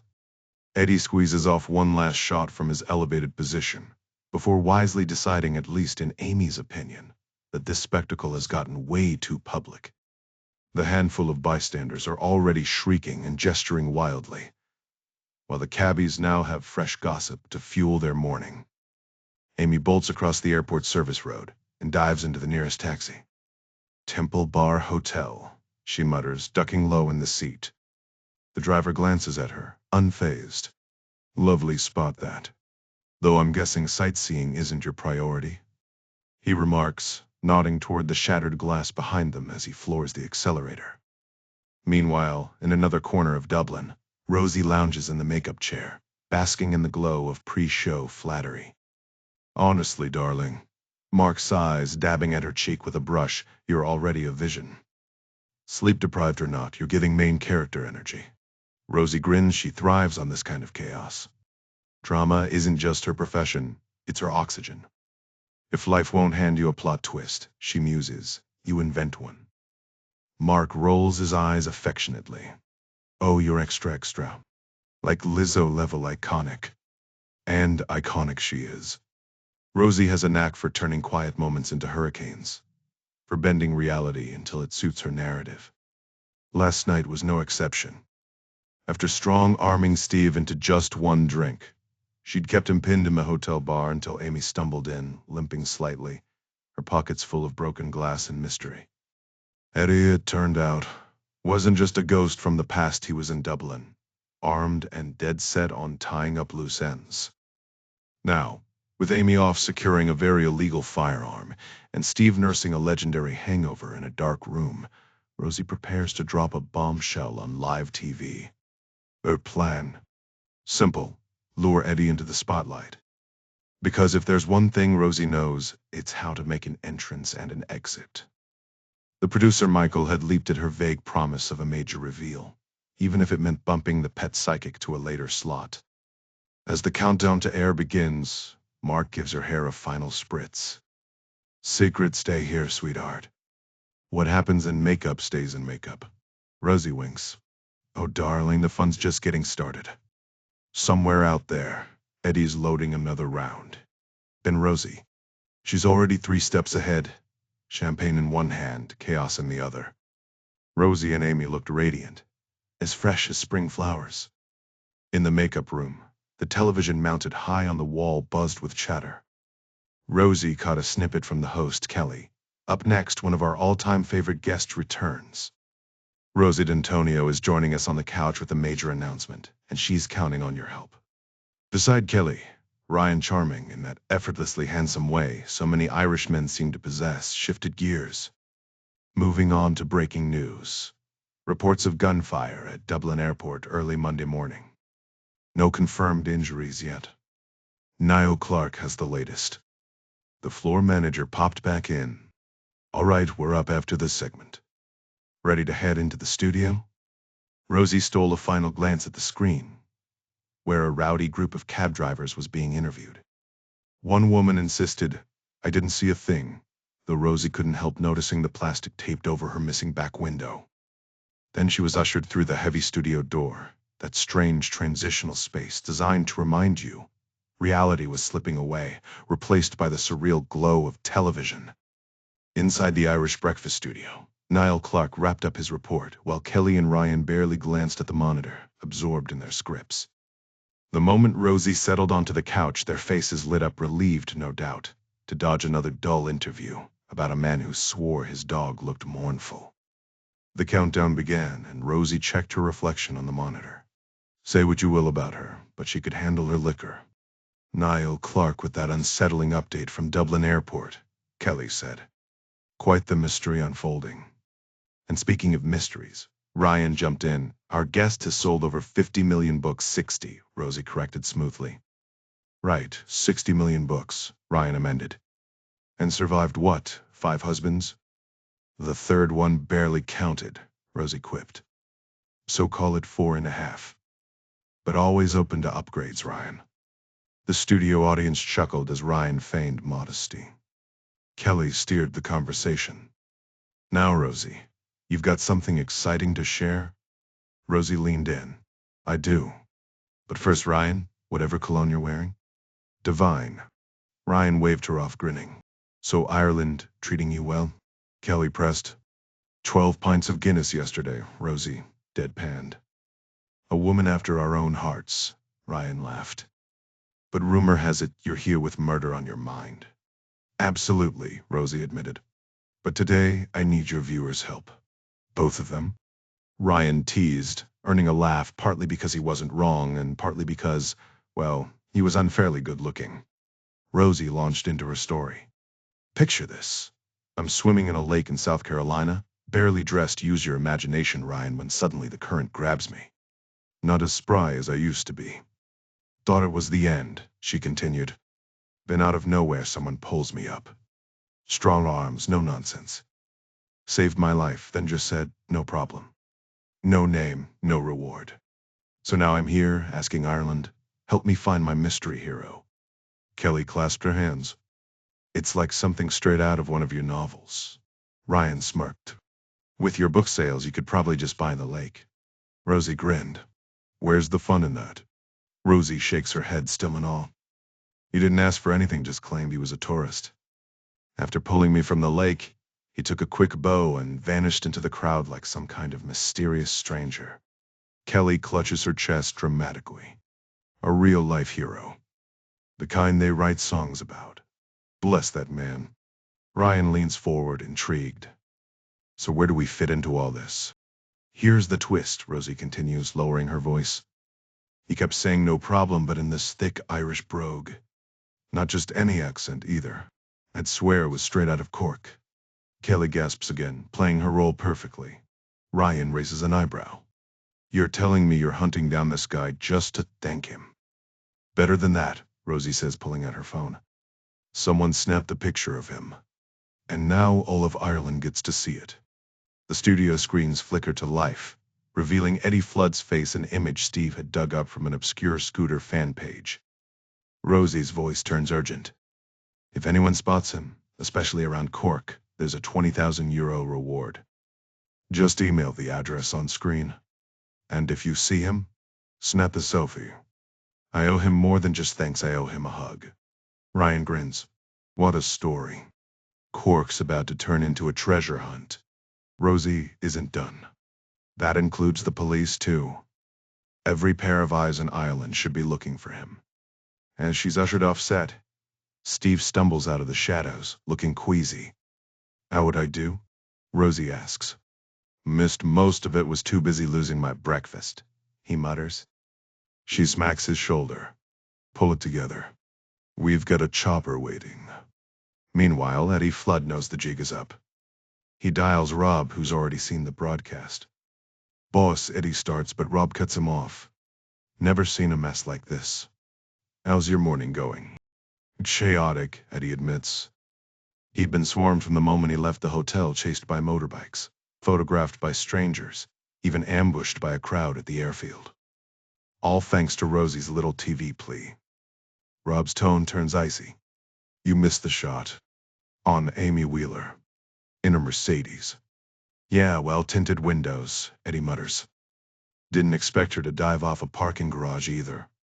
You're done, Rob snaps. And your face is plastered everywhere. Keep the 15 grand, consider it severance. Eddie barely reacts. He's already plotting. Maybe this disaster could work in his favor. After all, 15 grand buys a lot of options. Eddie nods sympathetically as Rob vents his frustration. Tough break, he remarks. Maybe hire someone from Scandinavia next time those folks get straight to business. Rob's voice tightens. If she survives, I'm finished. Gotta run my turn to putt. The call ends abruptly, leaving Eddie to ponder who's really pulling Rob's strings. Figuring that out could be valuable. Knowledge is power, after all. But Eddie has his own problems to deal with. Rob's off his back, which is a relief, and the 15 grand in his pocket doesn't hurt either. He just needs a little more time, maybe a week, to wrap things up neatly. Until then, sticking close to Amy Wheeler's key. Her next move will dictate his. The Mercedes back window had been crystal clear. Eddie could have taken the shot easily. Amy Wheeler would have been dead before she even realized it. The taxi, too, had been an open target. But he'd hesitated for two very good reasons. First, Amy needed to stay alive, and second, he wanted to be seen. Glancing at the Sky News headline on his laptop, "Mystery Hero Saves the Day," he smirks. Mission accomplished. They'll be on high alert now, keeping their distance, but that's fine. It gives him the breathing room he needs to perfect his next move. Ink sips the Irish wine with polite curiosity. Blending in is his specialty after all. The best way to disappear is to act like everyone else. Left to his own preferences, he'd stick to milk, but for some reason that tends to unsettle people. Killing time. He's joined a tour group wandering through Rockgrove Vineyard, listening to the guide drone on about grape varieties. Then he spots at the tree where Mark Gooch met his gruesome end. "Ah," Hank announces cheerfully, pointing. That's where they found Mark Gooch nailed to the wood. The holes might still be there, you know. The horrified silence from the group is exactly what he expected. Civilians. Too delicate for the truth. The guide quickly steers the conversation back to Bacchus grapes, but the damage is done. The others inch away from him. If only they knew about the pistol tucked into his waistband. Checking his phone, Hank notes Amy Wheeler's imminent arrival. She'll retrace his steps, question the staff, piece together the same details. Mark's red-haired taxi driver, the missing leather bag, the off-duty cop who stumbled upon the scene. Nothing new, but lunch will bring a surprise. That's when Hank will step in, gun in hand, ready to drop the bombshell. Jeff Nolan is the mastermind behind it all. Breathing in the crisp air, Hank strolls over to the infamous tree. The holes have been patched up, smoothed over with glue and paint. You'd never know the horror that happened here unless you looked very closely. Fascinated, he calls out to the retreating tour group. They filled the holes with wood glue. Because why leave the truth unspoken? Unbelievable work.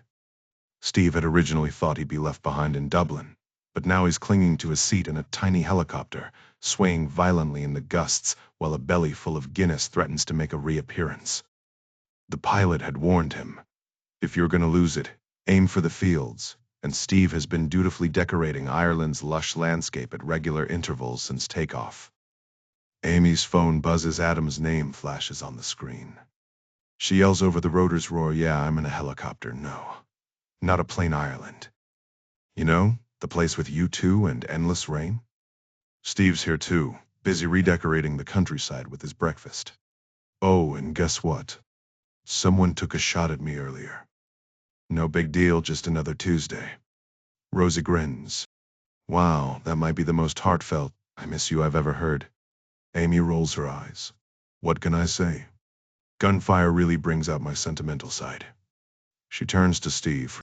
"You done emptying your stomach yet?" Steve groans, wiping his mouth. This nation deserves better. "So Adam actually went to see Courtney Lewis?" Amy nods. "Went, but didn't exactly get a chat. She's dead, found in her cell yesterday." The helicopter lurches as the pilot announces their descent. "No more puking, we're landing." Steve weakly raises a thumb in acknowledgement. Rosie frowns. "How'd you die?" "No one told Adam," Amy replies. Steve's mind races. So we get a lead from Felicity Wollaston, and suddenly Courtney's gone? Convenient.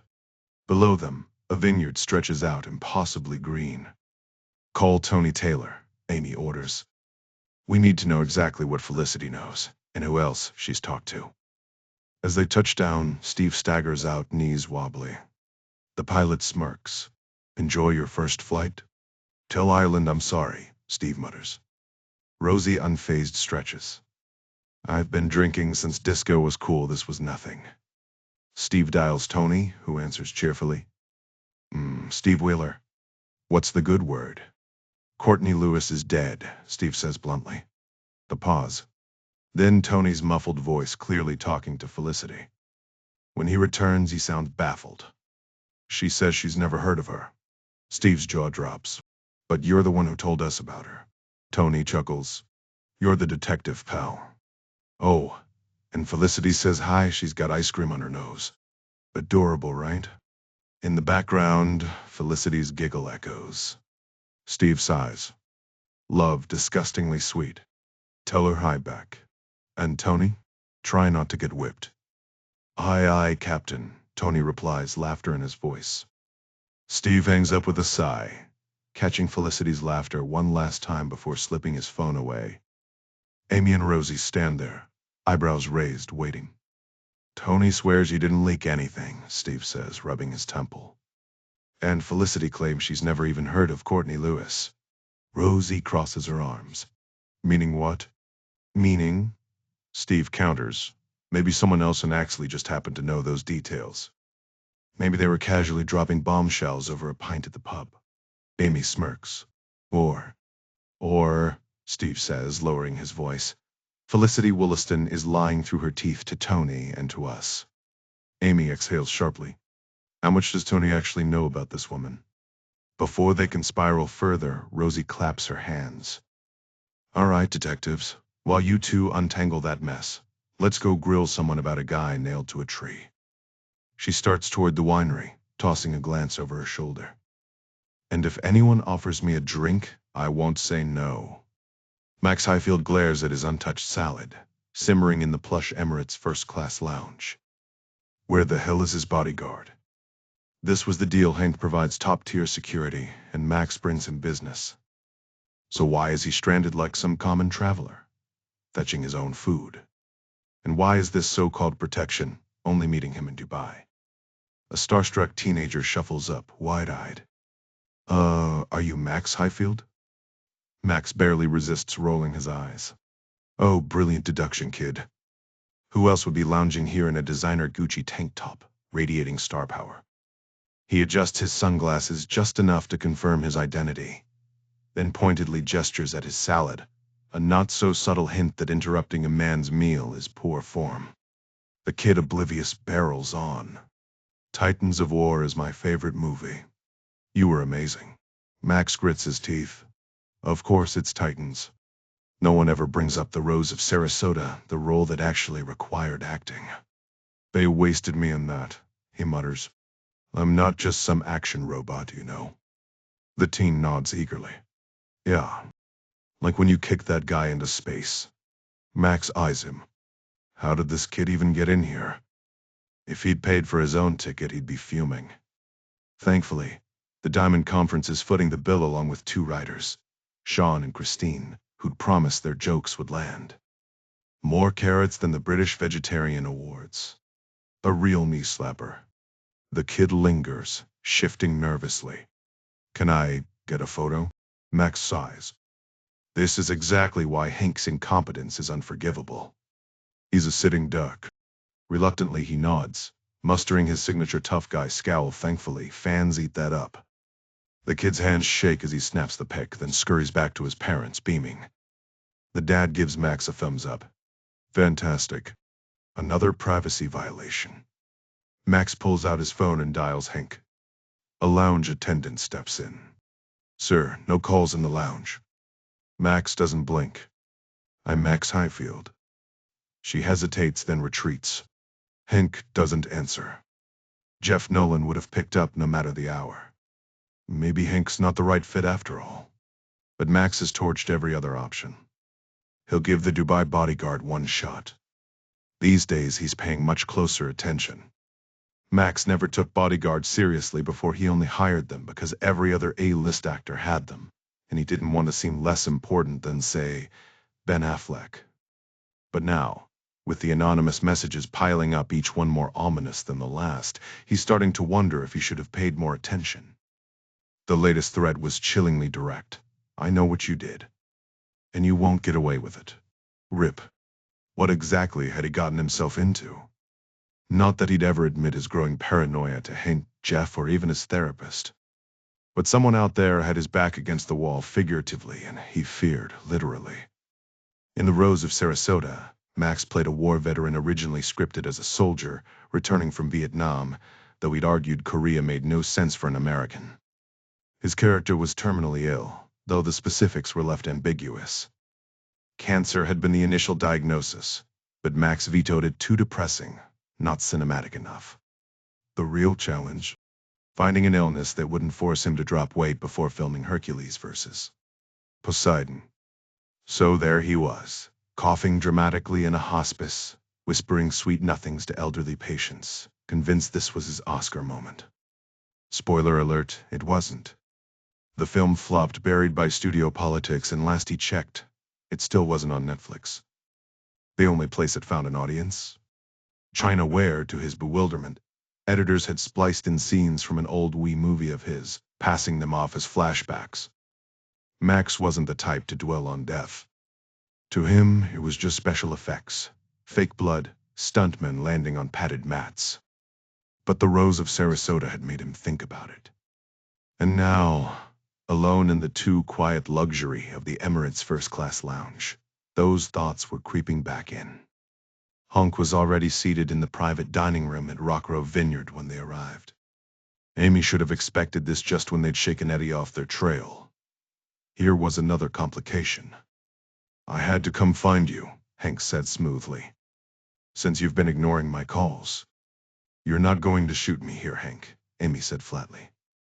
"Put the gun away and stop showing off." Rosie slid into a chair, unfazed. "Why would you want to kill Amy?" "I'm Rosie D'Antonio, by the way." Hank tipped an imaginary hat. "A pleasure. I hear your books are quite popular, though I suppose taste is subjective." Rosie smirked. "That might just go on my next dust jacket." Steve extended a hand. "Steve Wheeler, father-in-law." "Ah, the elusive Mr. Wheeler," Hank mused. "You look a bit pale. Hope I haven't startled you?" Steve waved him off and sat down. "So," Amy pressed, "you're here to kill me?" Hank chuckled. "Goodness, no. The gun's for my protection, and to ensure you answer to the proper authorities." Steve's eyes flicked toward the window. "You think Amy's tied to the murders?" Did you visit the tree?" "They did impressive work with the wood glue." Hank leaned in. "First time seeing it, Amy." She held his gaze. "Yes. You? Me? Oh no. Why would I be involved?" His smile didn't reach his eyes. "You of all people should know better." Amy remembered Jeff's warning. Don't trust Hank. Steve crossed his arms. "You've been hunting Amy down pretty aggressively." "Naturally," Hank said. "She's my prime suspect." Amy scoffed. "Prime suspect?" Hank's grin turned razor sharp. "Correction, my only suspect. Hence the gun."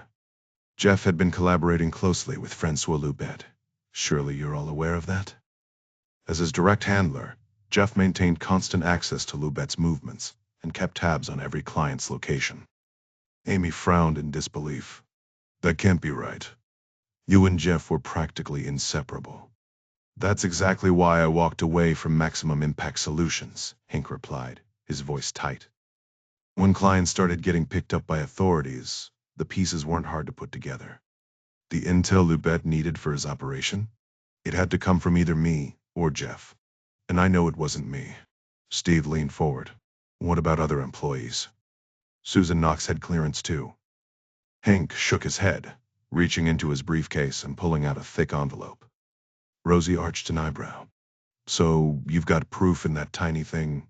"First of all," Hank corrected dryly, "it's a standard A4 envelope. And second, yes. These are the master client files. They confirm Jeff personally recruited 5 key players: Jackson Lynch, Courtney Lewis, Mark Gooch, Bella Sanchez, and Andrew Fairbanks." "Every single one?" Amy pressed. "Every last one," Hank confirmed. "And all 35 clients who ever took assignments with Vivid Vero Media. Jeff brought them in too." Rosie let out a low whistle. "That's not great." But Steve's mind was already racing elsewhere. Who else could have known Courtney was locked up in Dubai? Amy crossed her arms. "So your big theory is that Jeff was running an international smuggling ring with Loubet?" "Absolutely," Hank said without hesitation. "Francois Loubet, The most notorious money smuggler alive. I'd bet my career on it. And you, he pointed at Amy, were his enforcer. I don't know why you had to eliminate those people, but I know you did. The room fell silent until Steve abruptly shifted gears. Pub quiz tomorrow at the Brass Monkey. All four of us are going. Rosie burst out laughing. Just one rule, Steve added. No murders for the next 24 hours. That's all I ask. Oh, and Hank, I'll need those files. Hank smirked. Don't bother shredding them. I've got copies. Time to head out, Steve announced, standing. There's someone you all need to meet. From the desk of Francois Loubet, my dear associates.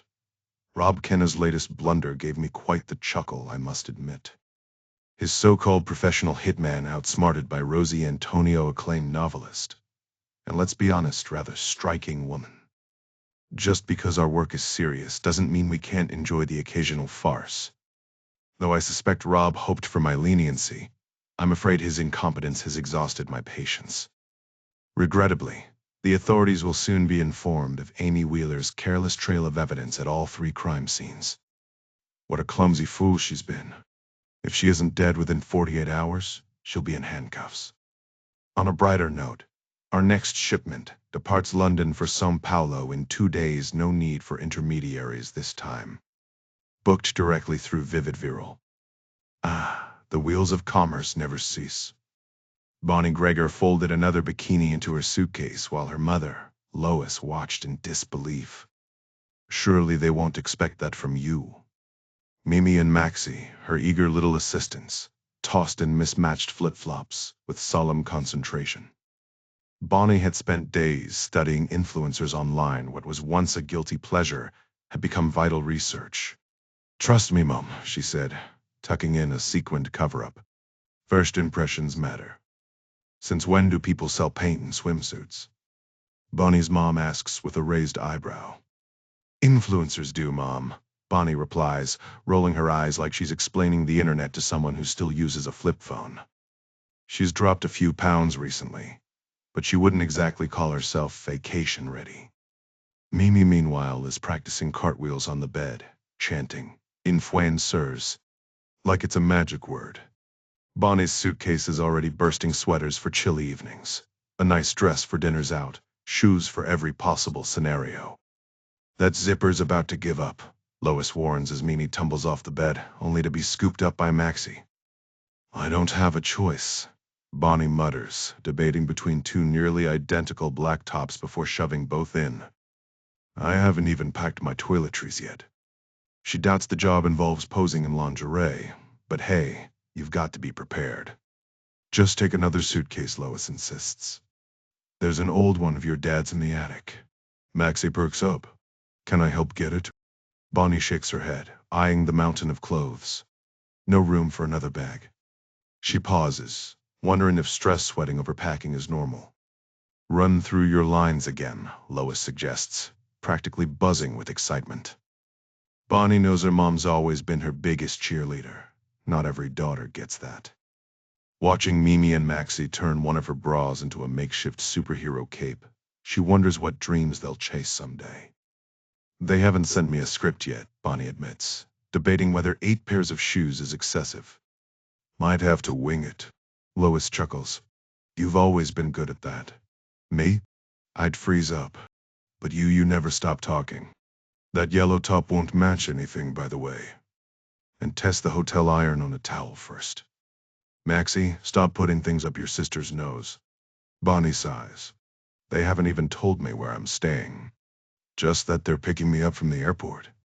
She wishes she knew the hotel name. She'd Google the rooms, check if they have room service. Maxie and Mimi once made her breakfast in bed, crushed cookies and a wilted flower from the garden. Fancy hotel pancakes would be a nice change. Lois grins. Don't worry about us. We're visiting Graham, you know, from the club. He's got a garden plot for the kids to dig in. Bought them stickers too. We'll be fine. Graham. The girls shriek in unison. Bonnie finally resorts to sitting on her suitcase to close it. We'll take a proper trip when I'm back, she says, the words feeling surreal. Anywhere you want. Paris, Disney World, the moon. Maxie declares.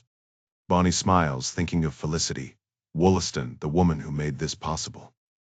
She'd love to thank her, but what if it comes off as desperate? Better to play it cool.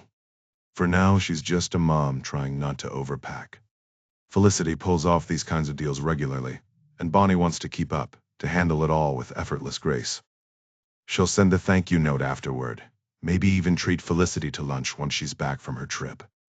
Would that be too much? I don't need a vacation, Lois insists.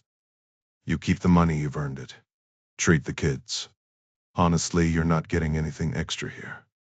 I'll grab the old suitcase. Bonnie shakes her head. I can't take another one. The kids bolt from the room, chasing after some imaginary sea creature. You can handle 2, Lois counters. Bonnie sighs. I'm already bringing an extra case. What's in it? It's work, Bonnie explains. Ever seen those unboxing videos? Lois frowns. You mean where people open packages on camera and freak out over what's inside? Exactly. Authentic reactions, no script. And I've been asked to do one with organic paint. Lois scoffs. No chance you won't peek early. You're worse than the kids on Christmas morning. Bonnie grins. It's got a lock. The code gets revealed on camera and then ta-da! The big reveal. People actually watch that? Lois asks, incredulous. Millions do, Bonnie says, thinking of the Austrian beauty vlogger who unboxed foundation at the top of a mountain. Lois suddenly straightens, mimicking a stern customs agent. Excuse me, ma'am. Did you pack this suitcase yourself? They both burst into laughter. It's been a rough stretch for Lois for everyone, really, so seeing her playful again is a gift. This whole opportunity still feels surreal. Who would have thought someone like Bonnie would land something like this? Uncool or not, she's definitely taking Felicity to lunch when she returns. Killing someone behind bars. Simple. Even in a Dubai prison, where half the inmates are already murderers for hire, and that's not counting the guards. But why had Rob been paid to take out Courtney Lewis? Some girl from Essex caught with a duffel bag of cash, Lubet's cash. No question. If Lubet's sweating, should Rob be too? He considers the buffer he's built around himself, the disposable layers shielding him. A chilling thought hits him, probably too late. He's just another one of Lubet's expendable shields. Maybe it's time they had a face-to-face. But first, who's Lubet really worried about? Who's getting too close? Amy Wheeler, obviously. She's knee-deep in this mess. What if she's pieced it all together? Rosie D'Antonio's no fool, either, published author sharp as a tack. And that old guy with Amy? Eddie's guess, the ex-cop father-in-law. If they've teamed up, if they're Dubai-bound, that would explain Lubet's sudden urgency to silence Courtney. With Eddie gone and the net tightening, Rob wonders if it's time to break his own rule and handle Amy personally. Clearly no one else can. Mickey Moody slides back into the booth with 2 beers. You look tense. Maybe Mickey could help or at least keep watch for Amy's arrival. Rob lifts his glass. Work stuff. Mickey chuckles. Why do you lot always work? I don't get it. I like staying busy, Rob says. Busy stressing? Rob smirks. Ever consider a side gig? Just a day or 2 at the airport watching for someone. Mickey shakes his head. Not for all the cash in the world. 30 grand, Rob offers. 100 if you're up for something heavier. Mickey studies him. There's other ways to live, you know. Rob takes a slow sip, amused. Other ways. Sure. Just not for him. Regret hung in the air as the words slipped out. Sorry, Mickey, that was out of line. Mickey just chuckled, raising his glass. Don't sweat it, kid. Nice to know, not everyone writes me off as dead weight. Rob smirked, clinking his drink against Mickey's. Dead weight with a putter, maybe. There was something oddly respectable about guys like Mickey, men who dodged the chaos, settled down in quiet towns, raised families in modest homes. Then there were the Eddies of the world, dipping in and out of the game whenever cash got tight. But Rob, he was all in. Def wasn't just his job, it was his identity. No room for nerves. even with 3 people possibly hunting him. Tracking someone like Amy Wheeler would usually be a logistical nightmare, calling in favors, greasing palms, burning through cash. But Amy had made his job easier by tagging along with Rosie Antonio, a walking headline. Social media alerts were already buzzing, one tagged selfie, and Rob would have his opening. Dubai, Paris, some nowhere town didn't matter. The second that photo surfaced, he'd move. Gloves on, getaway car at a sensible speed. Maybe he'd tie up loose ends with the father-in-law too. Better overkill than regrets. Sleep? Not over Amy. Furnace a Lubin. Maybe a restless night or two, but Rob had always thrived on minimal rest. Call it a professional hazard. Dev didn't keep office hours. This time, Steve didn't flinch stepping out of the helicopter. Some lessons stuck fast. Had it really only been 5 days since he'd last stood on Gary Goff's property, scolding him about his daughter's antics? Now here was Gary, striding toward them, hands in his pockets. Steve offered a hand. Sorry for the intrusion, Gary. Needed a discreet landing spot. Gary shrugged. No skin off my back. Not like helipad owners are known for playing by the rules. Rosie grinned, shaking his hand. Rosie. And let's be real, everyone with a helipad's got skeletons. Welcome to the new forest, Gary shot back. I'm a legit businessman. Amy eyed him. Heard you used to run Coke and subs. Gary didn't deny it, just turned to Steve. So what's the deal? This reeks of trouble. Can I get in on it? Hank stepped forward. I am Hank. Dutch. Gary snorted. Yeah, I can tell. Steve cut in. Someone's after Rosie. Now they're after Amy too. Gary's expression said fair enough. An ex-cop, a celeb, a bodyguard, and a Dutchman walk into a forest. Smells like a payday. Hank crossed his arms. Smells like a body count. If I turn up dead, blame these 3. Gary smirked. Haven't talked to cops in 30 years. No comment keeps me breathing. Hank nodded. Then avenge me. As Gary led them toward the house, Steve spotted Lauren Goff on the patio, laughing with a friend over phone videos. His stomach dropped when he recognized Molly Bright. The girls hadn't noticed the new arrivals. Helicopters must have been routine here. Steve shot Gary a look. Gary sighed. You were right. Back in my day, I had to fight for everything. No handouts. Amy rolled her eyes. Cry me a river. But Lauren, Gary continued. She's got it all and she's still swinging. Made her a bully. We talked. Turns out she wants to be a vet, never told me. Rosie smirked. Vets have a high suicide rate. Gary shrugged. Made her apologize to Molly. Kid's got potential. Steve and Gary exchanged a quick embrace before their attention shifted to the gravel driveway, stretching out in front of the house. Where are you off to? Gary asked, nodding toward his sleek Range Rover. Need a ride? Tony Taylor's swinging by with a minibus he just fixed up, Steve replied. Rosie wrinkled her nose. No offense, but I'm not stepping foot in a school bus. Gary grinned. Lucky for you, I've got leather seats and air conditioning. Now that's more like it, Rosie said, striding toward the SUV. So, the submarine smuggling story's true. Close, Gary chuckled. Submersibles. He held open the back door, but Rosie hesitated, waiting until he switched to the driver's side before sliding in herself. Just then, Tony's minibus rolled up, tires kicking up gravel for dramatic effect. A silver-haired woman stepped out, beaming. You must be Felicity, Steve said warmly. Indeed. And thank you for the lovely stay. I even organized your cupboards. Steve laughed. Honestly, I never go in there. Felicity's eyes twinkled. Oh, and I adore trouble. Speaking of trouble, Steve smirked as Tony barreled in, doling out hugs like they were going out of style. He paused at Hank, who stood stiffly with an outstretched hand. Hank, the Dutchman announced. Tony Taylor. And guess what? You're crashing on my couch tonight. Freshly laundered cushions. I washed them, Felicity corrected.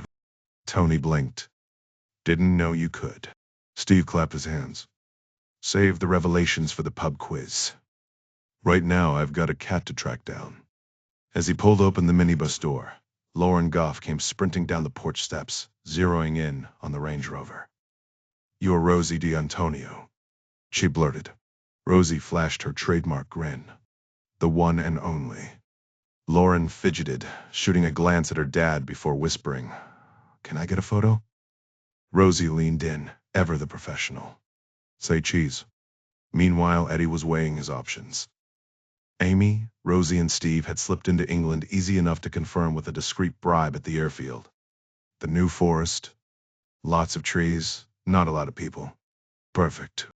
He checked into the Pig, a cozy hotel where deer wandered past the windows. Classy, quiet, and just anonymous enough.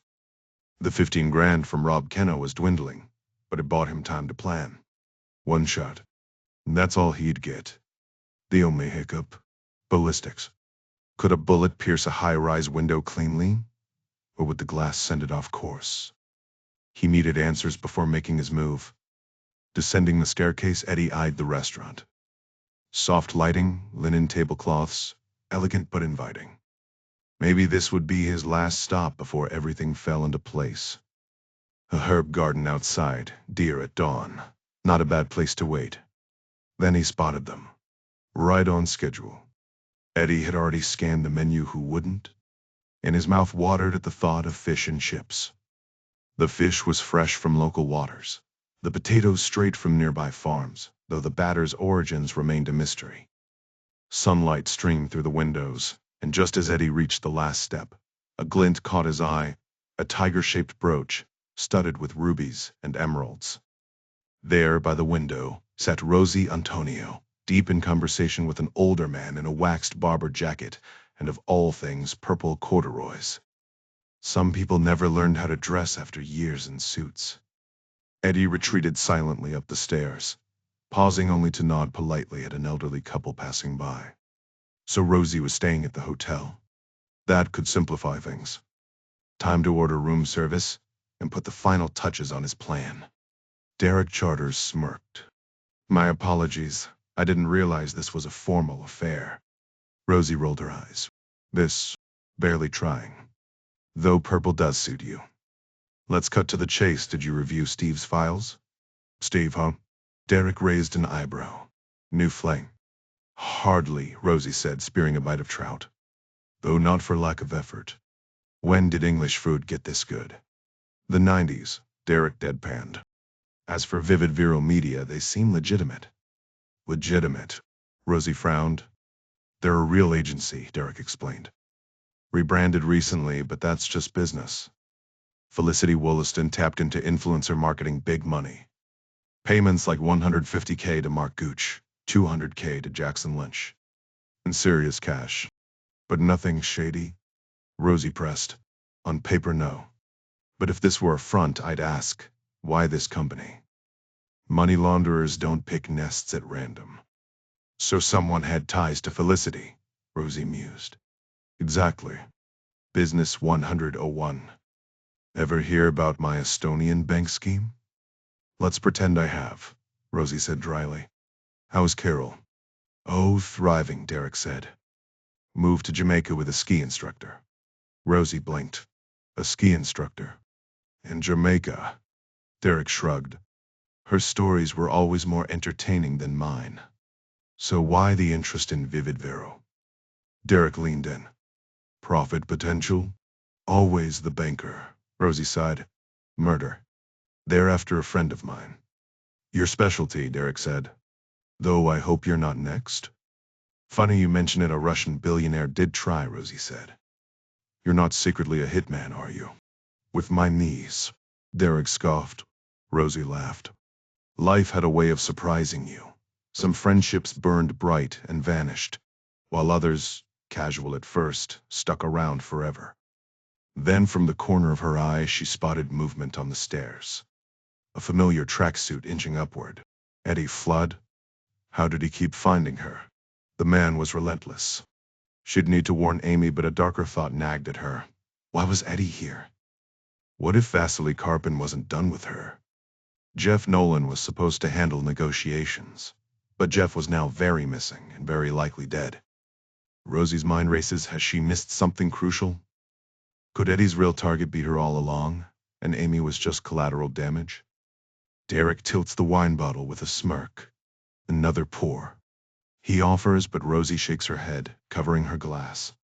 Water's fine for now. Derek chuckles. Rosie D'Antonio turning down wine? That's like a snowboarder hating the slopes. She forces a grin, but her attention snaps back to the empty staircase where Eddie had been lurking. He didn't vanish without purpose. The unsettling thought creeps in while she's been shielding Amy, who's watching her back. Outside the Brass Monkey, Amy and Steve linger under a floral archway, the scent of summer thick in the air. The pub's oak door, framed by vibrant red and yellow blossoms, swings open intermittently, spilling warmth and laughter onto the street.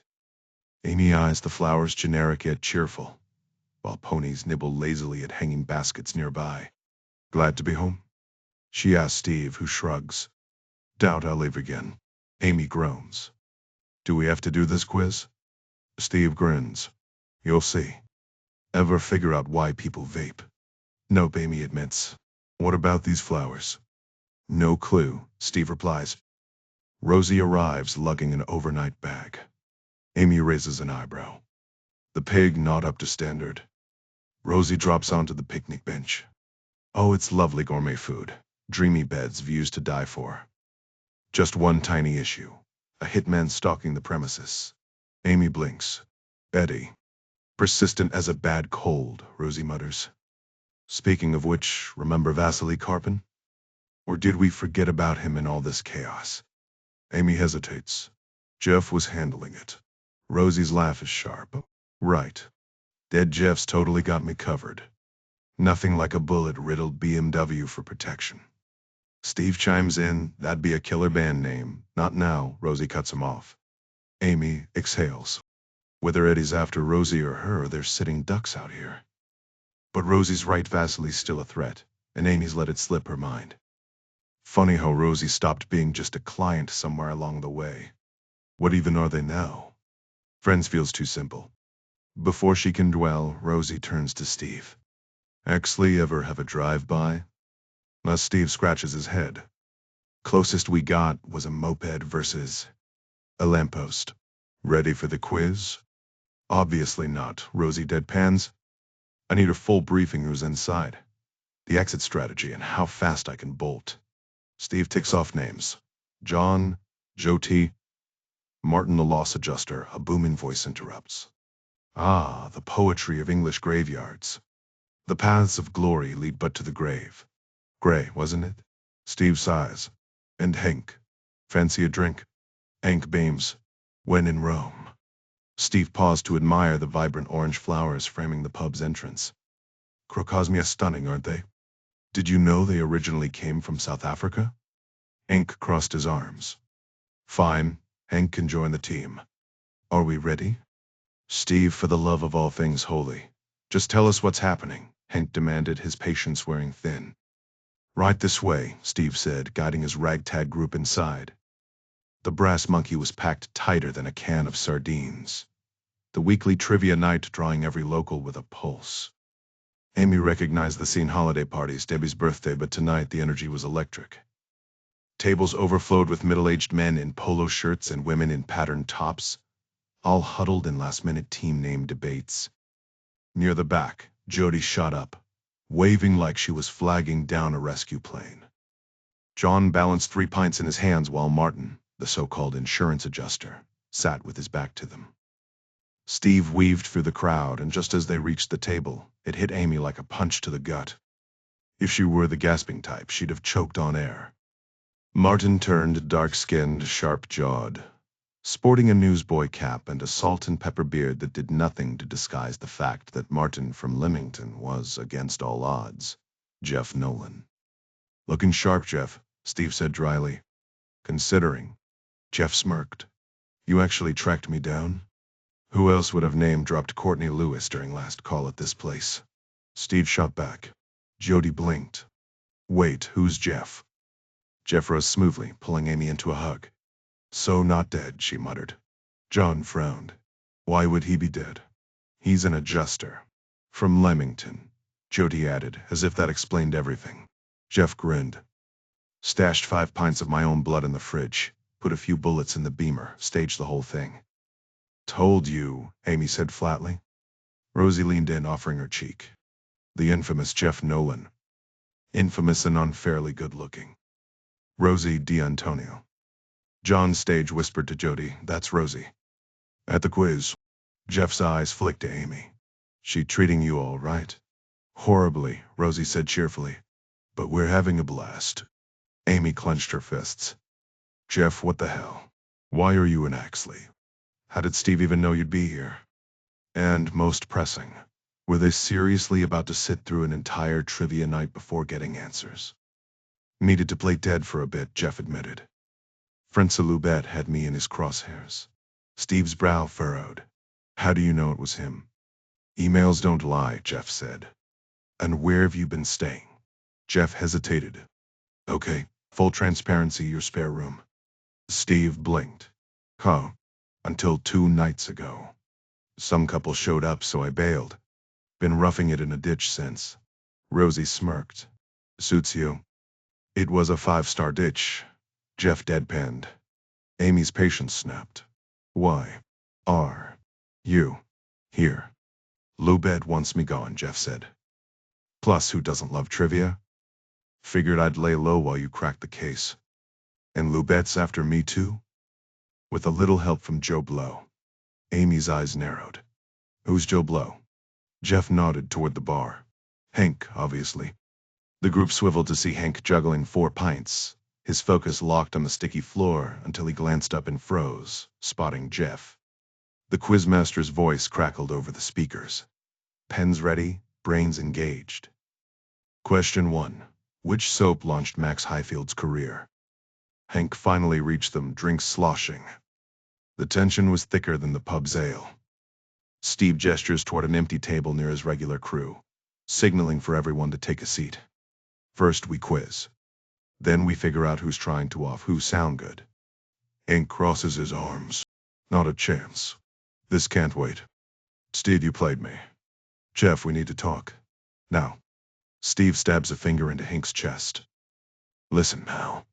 I've put my life on pause for days, been tied up, held at gunpoint, dragged into a chopper with the world's worst headache, and worst of all, forced to eat kale.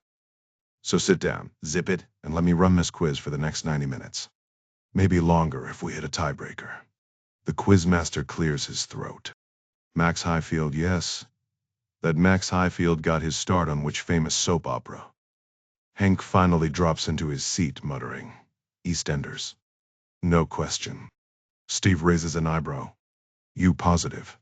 "Absolutely," Hank insists. "I've met the guy. That's got to count for something, right?" Jeff scoffs. "Wrong. It's Coronation Street. And guess what? I know him too." The 2 men lock eyes, neither willing to yield. Steve rolls his own. "You can't both be right." Amy snatches the answer sheet from Jeff's grip. "For crying out loud, it's Hollyoaks." Steve sighs. Moving on. Question 2. Meanwhile, Bonnie Gregor lies sprawled across her old childhood bed, gazing up at the ceiling.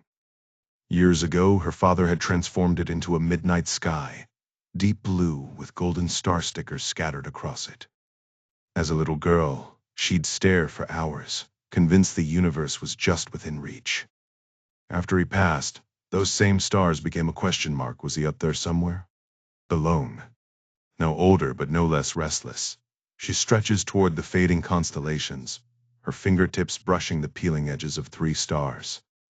Tomorrow, so board a flight at Heathrow 4 p.m. Which means arriving by 1 p.m. Google claims the drive takes an hour, but traffic is unpredictable, so she's giving herself 2. Just to be safe, she's leaving at 10 a.m. Her neighbor's husband, an aviation enthusiast, agreed to drive her in exchange for gas money. She rehearses her lines under her breath, careful not to wake the kids next door. They're thrilled to be staying with Grandma for the week, though. Grandma's even more excited. "Paint is color," Bonnie whispers. "And color, it's whatever you want it to be. A burst of happiness in a can. Bright orange, bam. Bright yellow, bam. Bam." She's testing out catchphrases, something to fill the silence when words fail. Splash. Maybe that's better? Her new leather hold-all, not the suitcase she'd expected, arrived today. Inside, she's memorized every shade in the range. Tonight she focuses on the stars. Tomorrow she flies.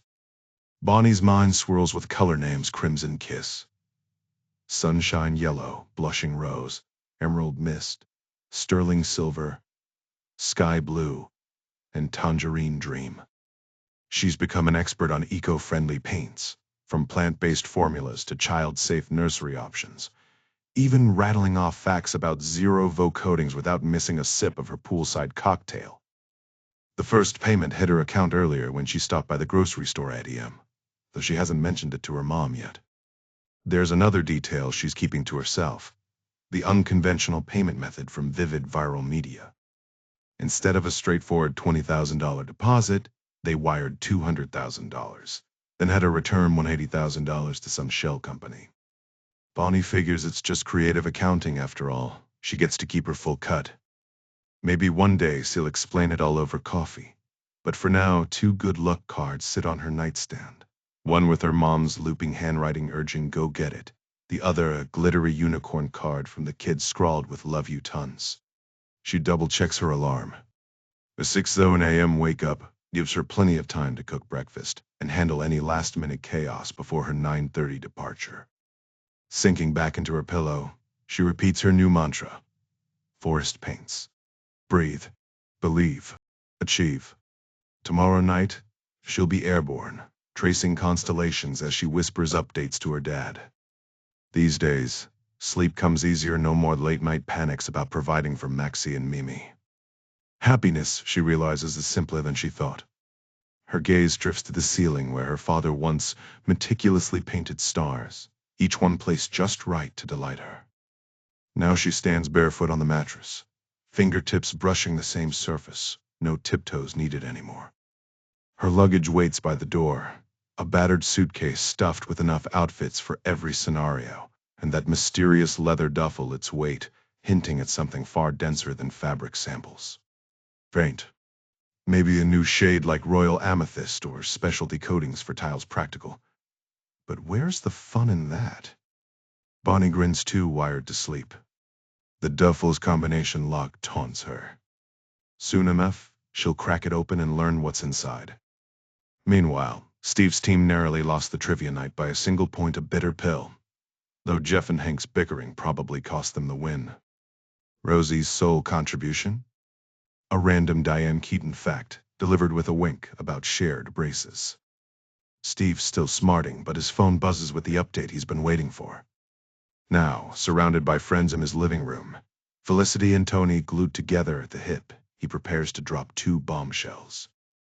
He watches Tony, who hasn't released Felicity's hand all evening. Good for him. Still, Steve's attention lingers on Felicity. 1 point.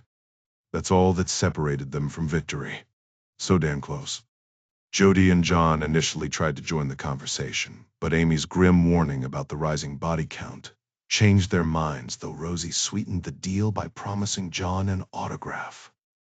Meanwhile, Jeff Nolan lounged in Steve's prized armchair, the center of attention, as Trouble, the disloyal cat, draped himself over Jeff's laptop. Looks like I've got an admirer, Jeff smirked while Steve rolled his eyes. He's just obsessed with your keyboard. Jeff cleared his throat and read aloud from the encrypted message dated 2 days prior. Dear Mr. Nolan, rumors of your demise are greatly exaggerated, though. I suppose that's fitting for a man who loves playing games. You stuck your nose where it didn't belong, so I returned the favor. Consider this my final warning. Stay out of my affairs, and I'll stay out of yours. No hard feelings, just business. Though I must say, I was sorry to hear about that unfortunate attempt on your life. You really should watch your back. And poor Amy Wheeler. Such a shame about all that evidence stacking up against her. Give my regards to Joe Blow. Warmest wishes, Francois. Jeff snapped the laptop shut. Sound familiar? Overdramatic, pretentious classic Hank. Hank perched on a kitchen chair, scoffed. Says the man who couldn't name England's top scorer in the sports round. Steve groaned. He still kicked himself for not correcting Jeff. It was Kane, not Rooney. That one point could have changed everything. Hank, it has to be one of us, Jeff pressed. Our client list is airtight. Only we knew about Bella Sanchez, Mark Gooch, and Andrew Fairbanks. Exactly, Hank shot back. Which is how I know it's you. Felicity stood abruptly. I'll put the kettle on. Steve, hope you don't mind me raiding your kitchen. There is no tea, Steve muttered. Not until I bought some, Felicity called over her shoulder as she vanished. Hank tried shooing trouble away, but the cat only doubled down, purring insistently under his hand. For instance, Hank continued, I had nothing to do with hiring that Navy SEAL, Kevin, in South Carolina. Unlike some people. Rosie perked up. Did he ever make it out? Barely, Jeff admitted. 5 days in your panic room was enough to break anyone. Though he did binge watch your Netflix Guy Ritchie marathons in that F1 doc. Then someone put a bullet in his skull 8 hours after we released him, Jeff added grimly. No clue who hired him, but he was gunning for Amy. Steve pulled out his phone. Actually, I've got a name, Rob Kenna, based in Dubai. The guy's a magnet for trouble. I swiped Nelson's SIM card while he bled all over me. Ken is expecting me for a friendly round of golf. Amy frowned. You think he hired Eddie too? Steve shrugged. No proof. But he sent Kevin and Nelson after you. Safe bet he's behind it all. Rosie leaned forward, her fingers tapping nervously on the armrest. Jeff, let's be real. Could Eddie have been sent to take me out? Vasily Karpin's behind this, isn't he? Shooting at Amy was just a way to clear the path. Jeff exhaled, rubbing his temples.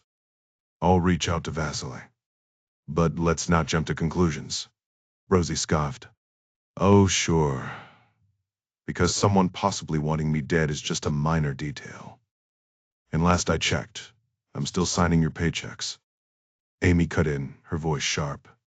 So Rob Kenna's working for Lubet, who's teamed up with Hank? Jeff nodded. Exactly. And Lubet's got ties to Jeff too. Hank smirked. Which means the traitor's in this room. How cozy. Rosie rolled her eyes. What a delightful little puzzle. Meanwhile, Steve's probably losing sleep over mixing up blankety-blank hosts. Les Dawson, not Lily Savage, genius. Steve ignored the jab, flipping through files. Neither of you is working with Lubet.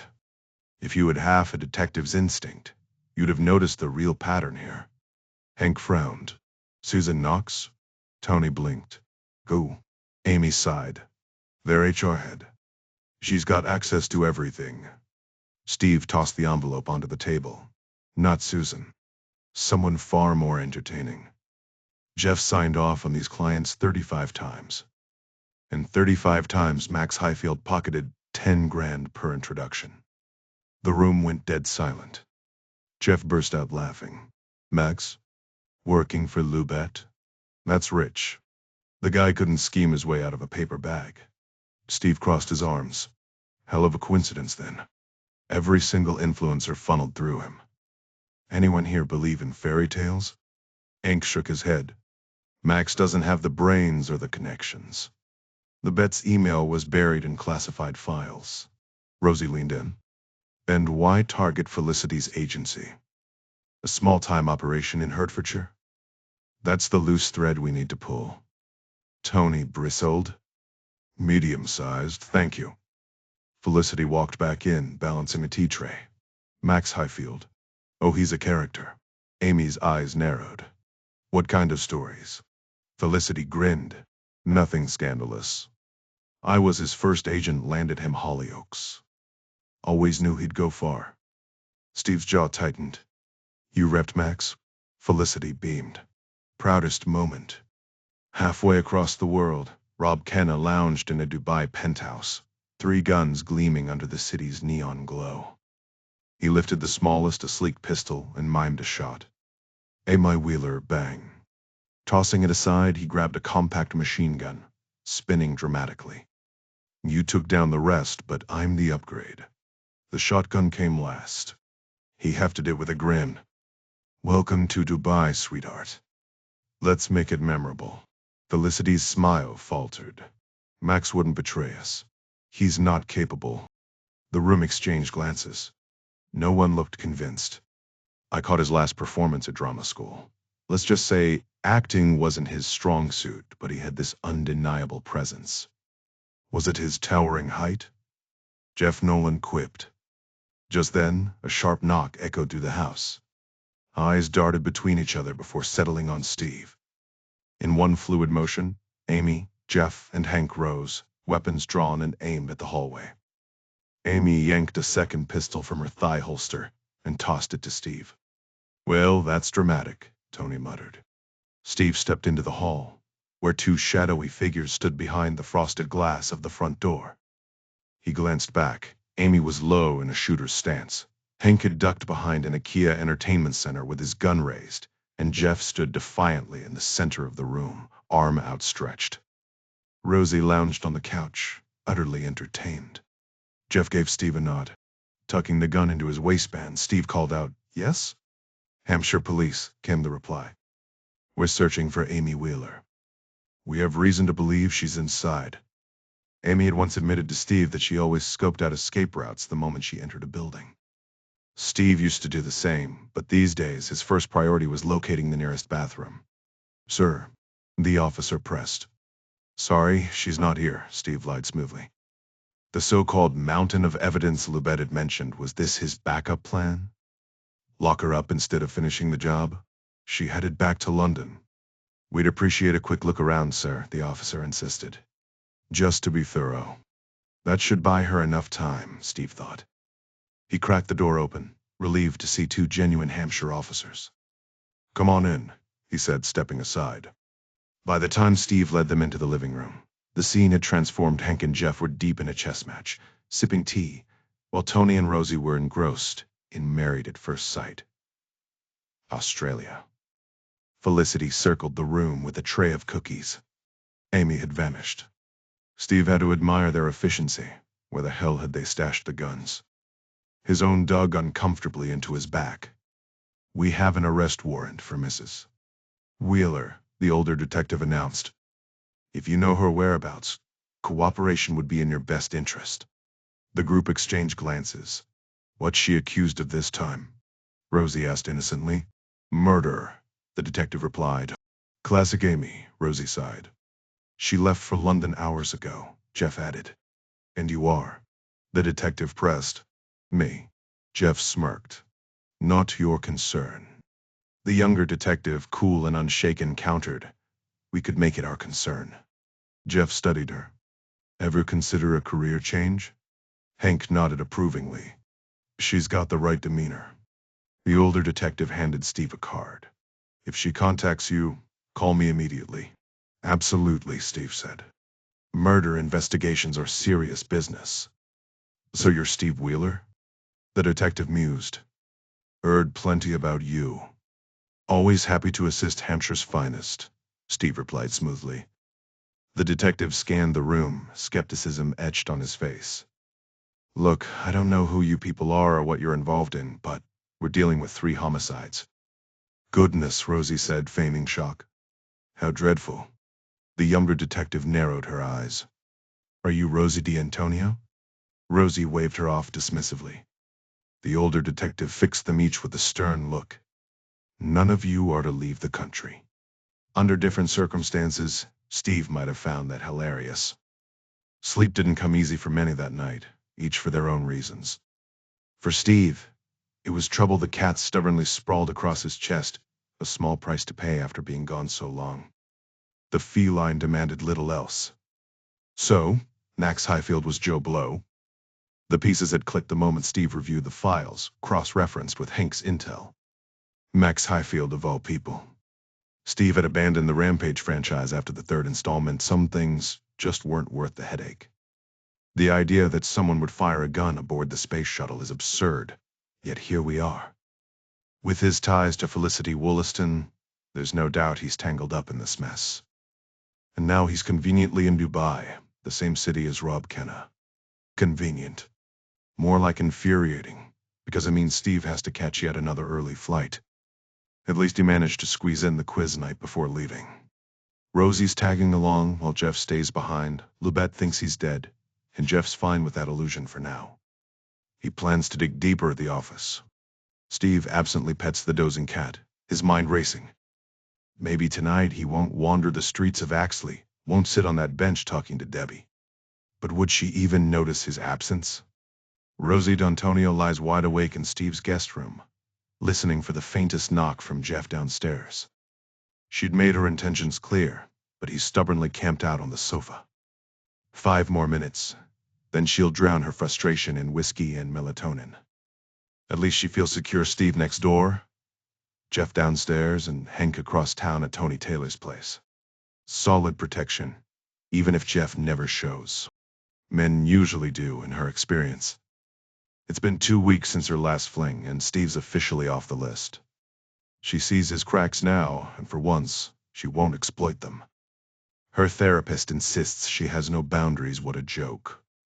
There was Kevin the bodyguard, a near miss until he turned violent. Carlos Moss at the airport, fun but forgettable. Nelson the saint. Lucia Dealer had potential until Steve put a bullet in his leg. Even Eddie Flood's rough charm intrigues her, though she suspects he's been hired to kill her. How's that for irony? Yet here she is, resisting Steve's progress even her therapist would applaud. Jeff, meanwhile, shifts on the unforgiving sofa, his back protesting.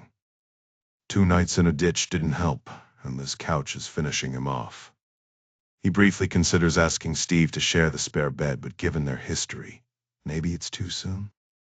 Instead, he plans his return to London. Steve had drafted a taunting email to Lubet. We know you're in Dubai. We know about Max and Rob. We're coming. Pointless, but Steve insisted flush them out. Jeff envies trouble, curled up with Steve upstairs. He thought they had a connection. And Hank? Wide awake, pacing the high street, restless as the rest of them. Tony Taylor sank into his surprisingly plush sofa, just starting to relax when the unmistakable sounds of enthusiastic lovemaking drifted down from the apartment above. With a sigh, he grabbed his jacket for an impromptu nighttime stroll. When he returned an hour later, the amorous symphony had only intensified, sending him right back out the door. Max Highfield of all people? And as for trusting Jeff, that ship had sailed long ago. Meanwhile, Hank discovered a quiet bench by the pond, its plaque honoring a woman named Debbie. To be remembered, to be loved, what a simple yet profound legacy. His own family ties had frayed over time, and while he longed to reconnect, some wounds seemed too deep to mend. Could he and Jeff ever rebuild what they'd lost? They'd made such a solid team once. Across town, Bonnie Gregor stared at her ceiling, sleep eluding her as she replayed her mother's recent airport security question. Did you pack these bags yourself? What if someone actually answered no? The thought amused her. She'd never witnessed that scenario. Best to stick with the script, she decided, rolling over with a chuckle. Raoul's sleep would come eventually. Eddie Flood wasn't so lucky. His iPhone alarm had become his personal tormentor. One misplaced MPM setting had already cost him a prison van heist tonight. He triple-checked the 5 a.m. setting, paranoid the silent mode would betray him. Half-asleep hallucinations convinced him the alarm had sounded, only for the screen to mock him with midnight's glow. Would he sleepwalk through turning it off? Whether exhaustion or alarm anxiety won, he'd be up at dawn, shadowing Rosie D'Antonio wherever she led. Maybe researching untraceable poisons would finally lull him to sleep. In Dubai, Max Highfield's night was just heating up. The VIP room within a VIP room at Equinox nightclub hosted an eclectic mix: a boxer, a diamond merchant, and a billionaire, all sharing lines of cocaine. Sure, Dubai had strict drug laws, but so did London, and that never stopped anyone. If it were truly forbidden, would these power players be indulging? Hank's petite bodyguard had already schooled him in Bitcoin mining between security drills. Celebrities and billionaires, Max relished being one and aspired to join the other. Back in Gary Goff's countryside estate, Amy Wheeler slept soundly in the guest wing, far from prying police eyes. Tomorrow would demand their best: Steve, Rosie, and her, each playing their part. Meanwhile, Francois Lubet's days were numbered. The alias had served him well, but the heat was intensifying. Time for a fresh identity. Colombian? Turkish. A complete overhaul. New numbers, new emails, a clean slate. He smirked, raising a glass of whiskey to the phantom the global police had chased. Frenescare never existed, yet he'd outmaneuvered them all. On a flight from St. Gad, Lucia to Dublin, Steve had first grown suspicious of Max after reading an interview where he praised The Rose of Sarasota as his magnum opus. Tracking down the obscure film proved challenging. No streaming service seemed to agree with Max's glowing review. 8 minutes into the cinematic disaster, Steve understood why. Steve barely lasted 8 minutes into the movie before Max Highfield's character, an army bomb specialist, dropped the nickname Joe Blow. Another useful detail to stash away as he and Rosie jetted off to Dubai. Leaning back in his seat, Steve couldn't help but notice this. Learjet wasn't as plush as the others they'd taken recently. His mind wandered back to simpler days, buying pouches of cat food for Trouble at the corner store in Axley Duck, salmon, maybe beef. The cat had never been picky until the day Margaret next door brought over leftover roast chicken. After that, Trouble turned up his nose at anything that wasn't gourmet poultry, as if to say, "You expect me to go back to that canned slop?" Now Steve understood the feeling. This jet, with its cramped legroom and no onboard chef, felt like the cat food of private travel. No bacon sandwich. Unforgivable. Rosie sat across from him, their knees nearly brushing. "So Max Highfield is definitely Joe Blow," Steve said. All the influencers tied to Maximum Impact came through him, plus the link to Felicity Wollaston, and now this nickname. "Case closed," Rosie agreed. "Thanks to you. Though I'm guessing you're not thrilled with the jet's size?" Steve scoffed. "Since when do I care about private jet dimensions?" Rosie's eyes gleamed. "Oh my God, you do care. Next you'll complain about the lack of caviar." Steve waved her off, but her scrutiny left him exposed. "We just need to outsmart Highfield," he muttered. "How?" Rosie tapped her phone. "According to Tatler, he's the 14th biggest movie star on the planet." "You could arrange a meeting," Steve suggested. "As the world's second biggest author?" He'd caught her earlier, rearranging her books in front of Lee Childs at the airport. W.H. Smith. Rosie smirked. "Celebrity small talk is usually just Tom Cruise gossip or tax complaints. But maybe I could pitch him a project." Steve nodded, gazing out the window. "Somewhere over Bulgaria, maybe. If flying over a country counted as visiting, his travelogue would be impressive. Still worried Eddie Flood wants you dead?" Rosie's shrug was unconvincing. "If he shows up in Dubai, we'll know it's bad. Same if Vasily Karpin pops in." "Well," Steve said dryly, "I'd prefer if no one murdered you." Rosie grinned. "That's practically flirting, Stevie." "Did you enjoy the quiz?" he asked. "The quiz?" she groaned. "Absolutely not. You laughed a lot." "Painkillers," she shot back. Steve chuckled. "Team's always got a spot for you." "I don't do pub quizzes," Rosie said. "I live on a private island." "Alone," Steve pointed out. Rosie sighed. "That's what private means. Don't you ever feel alone up here?" Steve asked, glancing at Rosie. Coming from the guy who's close as confident as a tabby, she shot back with a smirk. They both chuckled, the tension easing for a moment. Steve checked the flight computer's map. Armenia sprawled beneath them now. Another country marked off. Armenia. Check. Pretty scenic, all those rolling hills. Rosie sighed. Lonely isn't the right word. It's more like the world's gotten quieter. Fewer familiar faces around. People don't stick around forever, Steve said. Rosie gave a dry laugh. Especially not at my age. The guest list at life's party keeps shrinking. Steve raised an eyebrow. And what age is that again? 30 years younger than my first ex, and 30 years older than my next mistake, she quipped. Steve shook his head. There's still a whole world of people out there. Friends if you want them. But they'll vanish too, won't they? Rosie's voice softened. Everyone does, eventually. Now there's a cheerful thought, Steve muttered. Rosie groaned. Oh, forget I said anything. Sometimes I wonder if Vasily Karpin had finished me off. Would it really be the worst thing? Funny, I told Debbie something similar the other day, Steve admitted. Though in my case it was about me kicking the bucket, not you. Rosie tilted her head. Would Debbie have liked me? She'd have adored you, Steve said without hesitation. And you'd have loved her. She was the fun one. Rosie exhaled, staring out the window. I do want to catch Lubet, but when this is over, I'll miss it. What do you think Amy and Jeff will do next? Probably comb through every file back in London, Steve mused. Trace when Max got tangled up in this mess. Maybe even dig up Lobet's real identity. Rosie narrowed her eyes. And we're trusting Jeff now. Why wouldn't we? Steve countered. Unless you think he's been sending those Lubet emails to himself? Rosie smirked and went back to scrolling on her phone. Steve shifted in his seat, remembering Tony Taylor, the guy who'd emailed himself as part of some convoluted tax scam. Too convoluted for Tony, which was why he wasn't allowed near Moats anymore. Steve stole another glance at Rosie. Were they friends now? Would they stay in touch after this? Assuming they both made it out alive, that is. A sudden thought struck him.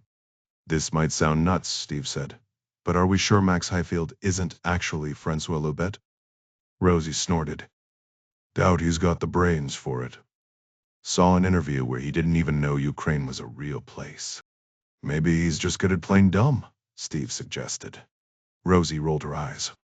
The same guy who thought Princess Diana was a fictional character? Please, who the hell is Francois Lubet? It's driving me up the wall.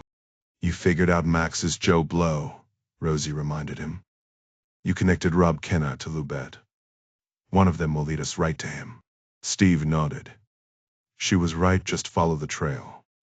By the way, he added, did you notice the toilet paper in the lab isn't double ply? Rosie didn't look up from her phone. I don't use the bathroom, Stevie. You know that.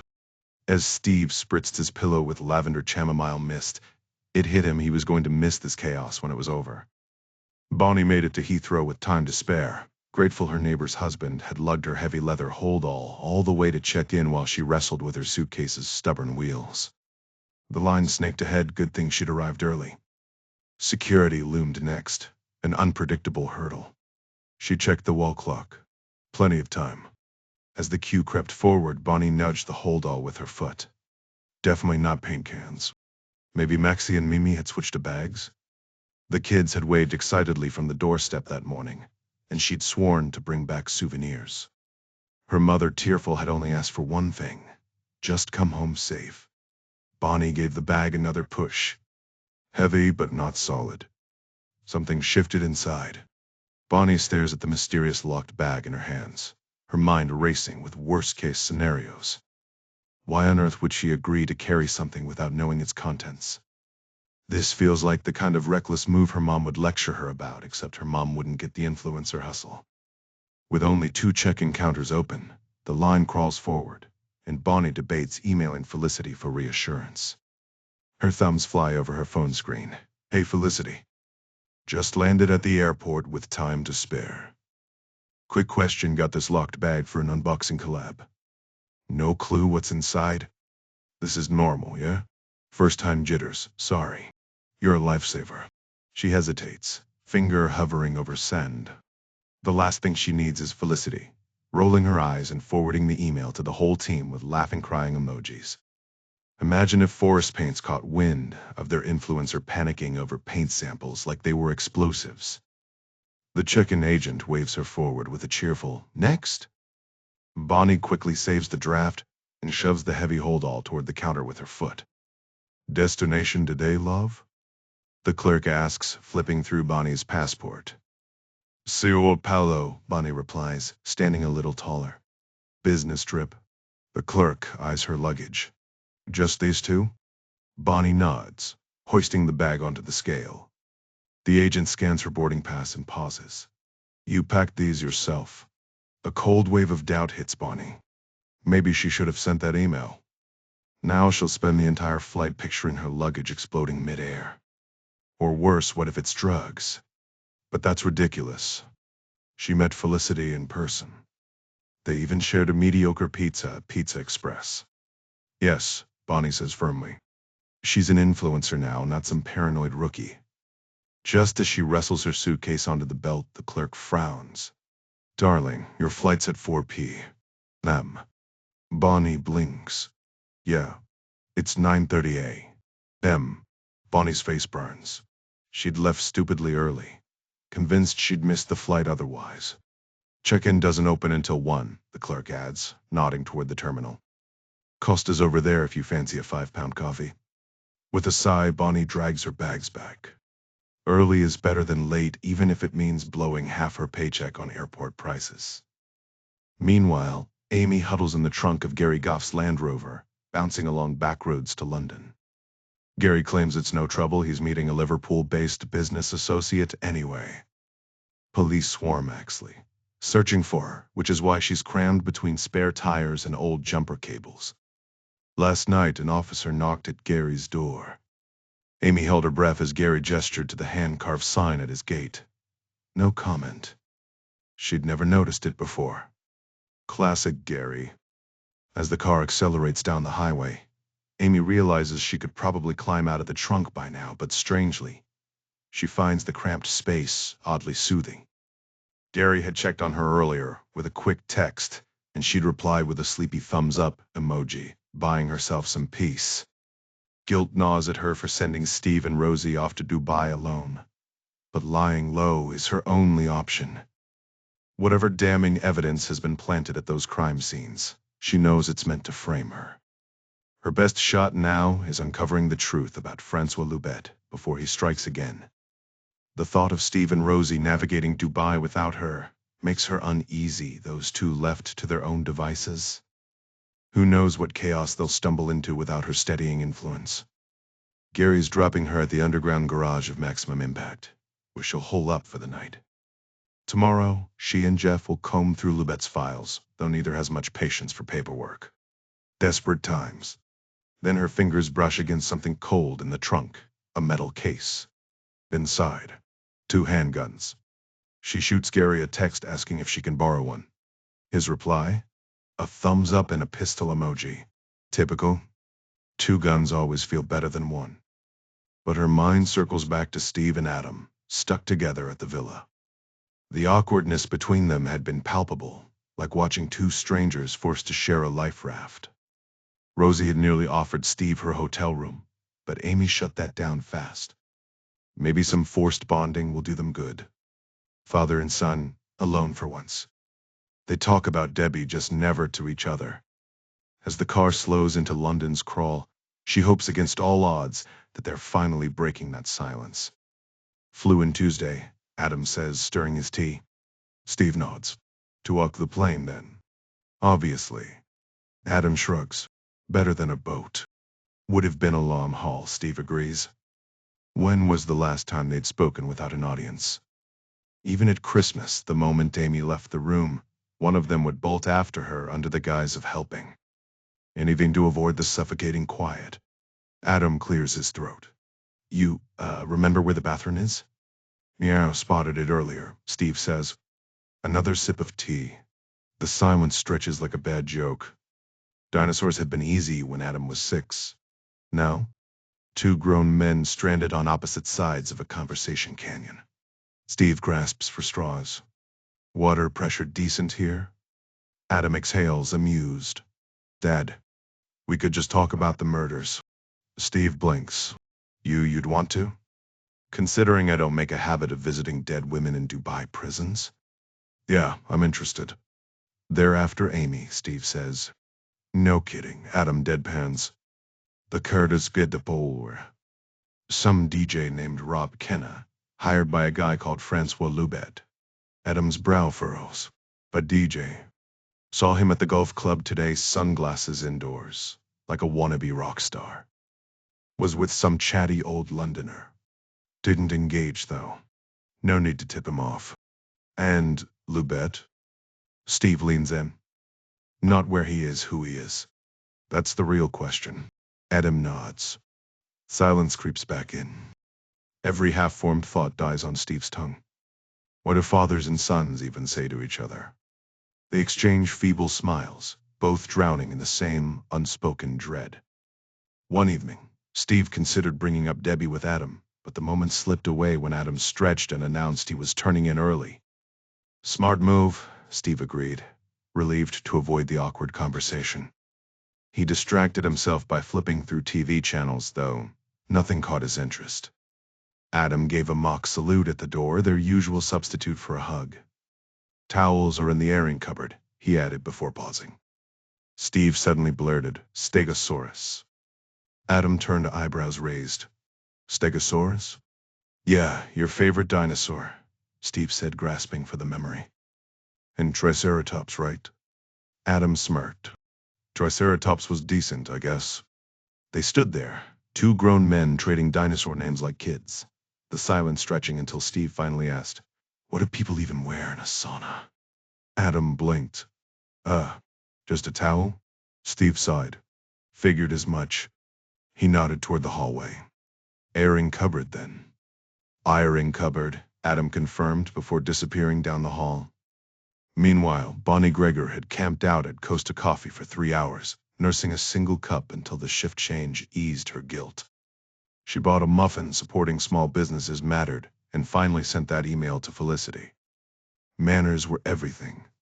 By the time check-in opened, she'd mentally spent her unexpected windfall on new supplies for her own brand. People loved her work, and that was worth investing in. Felicity would help, wouldn't she? At the counter, the same agent greeted her with a teasing grin. Let me guess, São Paulo. Business trip and you just blew your savings on overpriced coffee? Bonnie laughed, handing over her documents. As the agent tagged her suitcase, a commotion erupted behind her. A man in his 50s shoved through the line, snatching Bonnie's leather holdall off the belt. That's Bonnie started, but then Felicity appeared, breathless. Sorry, Bonnie. Wrong flight. She gestured to the man Tony, who clutched the bag like a lifeline. Tony flashed a warm smile as he lifted Bonnie's suitcase off the conveyor belt. Hey there, Bonnie, he said, setting it beside his duffel. The airline attendant gave them a concerned glance. Everything all right, sweetheart? She asked. Bonnie nodded. Just my agent handling things. What's going on? Felicity waved it off with a breezy laugh. Minor hiccup, nothing serious. Tony grabbed both bags and steered them away from the counter. You got my last-minute email? Barely, Felicity admitted. We almost missed our window thanks to that never-ending construction on the M3 exit ramp. Classic. How about we grab a coffee and talk? Felicity suggested, already leading the way. My treat. Meanwhile, halfway across the world, Dubai glittered under a relentless sun. Rosie sipped her tea on the hotel terrace, plotting her next move. Onk had set up a meeting with Max Highfield before the Diamond Conference, her chance to trap him into revealing the truth. The plan? Lure him with the promise of starring in a film adaptation of her latest novel. Steve would play the hotshot producer, complete with a ridiculous Hollywood outfit she couldn't wait to pick out. But doubts nagged at her. Would Max even recognize the name Francois Loubet? If this failed, Annie would still be in danger, and their entire trip would have been for nothing. Then, without warning, a massive shadow fell over her. A hulking man in a tank top and swim trunks blocked the sunlight. Miss D'Antonio, he rumbled in a thick Russian accent. Mind if I join you? Rosie barely flinched. She knew exactly who he was, Vasily Karpin, the man who'd been hunting her. And now, with no Amy as backup, she was on her own. Perfect timing. If she'd known death was on the menu today, she'd have gone for the pancakes. Time to improvise. Sorry, she said coolly, but I don't share meals with people who want me dead. Vasily chuckled. Good thing I don't follow that rule. I'd starve. He dropped into the chair opposite her, its legs groaning under his weight. So, Rosie began, are you here for an apology or a body? Neither, Vasily said, rummaging in his bag. Rosie tensed until he pulled out a dog-eared copy of Dead Men and Diamonds and a pen. My sister-in-law would murder me if I didn't get this signed. Rosie blinked. You're what? Yevdokia Ivanovna, he said, as if that explained everything.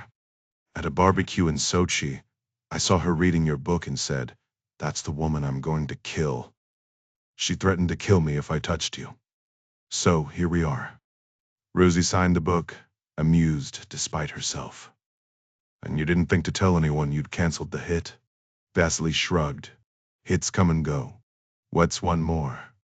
Rosie exhaled a slow stream of smoke, watching it curl toward the ceiling as Max Highfield sprawled dramatically across the sheepskin rug, diamonds glinting against his skin like scattered stars. The photographer circled him, barking commands, "Look dangerous, Max. Channel that raw energy," while Rosie balanced on her yoga ball, amused by the absurdity of it all.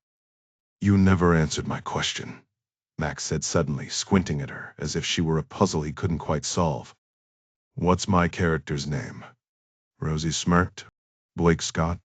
Rugged, brooding, and surprised, looks just like you." Max tugged his shirt on, pausing mid-motion. "What if he had a mustache? Adds gravitas."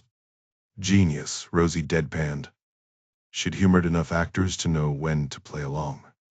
Abby, Max's no-nonsense bodyguard, stepped in, confiscating the photographer's camera with a firm grip.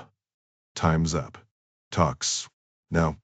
Max ignored her, turning back to Rosie. "So you're the writer. Ever tried poetry?" "I dabble abstract, avant-garde stuff. Probably over your head." Rosie took another drag. "Oh, I'm sure I could grasp it. Unless it's just nonsense scribbled on napkins." Max's grin faltered. Across the room, Steve mopped his forehead with a handkerchief. "You sweat a lot," Max observed. "It's 100 degrees and I'm in a three-piece suit," Steve muttered. Max shrugged. "Real talent doesn't sweat." Rosie rolled her eyes. "And real talent also listens to pitches before rejecting them." But Max was already waving a dismissive hand. "Not feeling the vibe." "Typical." Rosie stubbed out her joint. Hollywood deals were always the same: cash the check, smile for the cameras, and pray they didn't turn your protagonist into a talking raccoon. Meanwhile, in another part of the hotel, Eddie Flood double-checked his gear, nerves humming beneath his calm exterior. Today was the day. The money was running thin, and Rob Kenna's patience even thinner.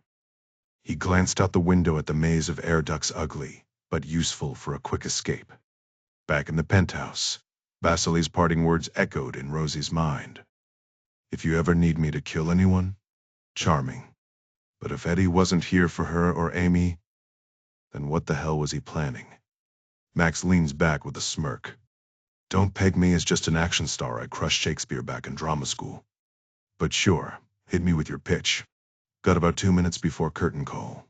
Rosie dives in. "Picture this: a global money smuggling ring using influencers as mules." "Wait, like literally sneaking cash across borders?" Max asks, eyebrow raised. "Exactly," Steve cuts in. "And it's totally illegal." Max scoffs. "Typical government nonsense." "So, Blake Scott, he's some influencer too?" "Nope," Steve says. "He's the puppet master behind the whole operation." Max pauses mid-step into his pants. "So he's the villain?" "Not my usual gig. I don't do bad guys." Rosie smirks. "He's layered. Morally gray." Max waves her off.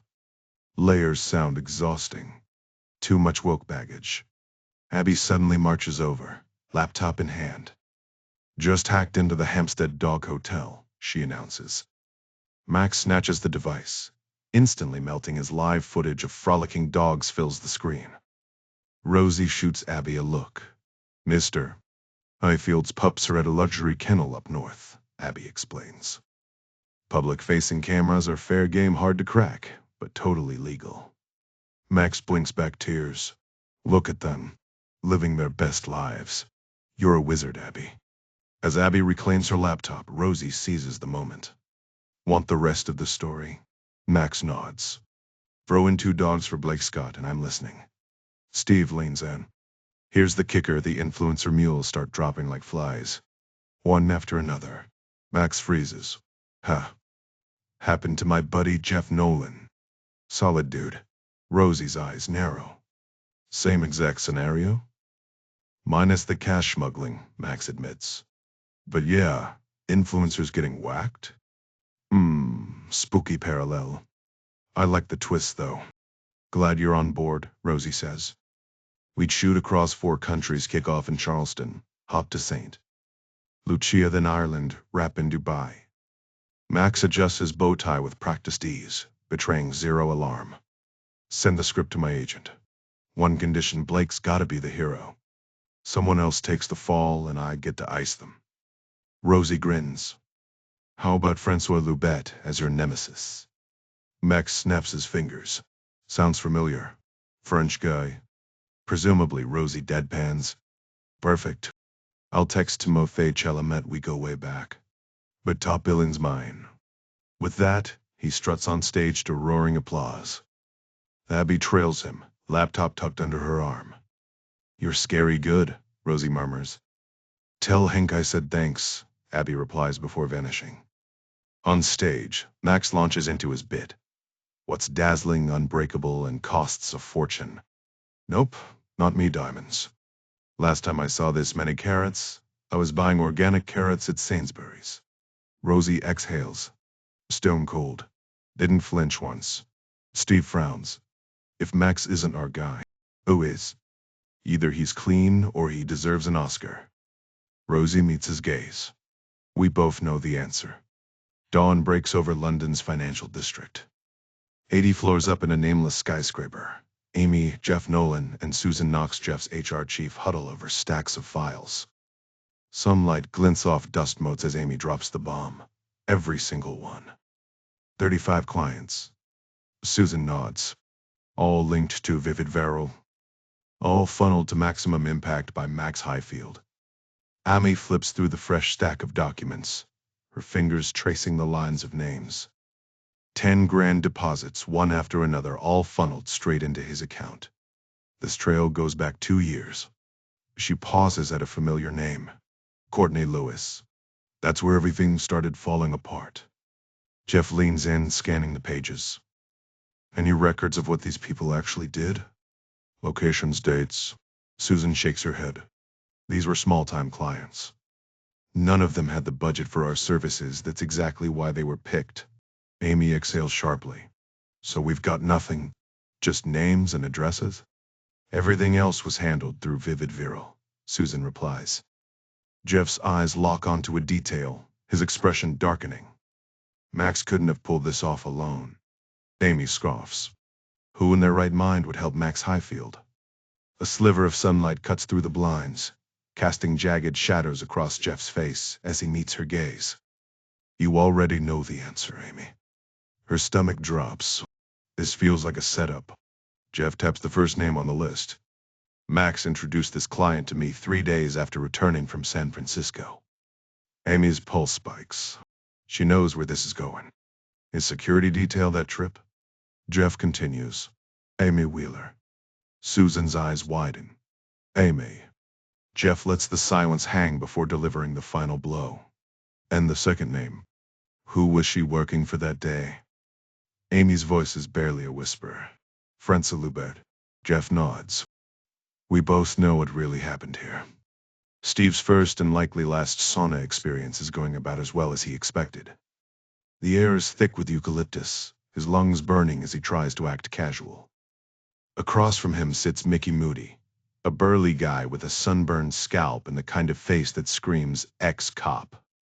Feels like breathing soup in here, Steve mutters, tugging at his sweat-soaked t-shirt. Mickey grins. You from London? Bermondsey. Steve lies smoothly. Just here for the heat. Supposed to be good for you, right? Mickey raises an eyebrow at Steve's fully clothed ensemble. Most people lose the shoes, mate. Steve shrugs. Call me old-fashioned. He shifts gears. Saw you playing golf with that DJ Rob Kenna, right? Mickey's expression doesn't change, but his tone sharpens. You a cop? Nah, just curious. What's he like? Keeps to himself. I don't ask questions around here. Steve chuckles. Smart policy. I sell scented candles. People get weirdly intense about lavender. Mickey relaxes. Used to be in scrap metal. Folks would offer me stolen cars at dawn like it was a grocery run. Sounds like my candle client, Steve deadpans. They both laugh, though Steve's turns into a wheezing cough. Mickey wipes his forehead. Learned early, say no politely, walk away clean. Steve nods, thinking the same might apply to Sunas. One by one, those flashy guys with their Ferraris and shady pasts ended up either arrested, gunned down, or overdosing face first in their own pools. Meanwhile, there I was, steady little business, cozy little house, and now a quiet retirement in a villa by the golf course. Never tempted. Mickey exhaled. Couple rough years made me think about it. But that wasn't me. My grandmothers raised me right, they'd have skinned me alive. So, where'd you land, Steve? Ormskirk, Steve blurted, though he wasn't entirely sure where that even was. Somewhere near Liverpool? Mickey squinted. Up north? Steve nodded, praying it was. Not exactly Dubai, he admitted. Mickey chuckled. Nothing is. This place feels like Essex back in the day. Speedboats, hot tubs, cash flowing like water. I don't ask questions. Maybe it's all clean, who knows? But Rob Kenna's just a DJ? Steve pressed. Mickey shrugged. Your guess is as good as mine. Nice guy on the greens, but mark my words, one day he'll vanish. Same as Big Frank, the fruit importer. Found dead in Colombia. Then there was Gomez. The car salesman ended up stuffed in a trunk in Kent. And Davy, poof, gone. You sure you're just selling candles? Just candles, Steve said, forcing himself to meet Mickey's gaze in the steamy sauna. Then it hit him, a flicker of recognition. Heroin. Human trafficking. Mickey prodded. Nope. Just lavender and vanilla. Smart man. Look around, Dubai guys like us. Endangered species. Steve studied Mickey. The guy had cop instincts. Back in Steve's day, tattoos would have disqualified you. Now, anything goes. He needed to finesse a meeting with Kenna, something casual, through an old friend. But Mickey wasn't dumb. Steve's mind raced. He needed to talk this through with Debbie. You all right? Mickey asked. Just thinking. Your wife, still around? Gone. Cancer 5 years back. Same boat, Steve murmured. Mickey's eyes darted to the door, then back. You ever talk to her? Constantly. You? Was chatting with her when you walked in. Telling her about my putt on the 18th. Steve grinned. Sorry to interrupt. She didn't mind. Loved scented candles, though I never bought into that. What'd she think of Kenna? Calls him a con artist. Warns me to stay clear. See, Debbie? Steve thought. I'm not crazy. Then it clicked, the ringing in his head. You're talking to her now, Mickey observed. Steve nodded. She telling you to kick off your shoes? Mickey laughed. Exactly what Debbie would have said. But what she was really whispering was, you clever bastard. You know who Francois Loubet is. Steve closed his eyes, smiling. He did know. Needed more proof, but the pieces fit. He couldn't wait to tell Rosie and Amy once they figured out their next move. With a grin, he yanked off his shoes and socks. Bare feet, just like the day he was born. That's the spirit, Mickey said. Elsewhere, Susan's voice cut through tension. I can call the police. Amy would give anything to be back in the trunk of that car right now, tucked into herself like a frightened animal. But here she stands, running through Jeff's stupid checklist in her head. Point 1. Size up the mess you're in. Point 2. Figure out what you've got going for you. Before she can even reach point 3, Jeff yanks a pistol from his coat and aims it straight at her. So much for protocol. Instinct kicks in, and her own weapon is out in a flash. Susan Knox watches them like a disappointed teacher. All right, kids, she sighs. I'm dialing 911. Don't. Amy and Jeff snap in unison, neither lowering their guns. Think, Amy. Think fast. Drop it, Amy, Susan urges. For a split second, Amy imagines Steve bursting through the door, cool, collected, with a plan. But Steve isn't here. And that's the problem. Jeff knows her moves because they train together, which means they're stuck in a deadlock. What would Steve notice? What's off here? Just put it down, Jeff growls. Convince me it wasn't you. Amy scoffs. Someone was feeding Max Highfield intel. Jeff presses. Susan, exasperated, cuts in. Let me call the cops. They'd love to grill Amy on all this. Not happening, Amy and Jeff say together. Jeff's voice turns icy. It's all in the records, Amy. You worked with Highfield. You worked with Lubet. So did you, Amy fires back. Jeff shakes his head. I'm not rehashing old wounds. If Steve were here, what would he see? What's the missing piece? Then why didn't you notice 35 payments to Highfield, Jeff? Amy challenges. Not my job, he retorts. That's Susan's department. Leave me out of this, Susan mutters. Amy's getting nowhere. Maybe it's time to stop asking what Steve would do. Sure, Jeff trained her, but she's picked up a few tricks of her own. Maybe it's time to ask, what would Amy do? No turning back now. You handpicked those clients, Jeff, she says, voice steady. You set Highfield up as a fall guy. You funneled those payments to him, just in case someone started digging. You even cut a deal with Vivid Varro, because you never missed the fine print. And let's not forget, you've been cozy with Francois Lubet this whole time. Jeff barks a laugh. You think I emailed myself? Paid someone to ram Bruno's windows? Every bit of it, Amy says. Then shifts her gaze slightly toward Susan. If we check those files, could we prove Jeff personally approved those payments to Highfield? Susan hesitates. Yes, but it'd take time. Just lower the guns and I can— No time, Amy interrupts. In one fluid motion, she drops her aim slightly, then fires. Jeff howls as the bullet tears through his thigh. His wild return shot goes wide, and Amy's on him before he hits the ground, zip-tying his wrists as he writhes. Get up, she orders, pressing the barrel to his temple. We're taking a ride. Susan, if I hear sirens, he dies. Got it. Go over those files again. You're wrong, Jeff snarls through gritted teeth. Too late for that, Amy says, yanking him to his feet. Turns out, Jeff's checklist wasn't useless after all. Point 6.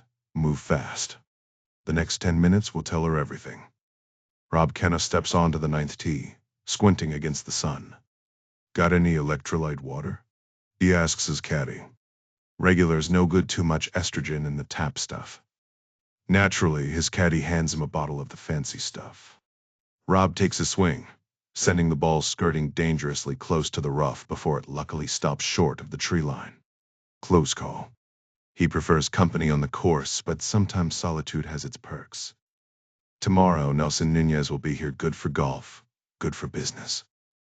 And right now, the quiet gives him space to think. One thing's clear, he needs to ditch Lubet for good.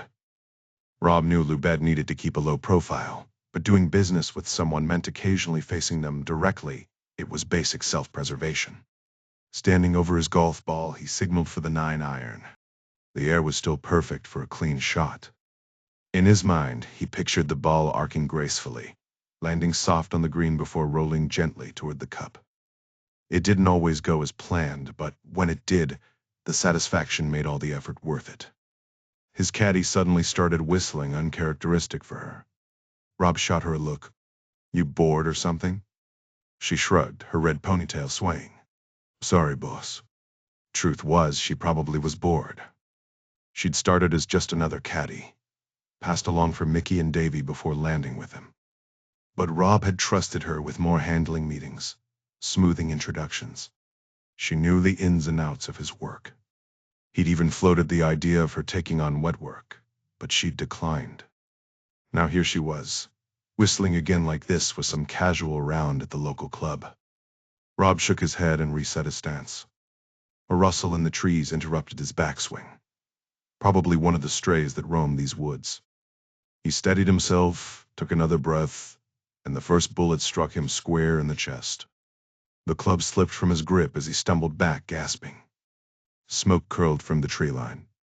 Someone was screaming, was it him? His caddy was already sprinting away, a streak of red vanishing into the distance. More gunfire erupted. Then, stepping from the shadows, a figure leveled a shotgun at him. And there, in his final moments, Rob Kenna finally locked eyes with Francois Lubet. Rosie had expected the cute guy from room service, She'd flirted with him earlier, so when the knock came, she'd answered without thinking. But in her line of work, knocks rarely meant good news. Sometimes they meant death walking right through your door. Eddie Flood stood there, apologetic but determined. "I'm sorry to disturb you, Rosie." "Bit late for that," she shot back. He reached into his bag, and Rosie braced herself. If this was it, at least Steve would figure it out later. "One question," she said. "Who hired you?" Eddie blinked. "Kill you." "I mean, technically, yes. I've done that before, but only when absolutely necessary." Rosie narrowed her eyes. "So you are a hitman." "Define hitman," he muttered, then sighed. "Look, I took Rob's money, but that's not why I'm here." He pulled out a laptop instead of a gun. "I'm a writer. I've been following you to finish my book." Rosie stared. "You stalked me across continents for research?" Eddie grinned sheepishly. "Not my smoothest move, but hey, at least I'm not here to kill you." Eddie's plea hung in the air. "I just want you to read my book." And Rosie's response was immediate, her hand resting gently on his arm. "Oh God, Eddie," she murmured, her voice laced with pity. "That's so much worse." Meanwhile, Steve wandered along the glimmering waterfront of Dubai Marina, lost in thought. 3,000 miles separated him from the familiar. The sagging couch molded to a silhouette, the telltale creak of the third stair, the photograph of Debbie that still watched over his nights. The distance made his chest ache. He longed for the simple act of closing his own front door, shutting out the chaos, escaping the relentless sun. Up ahead, the Irish pub beckoned with promises of British sports and beer. But it wouldn't be the Brass Monkey, with Tony's loud jokes or Jody's sharp wit. No trivia night here. Steve's life, he realized, had become smaller, folding in on itself like a well-worn map. Nearby, a suited man on a yacht barked orders at a woman in a cocktail dress. Had he enjoyed this whirlwind journey? Steve stepped into the pub, the noise hitting him like a wave. Neon signs screamed, "Enjoy the Craig." And Irish eyes are smiling, none of which he recalled from actual Irish pubs. A bartender juggled a gold-plated vodka bottle studded with diamonds, and overhead, screens blared basketball, since when did Ireland care about basketball? No snooker in sight, though rain-soaked Premier League matches flickered, making his heart tug toward home. Enjoy wasn't the right word. Steve hadn't enjoyed anything since Debbie. But glad. That fit. Glad for Amy's fierce loyalty, for the way she'd high-fived him after that messy encounter with a drug dealer in a Coldplay shirt. Glad, reluctantly, for Rosie. Where would she go after this? Not back to some island, he hoped. She deserved more. Mostly, he was glad to remember he was good at his job, better than chasing lost dogs or rewinding security tapes, though he missed those too. The end was close now, Axley's gravity pulling him back. But something else tugged in the opposite direction. Then he spotted his contact, a man sipping beer, phone pressed to his ear, and it hit him. The couch's groove called to him because it held his shape, worn smooth by years. But the resistance? That was the ghost of the second groove. The one that had vanished when Debbie did. He wasn't returning to Axley. He was returning to her. Steve finds it fascinating how she's managed to follow him across every city he's visited. Sharing glimpses of the world with her has been one of life's unexpected joys. Even now, as he settles into the chair beside Francois Loubet, he senses her presence nearby. Meanwhile, Amy has fashioned a makeshift tourniquet from her lemon-colored sweatshirt, cinching it tightly around Jeff's wounded thigh. To his credit, Jeff isn't howling in pain, partly out of pride, partly because Amy threatened to put a bullet in him if he made a sound, and partly because she stashed him in Hank's hidden study behind the boardroom's two-way mirror. The setup is almost theatrical, and Jeff's starting to realize this isn't just some impulsive ambush. Through the glass, they watch Susan Knox scrolling through digital personnel files with unsettling focus. "She won't find anything," Jeff mutters, wincing as Amy's pistol nudges his temple. "I know," Amy replies coolly. "She's not reading them. She's erasing them." Jeff's eyes flick toward the boardroom, where Susan's now on the phone. Amy lowers her voice. "If I holster this, can you stay silent for 60 seconds? He nods stiffly, then jerks his chin toward the tourniquet. Amy yanks it tighter just as Susan's conversation crackles through the speakers. It's me. Yeah, I know, but it's urgent. Are you at a bar? Can you even hear me? They know it's not Max. No, it's fine. Nothing to panic over. Amy thinks it's Jeff. Yeah, Jeff. She shot him. I know, typical Amy. Look, I'll make her see reason. We don't have to kill him. I'll explain, he'll get it. No, Francois, me, or him. Bryce, Jeff's my friend. I'll handle it, but no more bodies. I'll need another 100 grand. Last time, I swear. The father-in-law? No idea. Just stay safe. Jeff's jaw tightens. You knew it was Susan all along. Not at first, Amy admits. Just knew it wasn't me or Max. That left you two. So you shot me? Could have been Hank.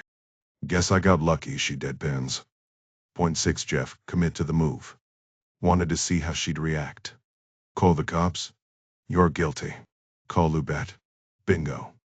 Jeff exhales through clenched teeth. A fistfight would have sufficed. Logic plus chaos, Amy muses. Worked, didn't it? Half Steve, half you, Jeff mutters. Amy tilts her head toward the boardroom. Feel up to confronting Susan? Then maybe that ER visit? Jeff manages a dry chuckle. Got a specialist on Harley Street for this exact scenario. Barely grazed you, Amy assures him. Then sharper, but why Susan? How long's she been your HR director? 30 years. Salary? 60 grand. And her Hampstead townhouse? Amy raises an eyebrow. Know many middle managers affording that on her paycheck? She's been skimming you for decades. Jeff blinks. Thought it was inheritance. Parents are alive.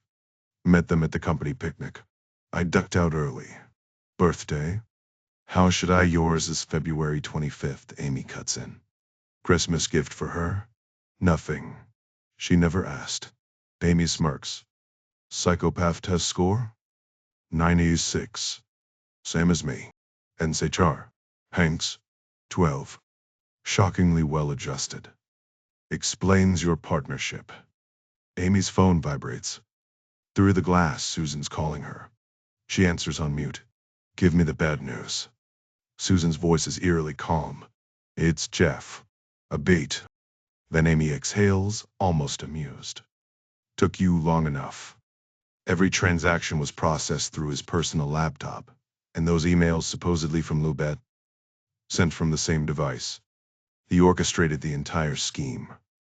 Amy, I can't believe I didn't piece it together earlier. Amy exhales sharply. So what now? Call the cops? After everything he's pulled? Susan snaps. I mean, the man's a murderer. For what? A stack of cash? Wasn't he already rolling in it? Greed twists people, Amy mutters. And he wanted you dead, Susan adds, voice icy. You, Max Highfield, anyone in his way. There's really only one way out of this. File a complaint with HR? Susan doesn't miss a beat. Put a bullet in him. I'll back you 100%. Amy hangs up, eyeing Jeff across the room. You know, a lousy holiday bonus might have saved us this mess. People need to feel valued, hell. Even I get that. Jeff smirks. One of these days, I'm gonna return the favor and shoot you. Amy grins. Looking forward to it, boss. They share a quick, tight hug before she turns back to the chaos. Steve slides 2 frothy pints across the sticky pub table, studying Mickey Moody. So, Francois Lubet, that was you the whole time? He'd waited patiently while Mickey finished his call. Mickey lifts his beer in mock salute. Who the hell's Francois Lubet? Only the slickest money launderer on the planet, Steve says. Which turns out is you. Mickey chuckles. That's a hell of an accusation. Got proof? So you're just a humble scrap dealer from Billerica? Steve needles. Until proven otherwise, Mickey counters. Which won't happen. Now you gonna watch the match or what? Steve leans in. No loose ends? Nothing tying you to any of it? Mickey's grin doesn't reach his eyes. Stone cold certain. And Steve, tread lightly. Man, careful's overrated, Steve shrugs. Sometimes you gotta roll the dice. Mickey clinks his glass against Steve's. Cheers to that. Rob Kenna's dead, Steve mentions casually. Mickey sighs. Another one bites the dust. Running low on drinking buddies. Who's left? Just your wife to complain to? Mickey sips his beer. She's all I need. One living in him and coal. Fairmont, two old geezers like us spill something real for once. Mickey's smirk mirrors his. Fine. Age 14, I'd tail milk trucks on a rusty bike. Swiped bottles off doorsteps in Bethnal Green, resold them to pissed off customers. Resourceful, Steve admits. Made decent cash too, Mickey continues. Till some off-duty cop caught me shirt untucked, reeking of someone else's perfume. Got off with a warning. Swore I'd never see the inside of a cell again. 54 years clean, not even a parking ticket. Beat that. Steve raises a brow. I have. Mickey laughs. Police. They've got a radar. Stay under it. Simple. And you have? Mickey shrugs. Known plenty of sharp operators. They slip up. Get busted. Or worse. Like you slipped up with Rob Kenna, Steve finishes.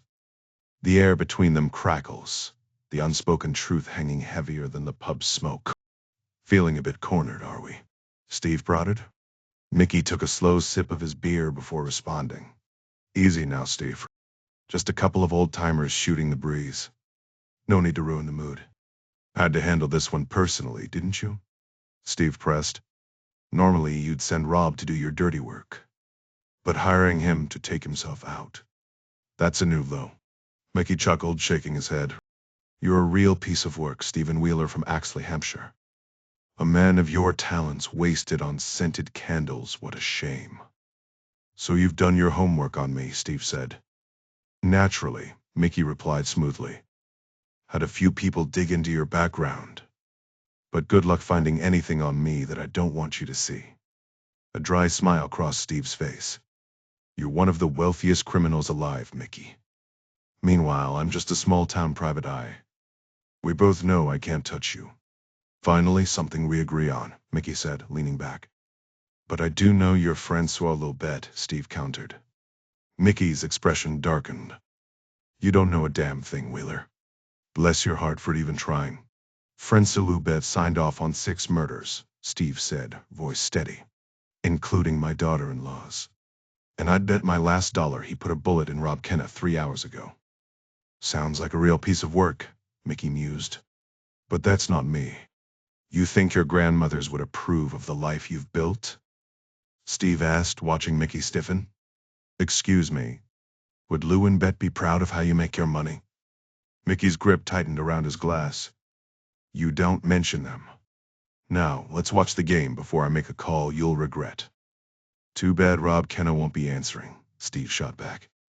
Mickey studied him, then smirked. What are you, an Arsenal fan? Millwall, Steve said flatly. You think your grands would be proud of you sneaking out this afternoon, lugging that big bag across the golf course, waiting in the trees to put a bullet in Rob? Or how about sprinting home before the cops even showed up, didn't even bother zipping the bag shut? That the legacy they wanted for you? You're talking nonsense, Mickey muttered. Sun's got to your head. Steve leaned in. I know their names. Elizabeth and Louisa. Right there on your shoulders. Mickey exhaled, a slow, bitter laugh escaping him. God rest them, he murmured. Low and Bet, Steve echoed. Mickey's smile didn't reach his eyes. That's all you've got. Steve shrugged. Just nice to know I was right. And next time, wear a shirt in the sauna. Mickey signaled the bartender. Next round's on me. Consider it a prize. Keep your drink, Steve said. Mickey's voice dropped, quieter now. Let me tell you something, Wheeler. My grands raised me. Mom died. Dad vanished, never asked why. But those women? They made me who I am. Lou and Bet, Steve repeated. Taught me to work hard, save my money, take care of my own, Mickey said, almost wistful. And never flaunt it. Flashy people draw attention. So I keep it simple, nice villa, small pool, golf course nearby. Kids visit, grandkids too. Cops have sniffed around, sure. But when they've got a choice between a guy in a Lamborghini and a guy in a Volvo, who do you think they bother? Then why do it? Steve asked. Mickey shrugged. 20 years left if I'm lucky. Kids think they'll inherit the villa, maybe a few bucks. They've got no idea what's really coming. 2.6 billion? Steve raised an eyebrow. Mickey grinned. Family first, right? You'd go to hell and back for them, wouldn't you? Mickey's voice carried a mocking edge. Without hesitation, Steve replied, his jaw set. His partner nodded in agreement, adding, "That's exactly why you messed with the wrong man today." Mickey chuckled, though his eyes stayed cold. "Guess I'll have to keep tabs on you and Amy moving forward. But if you back off, I'll do the same." "Not happening," Steve shot back. "You've got blood on your hands, innocent lives. And you came after my family." "Just business," Mickey shrugged. Steve leaned in, voice low. "Your family isn't worth more than mine. I'll leave you alone when you're rotting behind bars, probably in Alaware, the same place you had Courtney Lewis murdered." Mickey smirked. "You really think my tattoos are some smoking gun?" "They just filled in the blanks," Steve countered. "That's how I connected you to Lubet. And how I got the footage." "Nobody films me," Mickey scoffed. "I'm a nobody. Just an old man, living quietly." "Funny," Steve said. "Because I know you left your house at 2:05 with a canvas bag and came back at 2:31, right after Rob Canna was shot. Bag unzipped, shotgun visible." Mickey's smirk faltered. "You're bluffing. You weren't there." "Didn't need to be," Steve replied. "Though Abby, your bodyguard, had a busy afternoon." "Riddles won't hold up in court," Mickey sneered. Steve finished his beer, setting the glass down deliberately. "One last question, Mickey. What kind of doorbell do you have?" "Sometimes the truth only reveals itself when you shift your perspective." Lying on the rain-slicked pavement, Archer felt his strength fading, the world narrowing to the flickering glow of gas lamps. No light could pierce the shadows of Soho, that grimy labyrinth where secrets thrived. He'd been so close this time, close enough to taste the metallic tang of victory. After years of chasing ghosts, he'd finally seen the man in the flesh. The whispers about him were always contradictory. Some swore he wore an electric blue suit, others claimed he towered like a shadow. "If you see him," they warned, "look away fast." Now sprawled in his own blood, Archer understood why. Nearby, Eddie paused his reading. "Should I keep going? Am I losing you?" Rosie traced a finger along his chest. "Not yet. But you'd better pick up the pace so far. Your storytelling isn't as gripping as your other talents." Eddie sighed, but Rosie grinned. "Relax, soldier. You're very good at the important things." Outside, sirens wailed, too late to matter. A woman in a red dress knelt beside Archer, her voice soft with concern. If he could speak, he'd tell her what he'd finally realized. But his last breath had already escaped, his final words lost in the neon haze. As he'd fallen, Archer had watched the killer stroll away, whistling, his knife slipping into a storm drain. Then he'd seen it, the worn sole of the man's left shoe. That tiny detail unraveled everything. "No way," Rosie murmured. "His shoe." Eddie turned the page. The question hung in the air. Would anyone ever catch him? The smooth-talking assassin? That would be Eric Jr., Archer's son, now 2 years deep into his career with the NIPE deed. Archer's seen this story play out before. Either his boy walks away, or the killer does. The clue was right there, stamped into the left shoe's sole. Now his son's condemned to spend years piecing together the truth Archer took to his grave. Eddie shuts his laptop with a snap. "That's just the setup, really. Still needs work." Rosie leans forward, eyes gleaming. "What did Archer spot on that shoe, Eddie?"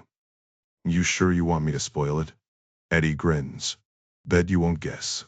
Rosie shakes her head. "I want the full story. Every word. And I want Archer's kid to take that killer down slowly, while explaining exactly why he's doing it." Eddie chuckles. "Patience. Never thought I'd finish this thing, but turns out being stranded on private jets has its perks." "South Carolina, Hawaii, still feel bad about Hawaii," Rosie cuts in. "Nah," Eddie waves her off. Got pages done. Could have been worse, imagine if it was Alaska. Rosie smirks. Genius. Then Ireland, London, Dubai. Nothing but time and words. And then you found me, Rosie says. Think anyone will actually read it? Eddie asks. Rosie doesn't hesitate. They'll devour it. And I get the first taste. After me, it's off to my agent. What's the title? Eddie shrugs. Stuck on that. Maybe name it after the shoe guy. The Killer. Rosie raises an eyebrow. Leaves chaos in his wake. Like you wouldn't believe, Eddie says. Rosie snaps her fingers. Got it. Write this down. A cat named Chaos. Bonnie didn't stop at Heathrow. She went straight to her mother's job cancellation in hand. The disappointment on her mom's face stung, but it could have been worse. 3 days later, she's in Felicity's office with Tony, staring at the slashed open duffel between them. Tony's bolt cutters, fresh from a hardware store near the interstate, had made quick work of the lock. Now £1 million in cash spills across Felicity's desk. Felicity exhales. Listen, Bonnie. Before you call the cops, think. What good does turning it in actually do? Tony jumps in. That's your kid's college fund right there. Bonnie chews her lip. But it's not mine. Technically, Felicity counters. They handed it to you. No return address? It's still stolen, Bonnie insists. Felicity rolls her eyes. Money isn't illegal. Now, a duffel of cocaine? Different story. Tony nods. This belongs to Mickey Moody, who, by the way, is currently locked up for murder. Exactly, Felicity says. He sent you to rot in a Brazilian prison without a second thought. You really think he's missing this cash? Bonnie hesitates. But what would I even do with it? I want to earn my way. Felicity leans in. So earn it. Travel with your family, grow your brand. And hey, I'll be your agent. We'll launder this money through my books. Ours won't blink. Bonnie glances between them. This feels wrong. Tony grins. Ever heard 2 wrongs make a right? Felicity opens her mouth, then shrugs. Fine, Bonnie finally says. But I work for every penny. Felicity smirks. Deal. Felicity leaned forward, her voice steady but laced with regret. I'm taking 10%, every cent going to the families of Andrew Fairbanks, Bella Sanchez, and Mark Gooch. Bonnie frowned. So you walk away with nothing? I was naive, Felicity admitted, shaking her head. I should have seen the signs. People died because I chose to look the other way.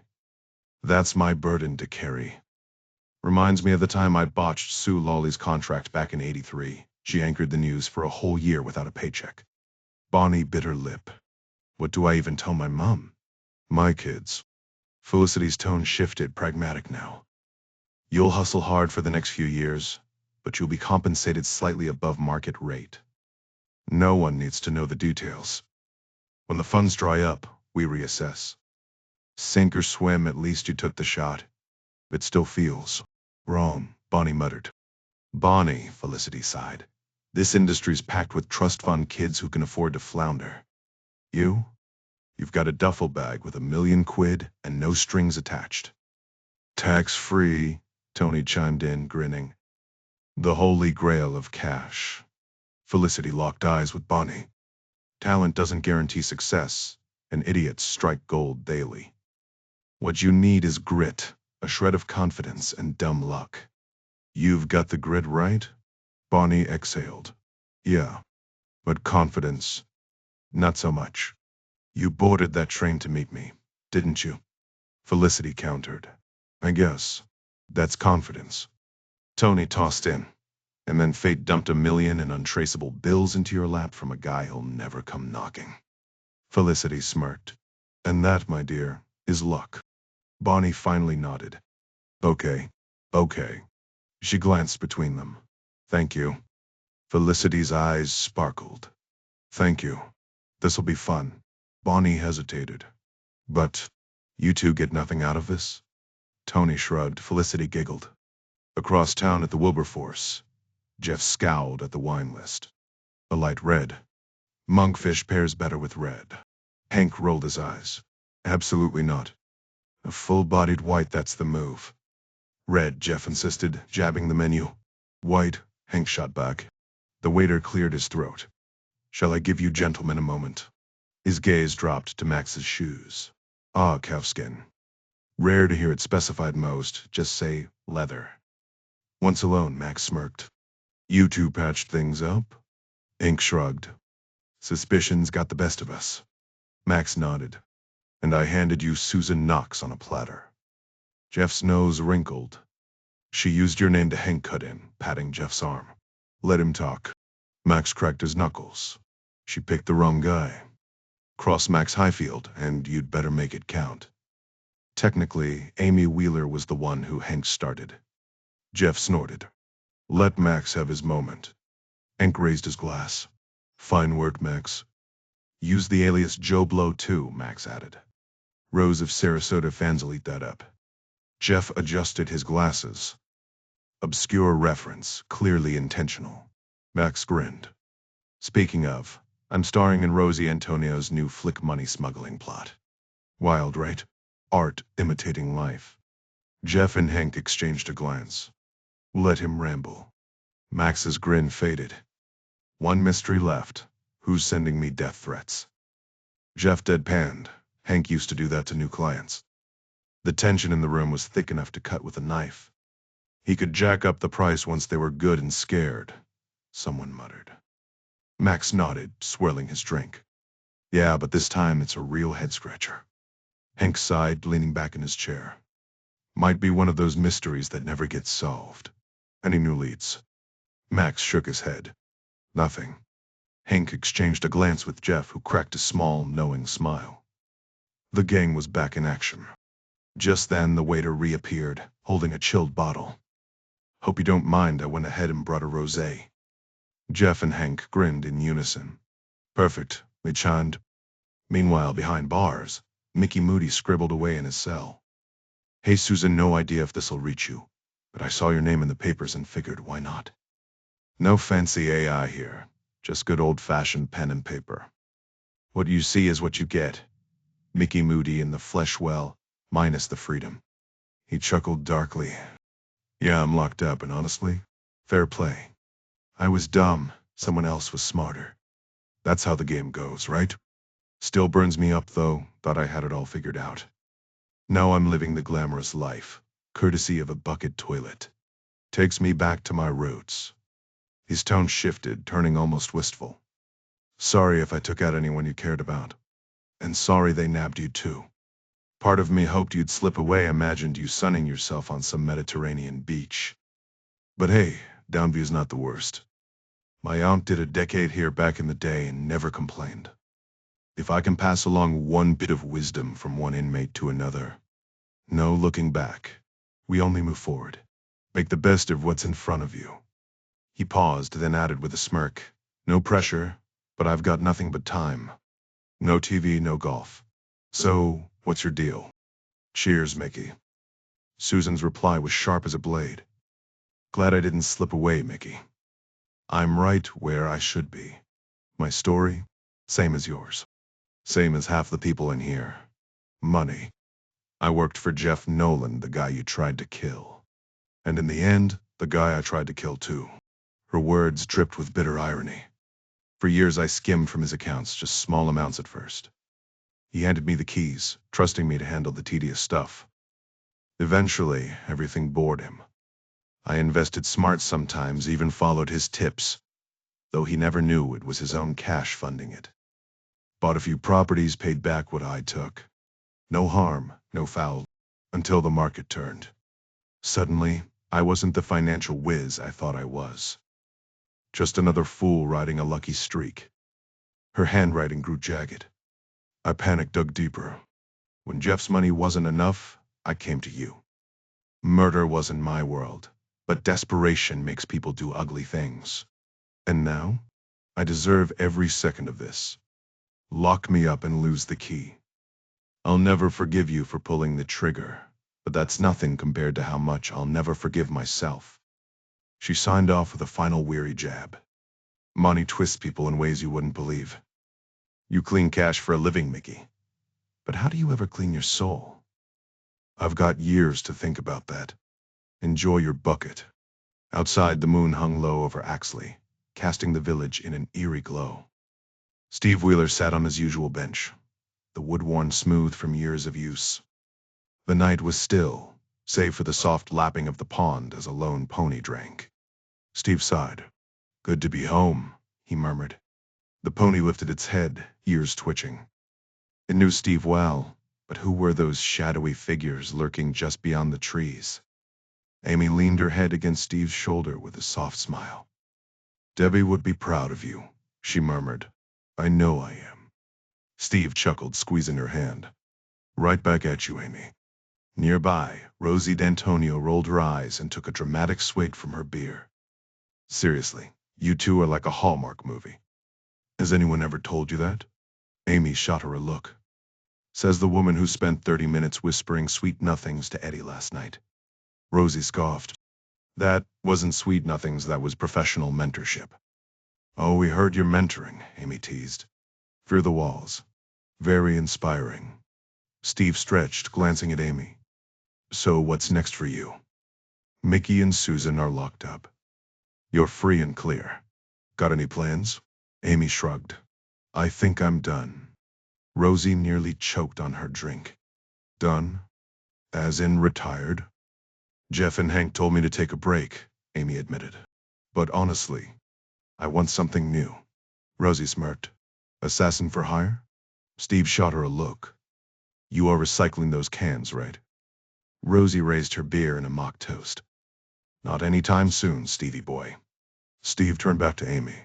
So what's the move? Staying local? I wouldn't mind seeing more of you. Amy's eyes lit up. Detective work. Real cases, the kind no one else wants to touch. Steve laughed. You'd be bored stiff staking out the local grocery store. Not that kind of detective, Amy said. I'm talking cold cases, forgotten victims. The ones people gave up on. Steve's expression softened. The ones who didn't have anyone fighting for them. Amy nodded and Rosie clapped her hands. Now that's a business plan. Throw in a few high-profile cases, luxury yacht murders, penthouse mysteries, and we'll keep the lights on. Already have an investor, Amy said. $500,000 for a third of the company. Rosie's jaw dropped. You didn't even ask me? I'll top that $750,000 for 20%. Amy hesitated. I already shook on it. Rosie waved a hand. Business 101, babe. No paperwork, no deal. Final offer $1 million for 15%. Right here, right now. Amy grinned and shook her hand. Leo. Rosie narrowed her eyes. Wait, who was the other offer from? Amy smirked. You. On the flight back from St. Bay. Lucia. You were really enthusiastic after those tequila shots. Rosie groaned. Damn it. Note to self. No more business negotiations while drunk. A stray pony wandered by, nodding at Steve like an old friend. Steve returned the gesture before turning back to Amy. If you ever need advice, you know where to find me, probably at the Brass Monkey, nursing a microwaved shepherd's pie. Amy traced her fingers over Debbie's memorial plaque. Oh, you're not getting off that easy. You're my partner in this. Steve sighed, squeezing her shoulder. Nice try, but we both know I've had my fill of excitement. Rosie snorted. Liar. You loved every second of it. Loved spending time with you, Steve corrected. Not the part where I had to shoot people. Amy and Rosie exchanged a glance. You definitely enjoyed that, Amy said. And the shorts, Rosie added. Very flattering. And since I own 15% of this operation, I get a vote. You totally love it, trust me, Rosie insists, nudging Steve playfully. Steve shakes his head. Pretty sure I know what makes me happy. Oh please, Rosie scoffs. Says the guy who thinks happiness is a crossword puzzle and a cup of lukewarm tea. And says the woman who sunbathes on her private island. Steve shoots back. Seriously, you should buy a place here. Maybe have some real fun with actual human beings for once. Rosie smirks. I already own property here, I think. Somewhere near. Shaftesbury? Amy perks up. Wait, where exactly? Steve rattles off roads like a GPS. A337, A31, B3081, about 45 minutes if the universe decides to cooperate. Amy eyes the bench's plaque and grins. All right, old man, break out the recorder. Ask her. Steve pulls his dictaphone from his pocket, and Rosie rolls her eyes. You know phones do that now, right? Just talk to her, Amy says, linking arms with Rosie. We'll take a walk, give you some privacy. See the sights, Rosie adds. Gossip about her new fling? Amy teases, earning a playful shove. The two wander off laughing, leaving Steve alone, a feeling he knows all too well. In the distance, Rosie's unmistakable laugh rings out, probably after some scandalous joke about Eddie Flood. Steve hits record. Hey, love. Wild idea tonight. Amy wants me to go full detective with her. Chasing killers, jet setting, the whole shebang. She told me to ask you, but you'd laugh too. I've got a business, Deb. A lost cat called this morning. Who's gonna find Mr. Whiskers if I'm off in Finland? Sure, it's been nice hanging with Ames, but she'll visit. I've got my quiz nights, the lunch crew, and let's not forget trouble. Margaret would spoil him rotten, but still. Life's good here. They're showing Men in Black 2 at the hall next week. And I like sitting here talking to you. You've been with me through it all. Amy and Rosie's laughter drifts back as a ginger cat flops dramatically in front of them. Murder cases? Nah. Been there. I'm staying put. With you. Amy'll get it. For a second, Steve swears he hears Debbie's voice. He reaches out, almost feeling her beside him. I get it, he murmurs. Don't like it, but I get it. Rosie and Amy return, the ginger cat now purring in Rosie's arms like it's won the feline lottery. Steve realizes belatedly that Rosie's charm isn't because she's famous. She's famous because she's impossible to resist. They plop down on either side of him, the cat giving Steve a look that screams, "Oh, you again." So, Amy grins. What'd Debbie say? Steve chuckles. Say. She didn't say anything. I'm not that far gone. Rosie nudges him. Liar. Spill. Steve ducks his head, grinning. Fine. She cussed me out for a solid minute. Classic, Rosie says. Then she told me to live, Steve admits. Since she can't. So, guess you've got a partner. Amy beams. Thanks, Debbie. Thanks, gorgeous, Steve echoes. But I can work remotely, right? Obviously, Amy says, when it suits you. And it'll take time to get cases? Steve asks. I've got Men in Black 2 next week at the... Amy's phone buzzes. Ang just texted. A news anchor was killed. He thinks it's being buried. Close by. Steve asks. Amy shrugs. Define close. Turkmenistan. Rosie claps her hands. I'll prep the jet. Thrilling, Amy deadpans. The inaugural case for Maverick Steel International Investigations. Steve shakes his head with a tired sigh. That name's not happening. Amy crosses her arms. It's strong. It tells clients exactly who we are. Bold, relentless, unstoppable. Steve smirks. Amy? You're a pro at knocking out bad guys, landing headshots and spinning kicks that could take down a linebacker. But you have the naming sense of a sleep-deprived toddler. Rosie cuts in. Amy groans. We can't call a high-profile agency Steve and Amy's Detective Hour. Obviously not, Steve agrees. But the name should actually reflect what we do. Amy raises an eyebrow. And what's that? Steve gestures at their ragtag trio. We solve murders. Rosie blinks. That's it. Just, we solve murders? Steve shrugs. Accurate, isn't it? Amy opens her mouth to argue, then glances outside. The old town of Axley is quiet, the cobblestone street bathed in golden light. A stray cat dozes on a windowsill, and the distant hoot of an owl echoes through the trees. She exhales. Fine. We solve murders it is. That Rosie grins. Perfect. Sounds like the title of a bestseller. And here we are, another wild ride complete. Writing a whole new book with fresh faces was terrifying. But if you've made it this far, you're either a devoted reader or a total psychopath who skips straight to the acknowledgments. Huge thanks to everyone who helped bring We Solve Murders to life, especially the relentless feline supervisor who yowled through every draft. But most of all, thank you, the readers. Without you, these characters would just be figments of my caffeine-addled imagination.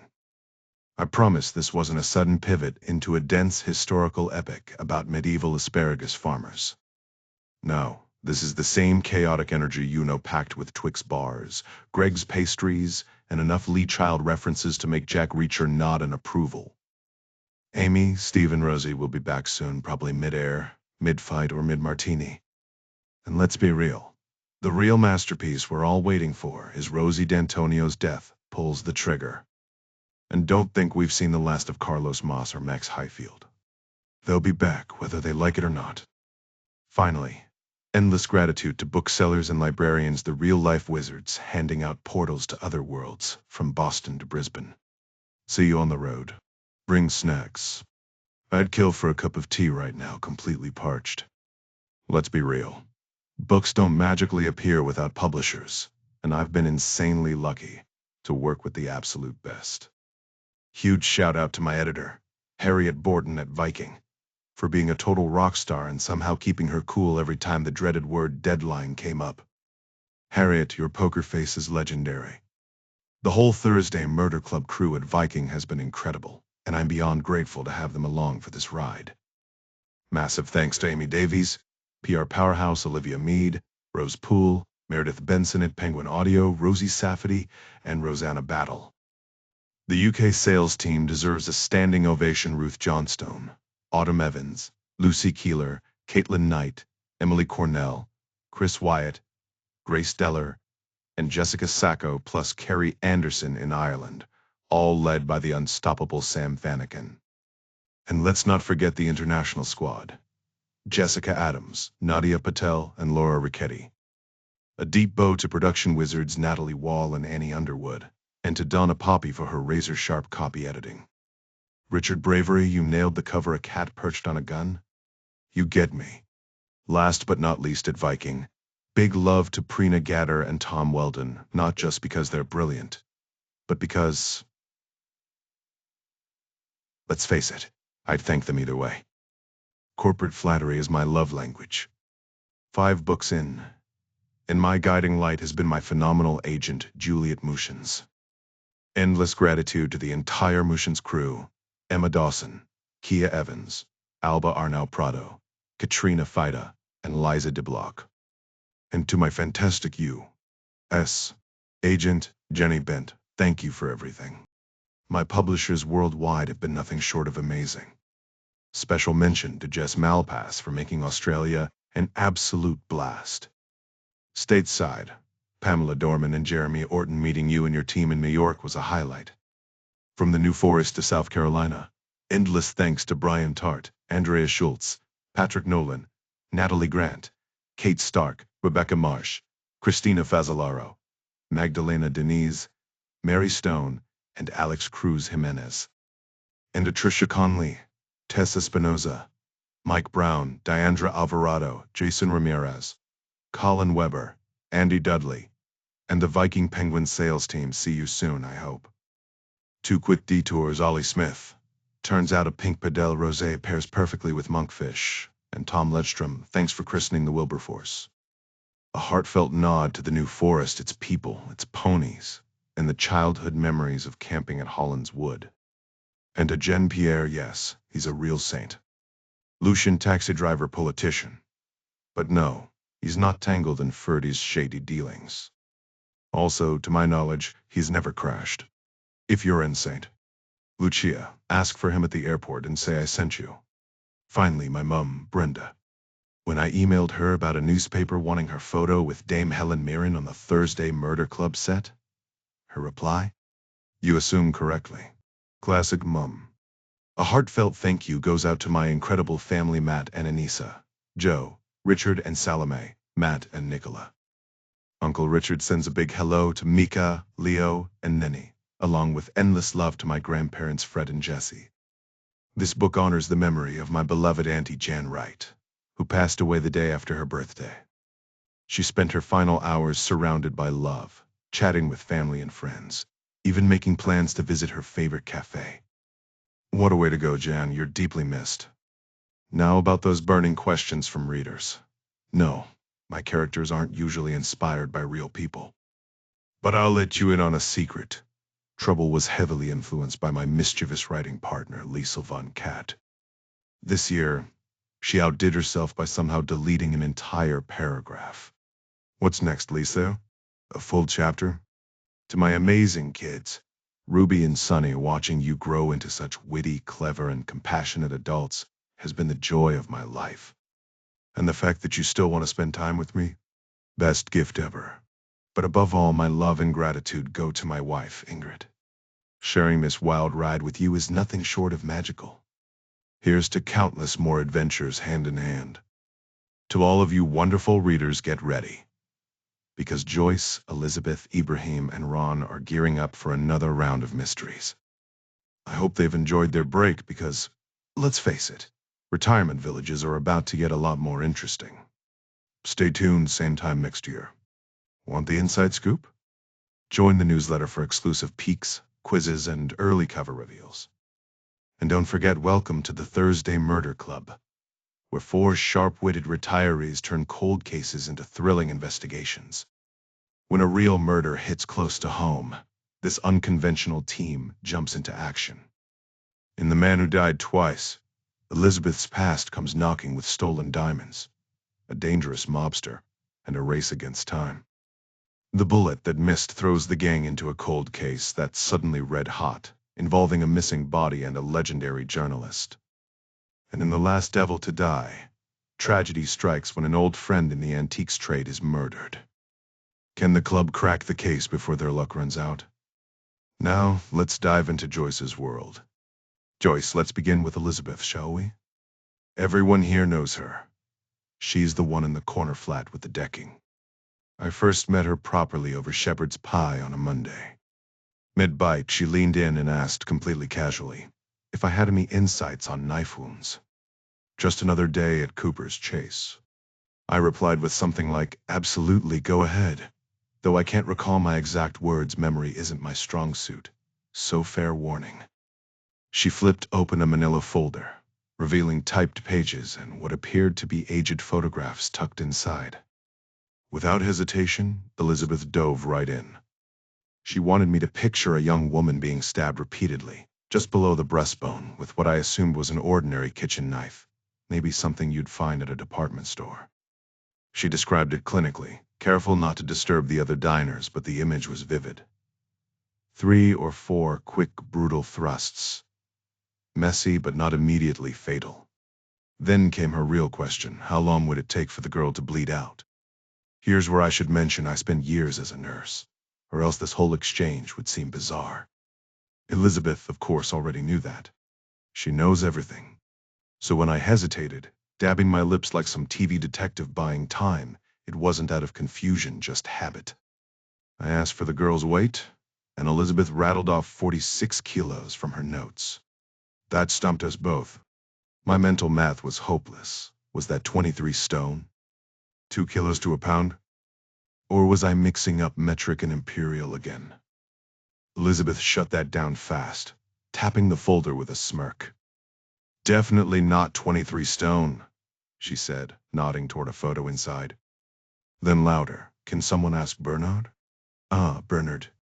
He's a fixture at table 8, the small one by the patio, always in a suit and tie, even at lunch, even with the Daily Express in hand. When we first met, he welcomed me to Cooper's Chase with a clematis cutting and a crash course on the 4 recycling bins. Bernard's lived everywhere Dubai before it was trendy, and sure enough, he didn't miss a beat. 7 stone 3, he called over, barely glancing up from his crossword. Elizabeth nodded, satisfied, and circled back. What if the girl had gotten help? Not a doctor, just someone with field experience, a soldier maybe. I've seen enough stab wounds to know the answer. She'd live, I said. It wouldn't be pretty, but it'd be straightforward. No drama, just facts. And that's how conversations with Elizabeth go. 1 minute you're eating dessert, the next you're calculating survival rates. Elizabeth nodded along. explaining that she'd made the same argument to Ibrahim, though I hadn't met him yet. This conversation happened months ago, but the memory still lingered. She was convinced the boyfriend was responsible. And honestly, given how often you hear about these things, she might have had a point. At first, I would have found the whole exchange bizarre, but after settling in, I realized it was just another Tuesday around here. Last week, some guy claimed he invented mint chocolate chip ice cream. No way to verify that, but hey, it made for a good story.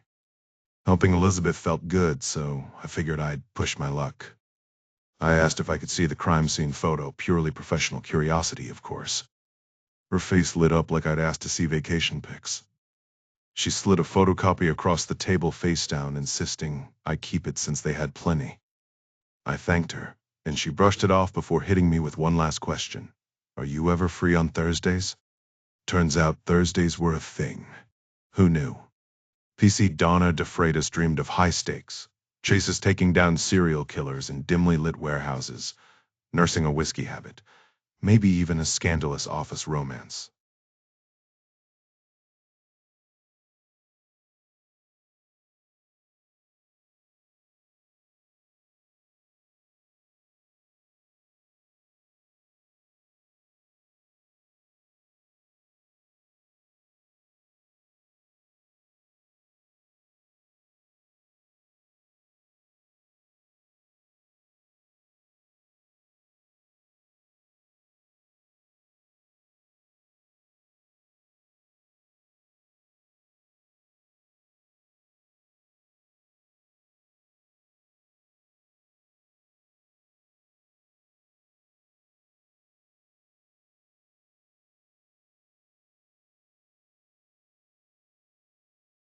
But reality? Lunch at 11:45 a.m. with 4 retirees she'd just met. Not exactly true detective, but she'd work her way up. Her usual home security tips talk played out as expected: blanket-clad seniors, free biscuits, a few dozers in the back, window locks, ID checks, no sharing personal details with strangers. Standard stuff. Mostly, she was there to be a comforting presence in a world that felt increasingly unsafe. Plus it'd be paperwork. Fairhaven Police Station was quieter than she preferred, but today's gig at Cooper's Chase Retirement Village had its perks.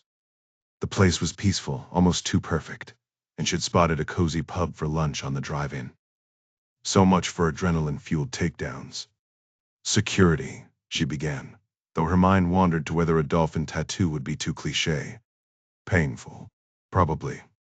But she was a cop, shouldn't she handle a little pain? Before she could finish her thought, a well-dressed woman in the front row cut in. Dear, we're all hoping this isn't about window locks. Murmurs of agreement followed. A man with a walker chimed in and skipped the ID card lecture. We know the drill gas board or burglar. Got it. Chaos erupted. It's eccentric now, not the gas board, corrected a man in a sharp suit. His neighbor in flip-flops and a West Ham jersey stood abruptly. Thanks to Thatcher, Ibrahim. We used to own it. Oh, sit down, Ron, the woman sighed. Donna stifled a laugh. Maybe this beat a warehouse shootout after all. Donna met Elizabeth's gaze as she offered a quiet apology about Ron, shaking her head slightly. The room buzzed with chatter, opinions flying like confetti. Honestly, what self-respecting criminal couldn't fake an ID these days? Someone quipped. My eyesight's shot, show me a grocery receipt, and I'd probably wave you through, another voice chimed in. They don't even glance at the meter anymore. Everything's digital now. Cloud-based sweetheart, corrected another. At this point, Donna almost wished a burglar would drop by just for the company. The room briefly quieted before erupting into a chaotic chorus of hearing aids adjusting. Some screeching. Others clicking off. Elizabeth, now reintroducing herself, took control again. No window locks, no ID checks, and spare us the lecture about not handing our pens to strangers, even if they are Nigerian, she added with a pointed glance. Donna snapped back to the moment, her thoughts shifting from casual pub lunches to memories of riot training back in her early days in South London. All right, what's next? She asked, checking her watch. I've got 45 minutes to fill, or I don't get my comp time. Elizabeth smirked. How about institutional sexism in law enforcement? Or maybe the state-sanctioned shooting of Mark Duggan? Sit down, Ron. Someone barked. The discussion rolled on, lively but good-natured, until the hour wrapped up. Donna found herself showered with gratitude, shown photos of grandkids, and then somewhat unexpectedly invited to lunch. Now she poked at her salad in what the menu proudly labeled an elevated dining experience. A quarter till noon was early for her, but refusing would have been rude. Meanwhile, her host dug into hearty meals and uncorked a bottle of red. That was brilliant, Donna, Elizabeth said warmly, her tweed jacket giving off strict but fair headmistress vibes. Absolute gold, Ron added. Mind if I call you Donna, love? You can skip the love, Donna replied dryly. Fair enough, darling, Ron conceded. But that story about the Ukrainian and the chainsaw. You've got a future in after-dinner speeches. I know a guy if you want contacts. Donna took a bite of her salad, surprisingly good for once. I'd have made an excellent heroin smuggler, mused Ibrahim, swirling his wine. It's all logistics, really. Precision weighing, money-counting machines, very high-tech. Never busted a dealer, PC'd a freightus? Not yet, Donna admitted. But it's on the bucket list. But they do have money-counting machines, right?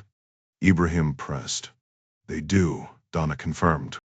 Marvelous, he said, draining his glass. We're easily bored, Elizabeth added, doing the same. Spare us the window locks, Risi de Freitas. Just PC now, Donna corrected. Elizabeth's lips pursed.